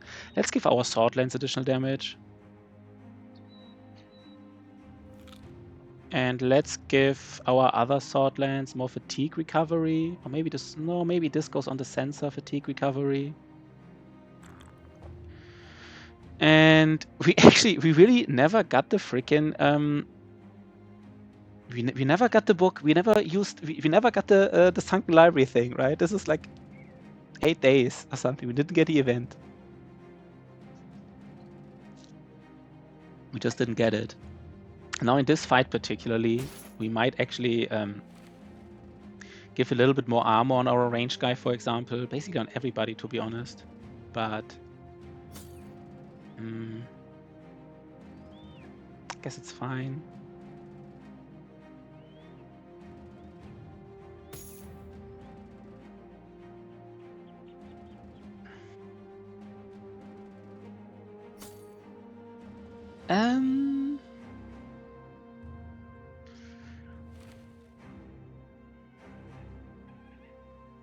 No, we can really use all these reinforced nets, and we will use them, right? We will just use all these reinforced nets. Maybe our banner even starts with one. Starts one, throws it. Yeah, maybe we just get all the nets. Let's just get all the nets.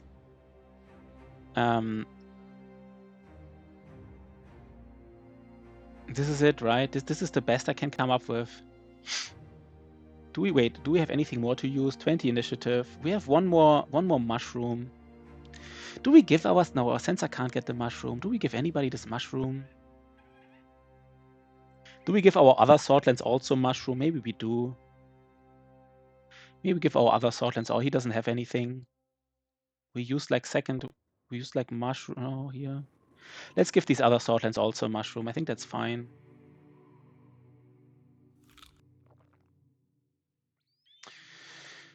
And we use some access here. What we might actually do here, just to have more room for stuff. Something like this. We will throw one of these throwing nets right away.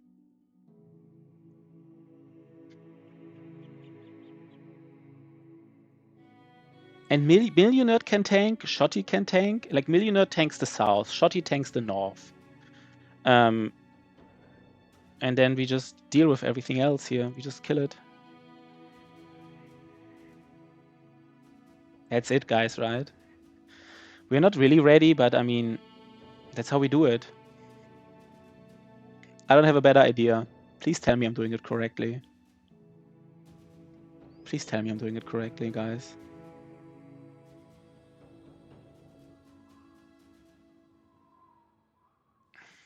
They will never use their nets, these sword lancers, right? It just lowers their fatigue. I don't think they will ever. Why would they ever use a net here? They don't have quick hands. They want to use their sword lancers. They would never use a net. It's just not happening.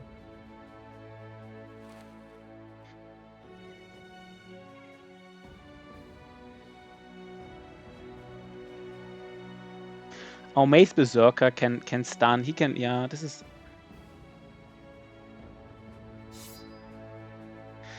You know, I really don't like the fact that this weapon prevents us from like, getting one stun in. We might want to use his stun, by the way. I think I just don't use this at this Badish.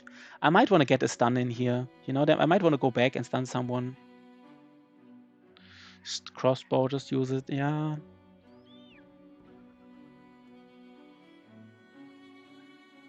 Yeah, the other legendary shield has a durability, but we didn't get it. We didn't get the event shot. Yeah. Kind of like his crossbow, to be honest, against these Necro Savants, right? It's like another hit, kind of like a free hit. You might get like a crossbow hit and like a Jack Piked hit in. I don't know. We have 2 nets, 4 nets, 6 nets, 8 nets, 8 reinforced nets, basically. I mean, 8 reinforced nets, that's like... I think that's enough. I think that's enough. Probably not. What we will do, maybe because just for the Emperor, we will get 1 net on each sword lance, just for the Emperor. Just for the Emperor. Because we might need to do something with the Emperor here. I guess it just costs 1 fatigue, right? It just costs 1 fatigue. Let's get... Maybe we need to really net the Emperor for some reason. Yeah, this is how I would do it, guys. This is my my solution to this fight. This is how we would roll this.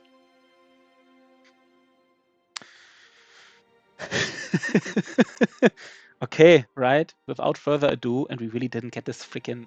You didn't get it.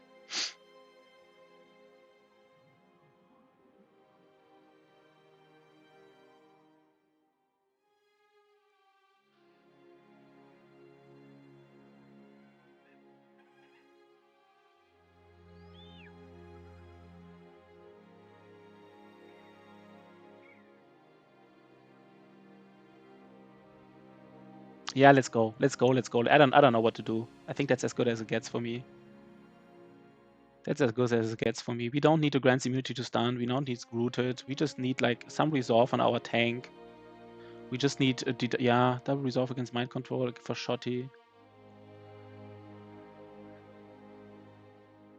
Let's go.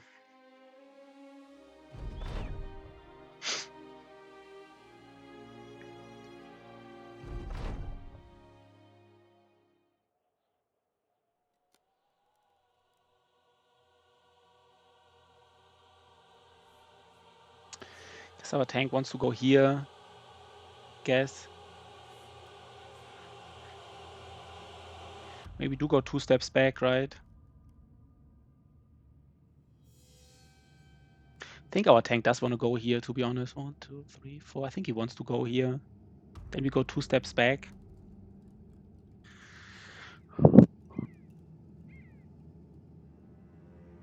Some people will come from behind, which is a little bit iffy.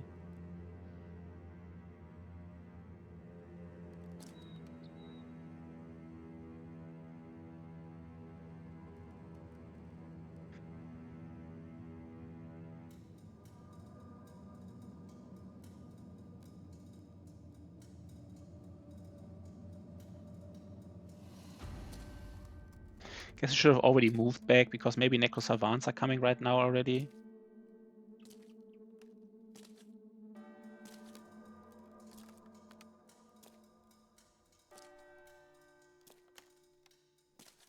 Oh, it's even blocking side. That's a little bit, that's bad if it's blocking side. Maybe that's not the right call then.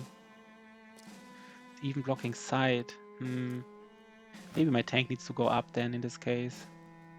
Because then these guys, I really want them to... Maybe my tank does actually go here. Maybe that's better. Probably engages more people this way.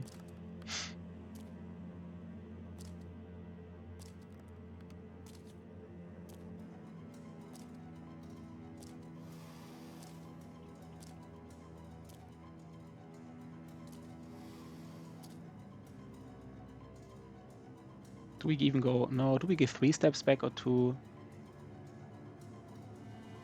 Where do we want to stand here against this tank? If our tank is here, maybe 2 steps is enough, right?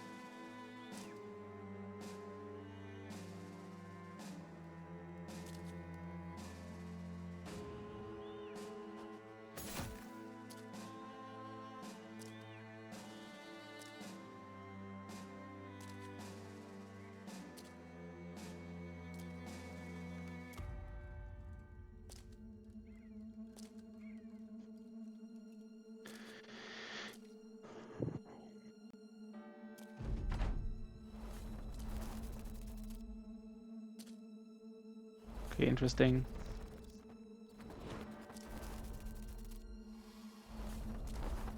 I thought they would go behind us. I don't know if they don't see here. I don't know. They should do it. Yo, we need the luck. We need the luck, Shotty. Let's get all the luck here, right? Let's get it.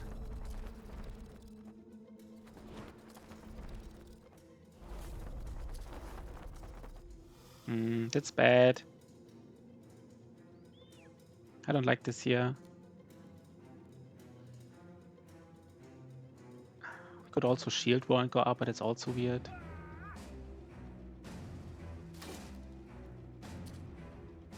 Only skill, yeah, that's true. Only skill. So we use our nets. Let's take a look at these Necro Savants.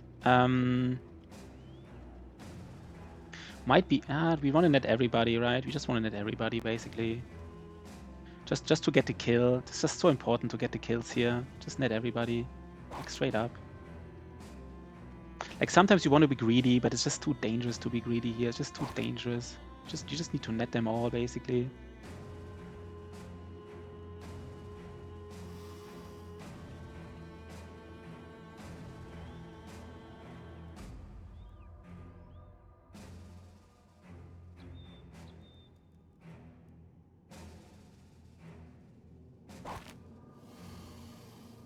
Do we also net this one? Probably. Just net them all, right? Just net them all. But otherwise we wouldn't get like a surround bonus on this one if we use our net. No, maybe in this instance it's better to get a surround bonus. Plus 5%. Just plus 5% surround. Do we care about the surround bonus? We might do. We might care about it.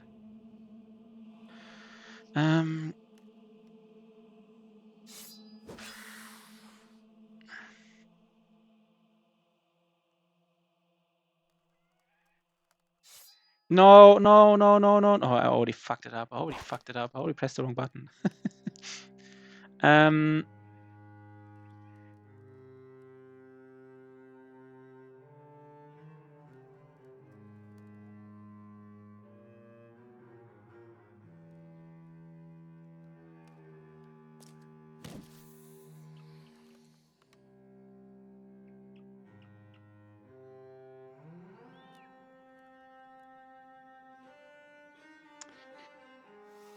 What do we do here? Do we go in?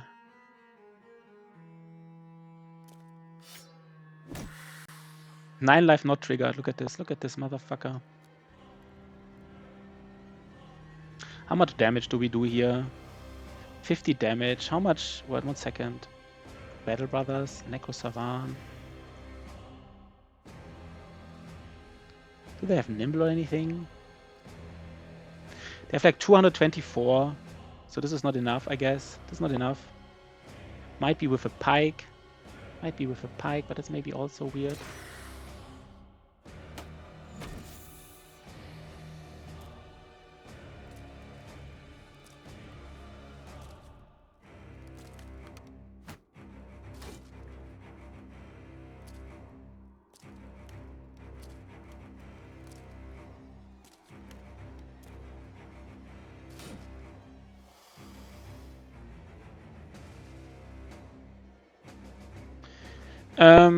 Yeah, we just hit these guys here.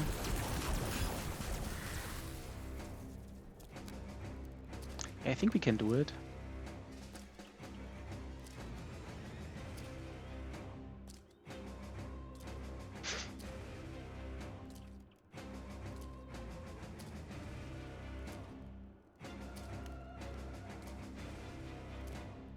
tank is not confident. He already lost the first resolve roll. He already lost the first resolve roll. This is like Otto's run all over again. We already need to be careful here. We might need to rally him. He's already... oh, he lost the first resolve roll. We specifically gave him everything, right? Like, they're rolling 5%ers against this resolve. Definitely, right? Like, it's... We might kill some people here to get his resolve up, but it's already terrible, right? It's already nasty.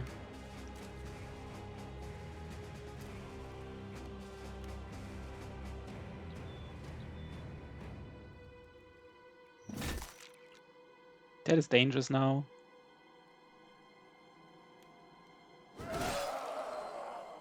Should we place a dog here?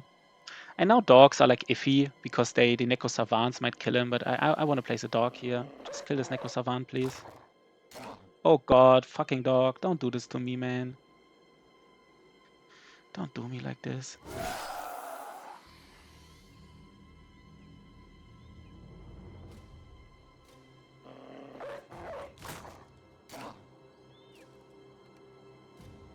I think we use a whip here, right? We use a whip.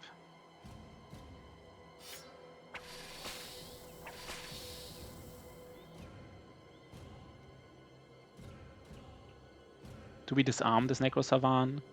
Or do we just kill him? How much damage does a whip do? Not that much. Do we just disarm him? Because we might not kill him. I guess we just do the damage.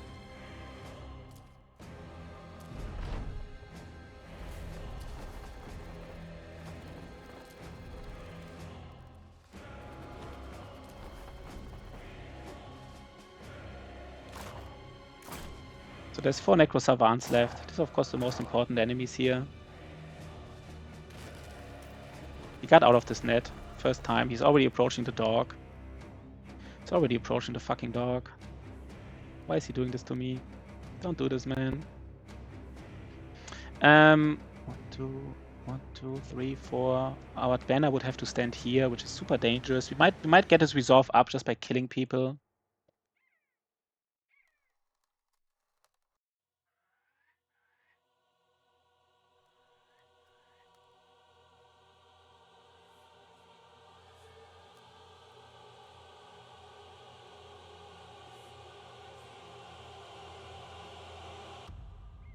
What do we do with our ranged guy? We just provide surround bonus. Like, we could provide surround bonus and then just like net him. Maybe it's actually the best thing we can do right now.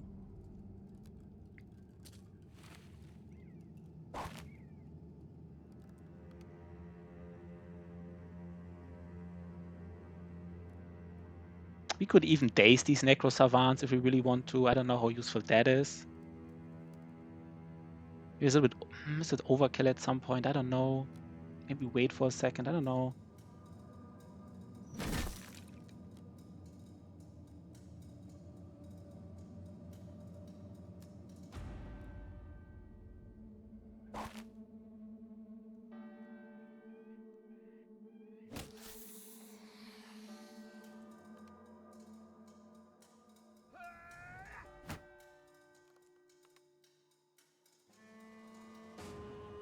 So here, let us just do this guide really quick.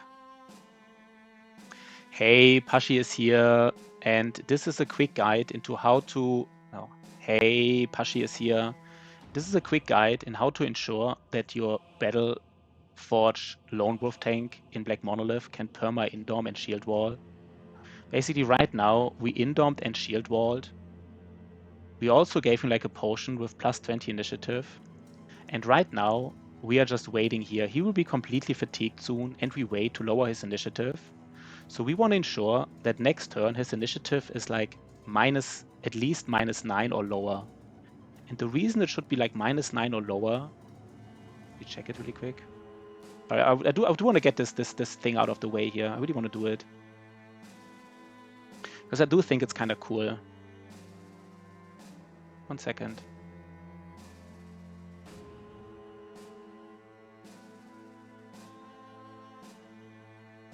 One more time, sorry guys.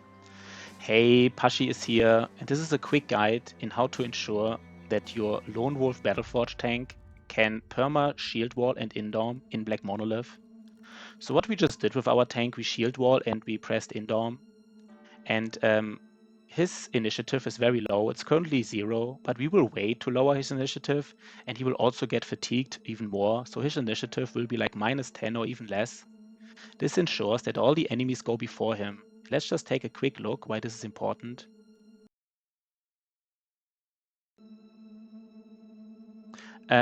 You can calculate the initiative of all the honor guards and the conqueror in black monolith. And basically, depending on the loadout, if they have a very heavy loadout, their initiative is like as low as -9. And if they have a very light loadout or the conqueror, they can have like an initiative as high as 25. And what you want to ensure in this fight here is that once you are completely fatigued, let's go back to the game.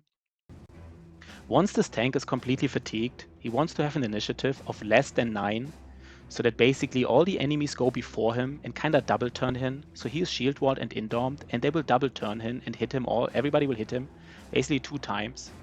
And then we will later take a look. Once he presses recover, he will recover so much fatigue that his initiative would go over 30. And this way he goes before all the enemies.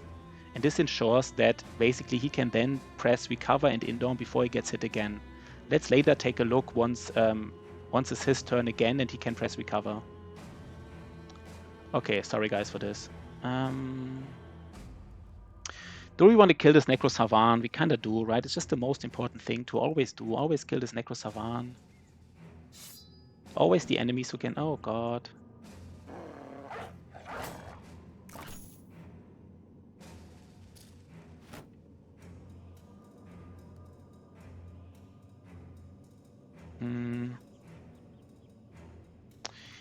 Let's just wait for shot now. Yeah, let's wait for shot he does.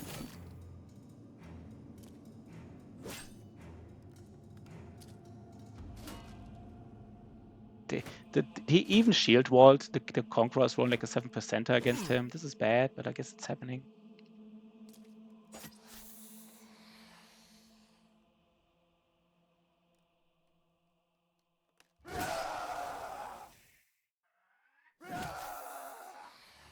So 3 more Necro Savants to go. We just have to kill him, right? They're just too problematic in these fights. They're just too problematic. Just like always the most problematic enemies, basically.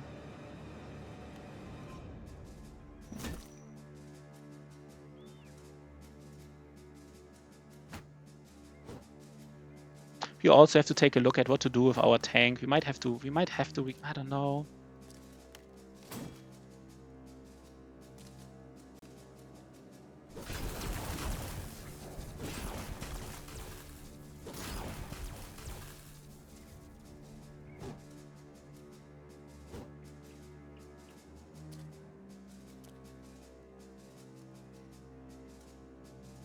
They're even shield walling here in front of me.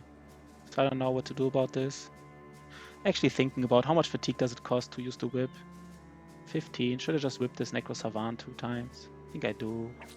It's too important.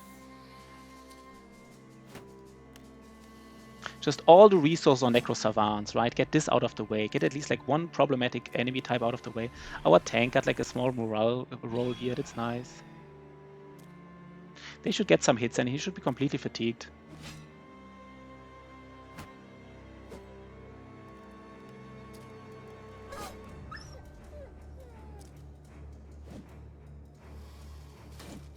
Necro Savants are still netted, but we have to kill him basically now.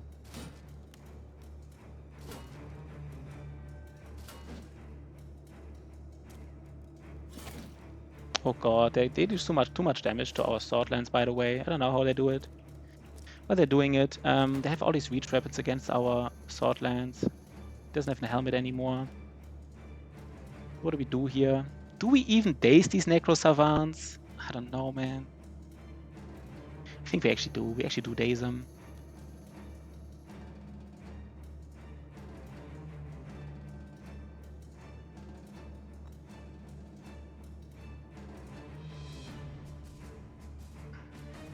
I don't care about my tank getting dazed, by the way. I just really don't. The less damage, he just wants to stun.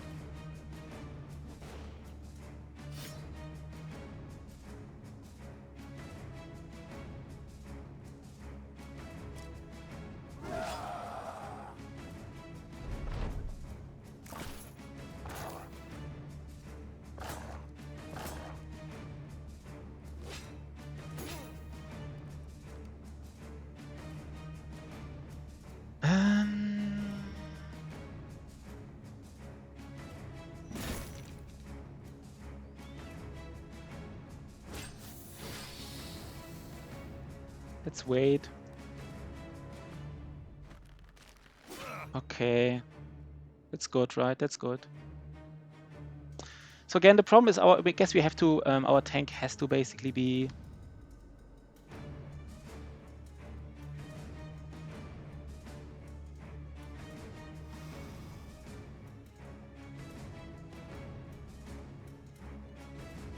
Just go for these Necro Savants here, right? This is the play, I guess.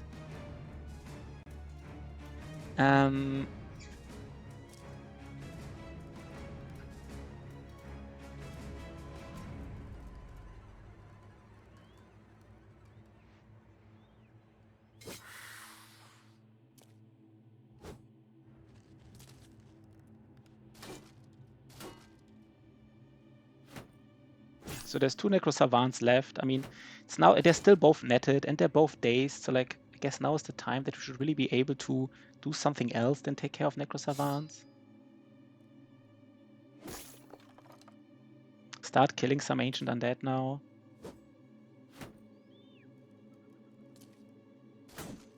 So Shotty, what are they rolling against Shotty? They're rolling like 20%ers against him.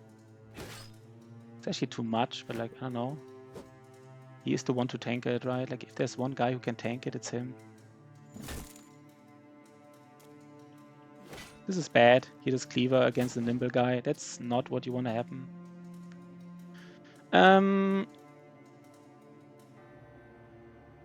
Maybe Millionaire can deal some damage to this Honor Guard, and then we... I don't know.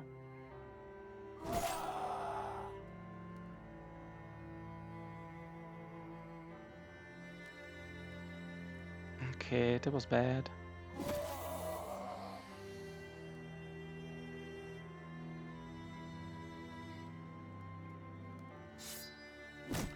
Okay.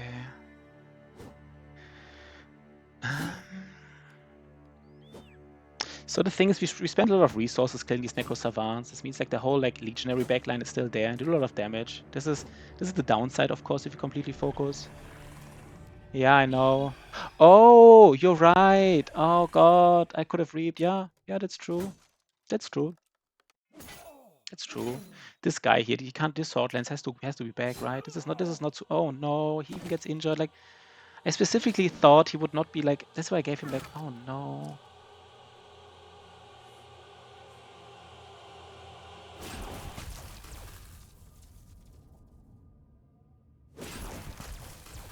So next turn, he kind of wants to recover. Oh no, we missed both hits against this fucking Necro Savant. Please don't tell me we're missing both hits. Yo, Sergi, what up? We are losing hardcore, Sergi, here. We are losing hardcore, man. This is very, very dangerous right now. Okay. So here, we are back with our tank. And I guess some of these enemies, they waited for some turn. I don't know why they are faster than him. They're slower than him. But it shouldn't be many brothers. Apparently, I guess, I don't know. I guess some of them were slower. For some reason, his initiative was not high enough. No, wait, his initiative was not slow enough. No, his initiative should have been very slow. Okay, anyhow. So now our Battleforge tank, basically almost all the enemies had their turn. For some reason, some hadn't had their turn. I don't really understand this right now. But basically almost all enemies had their turn, and now we recover. And we should go first next turn before anybody else can move. So we should now recover and next turn do like Indom and Shield Wall again before basically any enemy can try to hit us.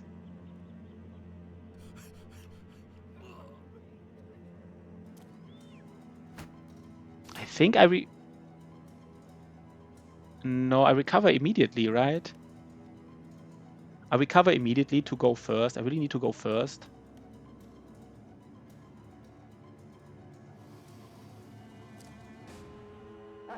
Oh god, the southern flank here is super in danger.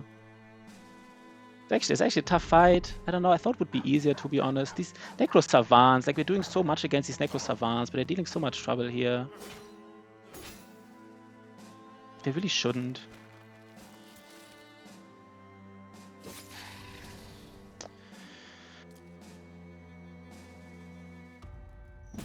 Oh god, we also don't get the hits in.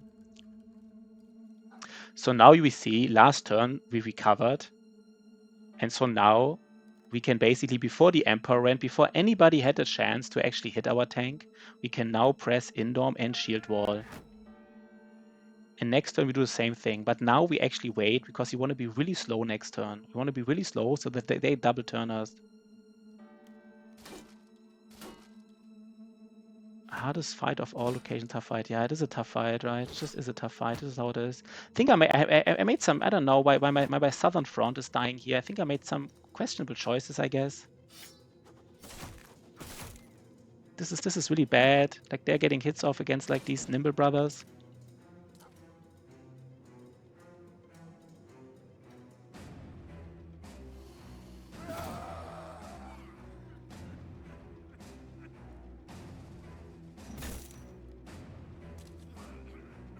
Yeah, this is terrible. This is a disaster. Spearrow didn't even go. Oh no. He didn't even go and he's already dead.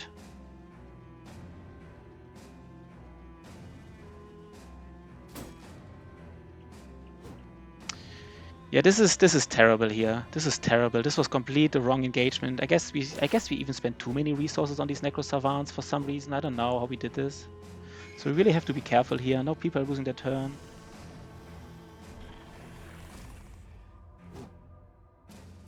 Test. This is the problem here. This range guy is a big problem.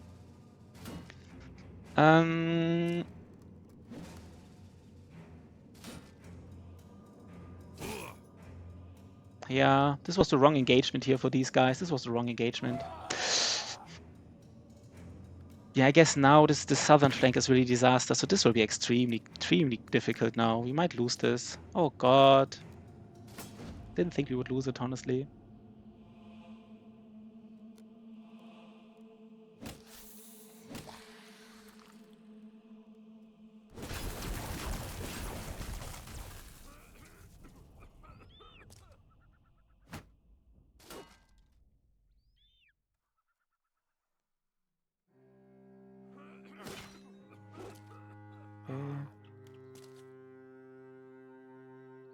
Actually didn't think we would lose this. I thought we had this. This here is the complete disaster here. This Swordlands.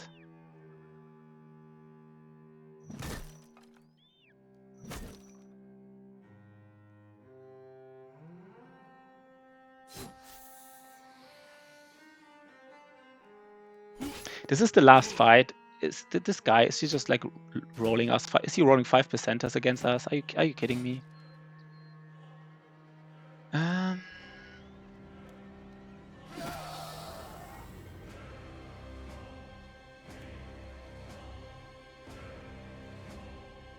This is just too juicy.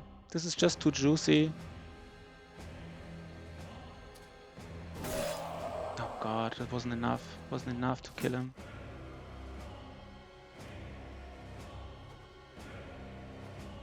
Oh my fucking god, why did we miss the special? Oh my god, don't tell me we're missing 95%ers now. No, not against this guy here who just, oh no. Oh my god, did we just miss 290? Oh no, that's how you lose it, right? That's how you lose it, man. That's how you easily lose this. Easy, right? Easy, man. Oh my fucking god.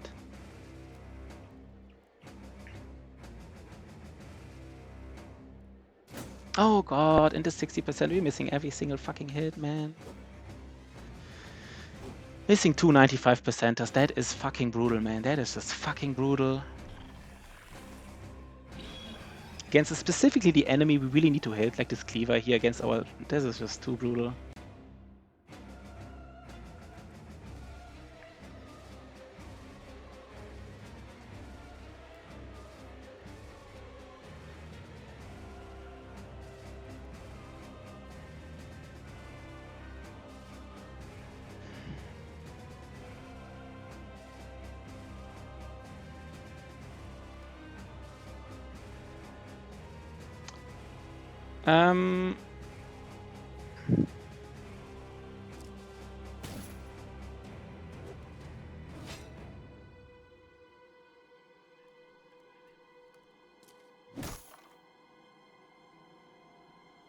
We actually just go in. We need all the surround bonus here. We need to kill these guys. Yeah,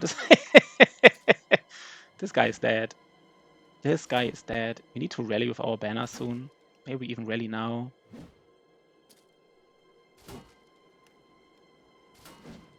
So Shotty, right? Shotty has to kill a lot of people here. Like a lot of people.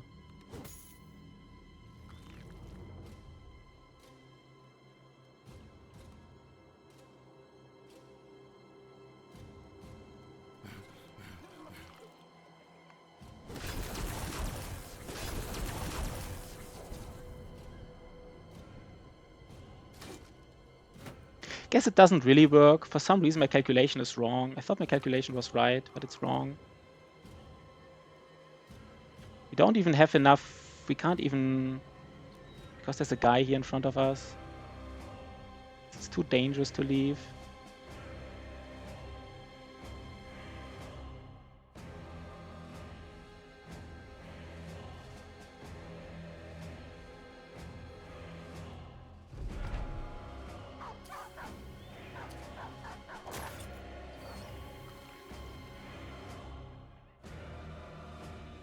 Yeah, maybe not enough. I don't know. But if you take a look at this here, like, I don't know. We even, I mean, maybe we shouldn't wait. I don't know. Maybe, I don't know. 1, 2, 3, 4. Do we just try it once? We try it once. If it doesn't work, we don't do it again. No, we don't do it again.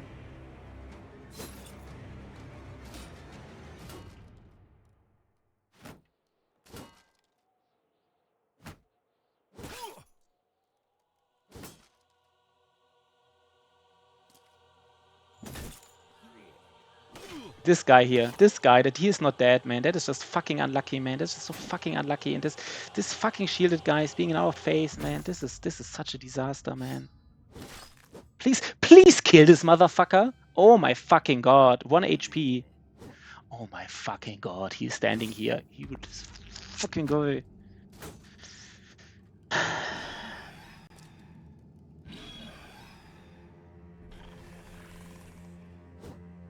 Try lightning sword DPS next time. Yeah, maybe.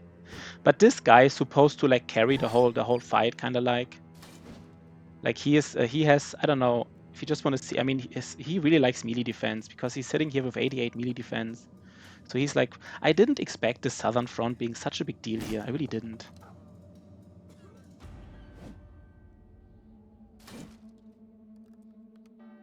Do we stun this guy again? I don't know, man. This is such a waste of like time here.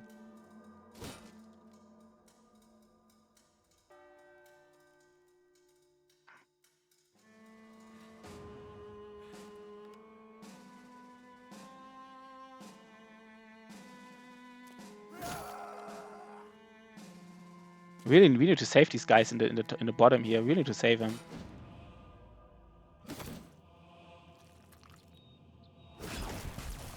It's now the time to recover or not? Maybe not, right? Maybe not. Maybe it's still not the time. Because you want to get one more hit in here.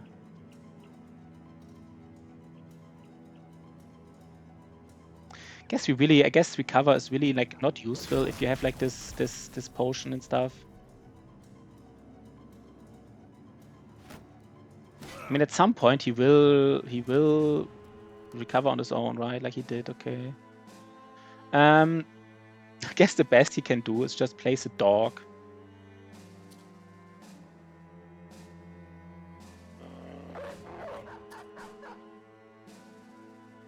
I mean, look at his initiative. His initiative is -14. I did calculate it, right? I did calculate it. I thought -9. I think that's enough. I thought they would all go before him now.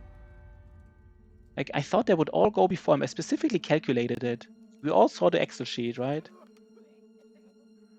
I guess I made a bit of a mistake, but I mean, I don't know.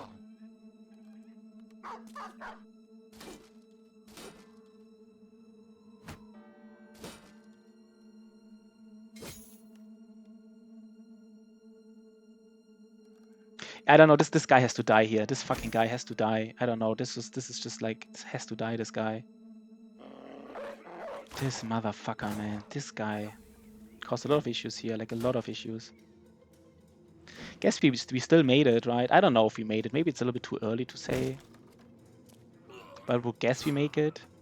Our banner might also... That's actually the big deal. Our banner dying, that's actually a deal, right? We don't want our banner to die, to be honest. He even loses his turn. Banner dying is a little bit iffy in this fight. I have to say that's a little bit iffy.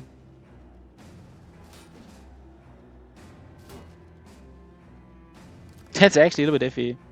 I don't know what to say. It is iffy. He doesn't deal damage anymore. Okay, we don't deal damage anymore. So I don't know what to say here. I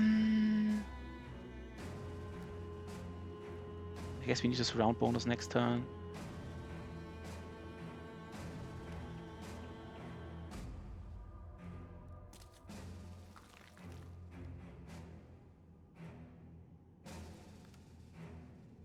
Maybe they just waited. I don't know if they waited. But his initiative was really low. I mean, I don't know. I think this spear guy might die, but that's like kind of like we have to be willing to like, oh my god, he missed an 83. We missed an 83. We're missing like a lot of attacks that we shouldn't miss, by the way. We shouldn't miss these fucking attacks. That is just a disaster. Missing like these two 95ers in a row, missing here an 83 in a row, which we shouldn't miss. This is like...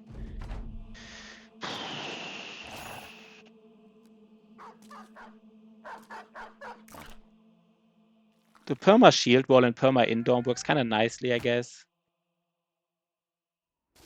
Especially the indom here. Even like perma indom alone is kind of nice. Can't lose our freaking banner here. Please don't tell me we're losing our banner.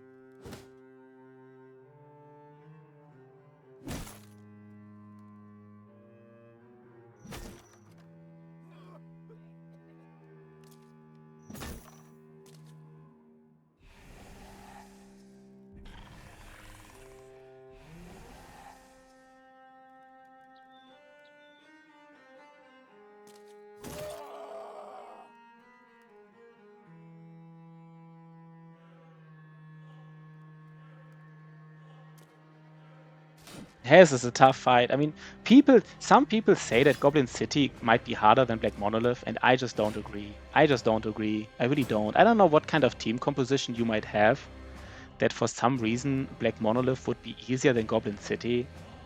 I don't know your team composition here, but like...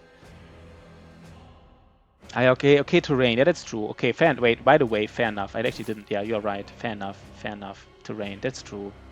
Terrain is a good reason. Yeah, okay, fair enough. You know what?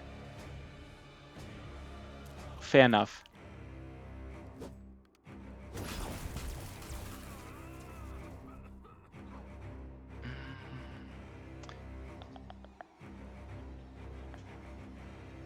We don't want him to die unnecessarily. Fair enough, terrain, right? Terrain, I guess terrain. So at least Black Monolith, you always know what you're getting, basically. There's like no real surprises here in a sense. Maybe like, I don't know, not really, right? I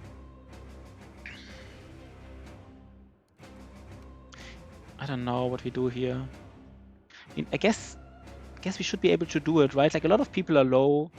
We just have to kill these priests now, I guess. This is like a little bit iffy that the priests are still alive.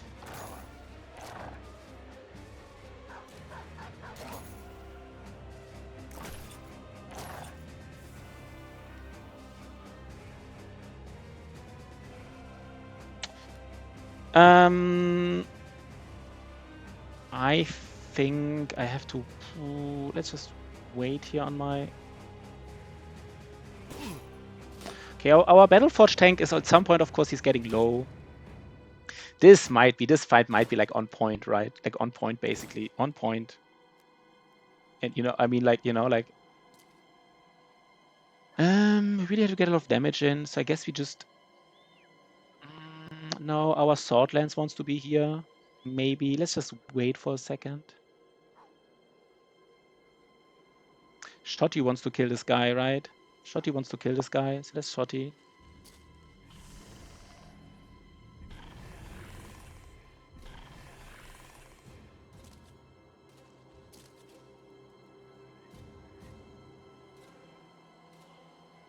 Did the priest just run away from us, this fucker? Did the priest just actually run away from us?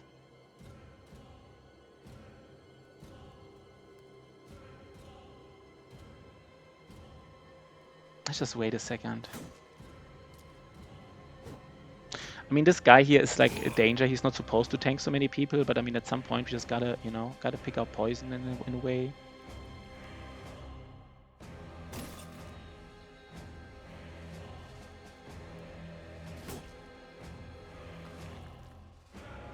I really like the strategy with our mono tank. Like if he would have, I think, I mean, if he doesn't perma Indom and perma shield wall, I think, I don't know, I don't think he survives this, by the way. Like especially the Indom being up all the time. I think that was very useful. I think we go in here.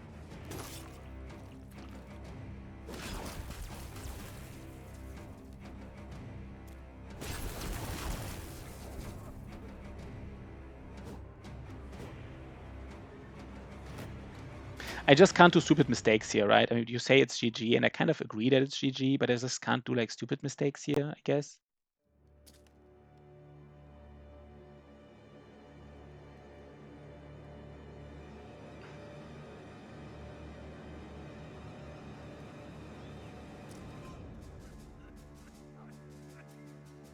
Hmm.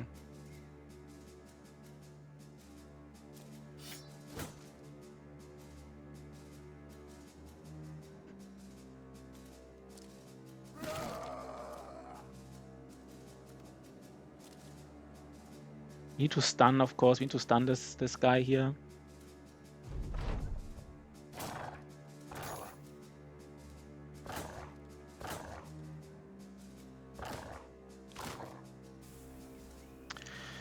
So just to wrap this guy up, our Battleforge tank, I mean, they did deal a lot of damage to him.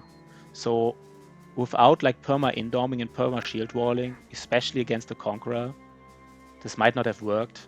Like this Conqueror with fast adaptation, he will get hits in. And I think if we didn't perma shield wall and perma indom against the Conqueror, I'm not sure if this Battleforge tank would have been able to hold the flank here. So this is just a very good strategy to be able to hold the flank against basically all ancient undeads, but especially in Black Monolith. Perma shield wall, perma indom. Just ensure that you have the breakpoints. Put them down in the description below. Have the breakpoints so that you need a high fatigue pool and a somewhat decent initiative pool, at least with potions, so that you are slow enough when you're fatigued, but fast enough when you're not fatigued.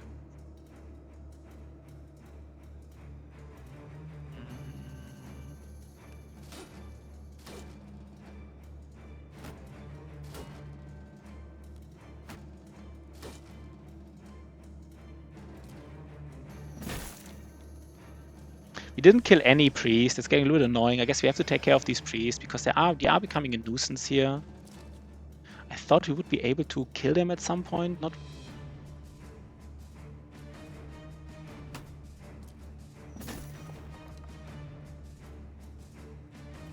I don't even know if my range guy wants to be here.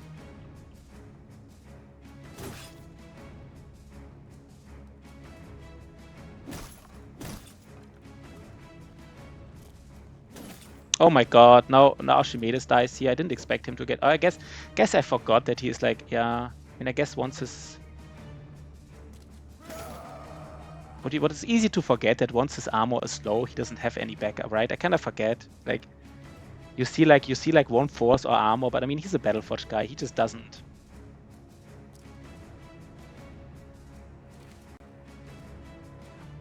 It's actually a little bit dangerous here. So we might have to. We might kill the Emperor just with our sword in a way. Don't have fatigue on Shotty anymore. For some reason, this Ancient Honor Guard doesn't really care. He just stands there. Interesting. These miasmas are also becoming a problem. Guess this is the safest spot for me. This guy, I guess, has to go in because he has high. It's millionaire. He is a fatigue neutral. He has to go in. I mean, we don't do any damage. Do we just start hitting the Conqueror with like 0 damage? I guess. This was a tough fight. I mean, this was a tough fight. I mean, I don't know. I think we were just not strong. I think the challenge, like the time limit of clearing all legendary locations by 150, it's just a tough time limit. Oh, some of them are bodyguards. So by the way, one note, I said we did a calculation in terms of like that our tank should always go last. But one of my viewers informed me that, of course, bodyguards, they have even lower initiative. And I guess maybe some of these ancient honor guards are considered to be bodyguards of ancient priests. You don't see it if they're considered to be a bodyguard. It's kind of like a hidden mechanic. But if they're a bodyguard, they have even lower initiative. So I guess you can't go slower than these bodyguards. It's basically impossible because of their minus 50 initiative. So basically this perma indom, perma shield wall technique at least ensures that you can perma indom, perma shield wall against almost all enemies, just not these bodyguards. Oh, man, Otto-sama, man, he knows his stuff, right? Like Otto-sama knows his stuff. I don't know what to say. He just knows his stuff.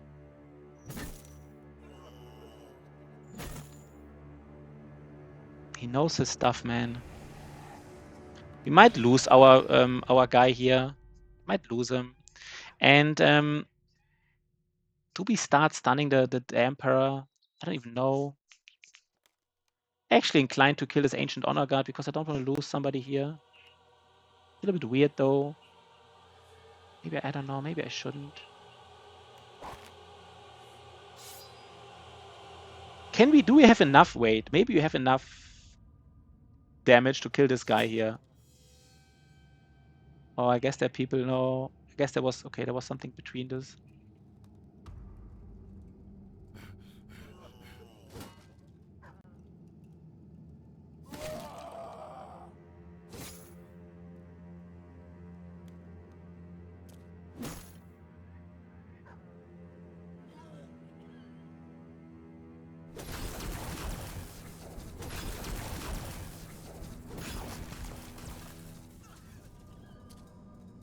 Okay, now he's the one guy you don't want to have here. What do we do against this guy? I don't know. I don't want Archimedes to be against this guy. You know what? Let's maybe that's why we have it, right? Let's do a small smoke pot here.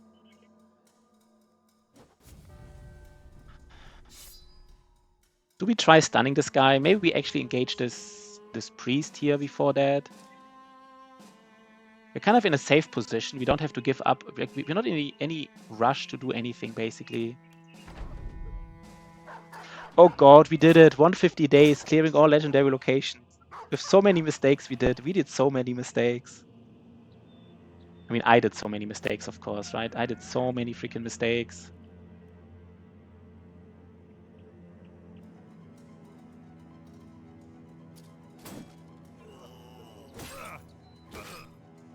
God. Oh, the smoke pod actually also clears the miasma. Yeah, first time shatter, rend all Calrissian. You're right. I kind of forgot about this aspect, to be honest. If I would have remembered that the smoke pod clears miasma, would maybe brought more. I just oh, miasma also removes smoke pod. Interesting. Oh, so there is no smoke pod right now, right? Wait.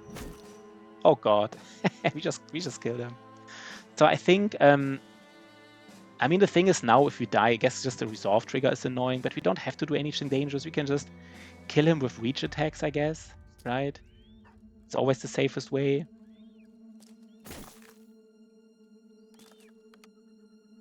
Yeah, that's true, right? We kind of talked about this. Like, this is one of the easier origins.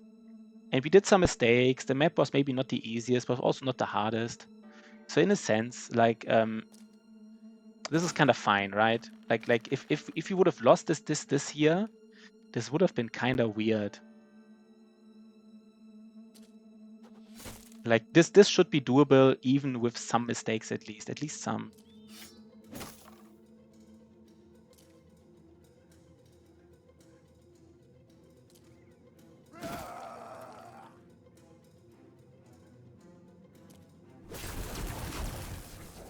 Oh god, we did it. We did it. We actually did it. Nice, right? Nice. We actually did do it. So the thing is that the armor, the Emperor armor, of course, says like you get like melee damage returned, but it's only really melee damage if you stand next to him. So by the way, as far as I know, it's like every kind of damage, even if you stand in front of him and like try to use like, I guess I think even if you're in front of him and he's stunned and you try to use like a ranged weapon and you hit him, I think even then it does damage to you. Yeah, easy, right? Easy. Easy. We can stun him now. I don't know how useful that is. I guess it is useful. I guess we just hit him, right? We just hit him a little bit. These priests don't have a damage skill, right? I don't know. I don't know if they have. I really don't know.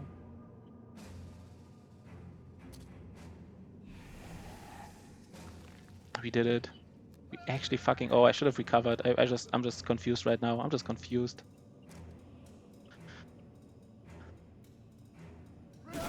Okay. Do I lose a brother here because I'm not...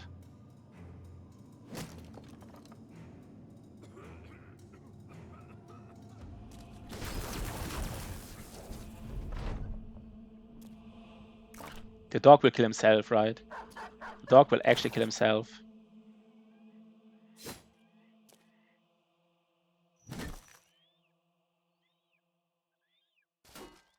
Oh god, we did it. We did it. That was nice, right? That was nice. That was really not easy, right? That was really not easy. Like, I don't know what to say, but this was... You know, us losing like the banner in like Witchart, us losing 4 brothers in the Kraken, us almost losing like a brother in like Sunken Library, like 150 days is, you know, it is, there is some challenge to it. There really is some challenge to it. 150 days is not the easiest here. Do we just go in with Shotty? Maybe we do.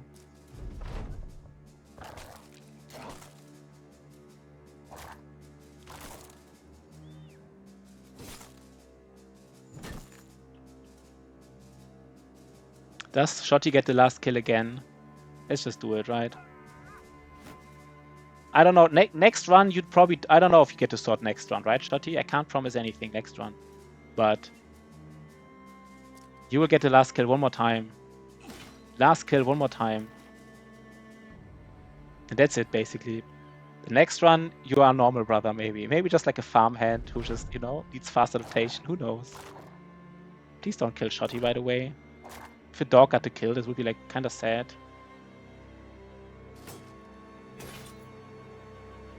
Nice, right? Nice. We did it.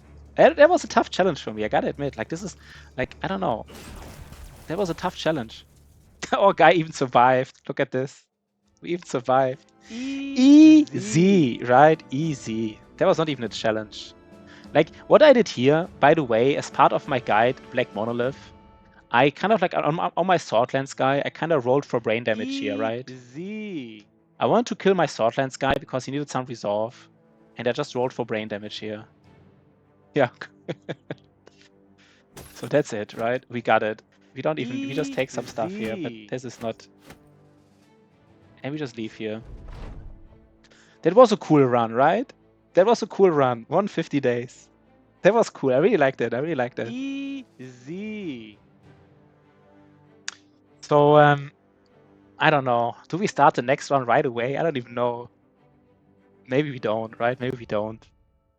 Easy. Maybe we don't. Maybe we just leave it at here. I don't even know. Let's do a small break and let's think. Either we start a new run, or I'm not really sure. We do something, but I'm not completely sure. Let's just... I will take like 5 to 10 minutes break. That was cool, but right? Maybe we just raid someone, right? You know who I always wanted to raid? Let's do it. Let's always say goodbye to YouTube. I always wanted to raid Filthy Robot because he is back. Filthy Robot is back. So goodbye. No, wait. Let's actually talk a little bit about this run. 1 second, though. This was such a cool run. I don't know. I don't have anything to say, by the way. No, that was just a cool run, right? I don't know. Let's just end it here. I really had fun with you guys. And tomorrow we start a new run and we do Deserter. Tomorrow we do Deserter. Let's say goodbye to YouTube.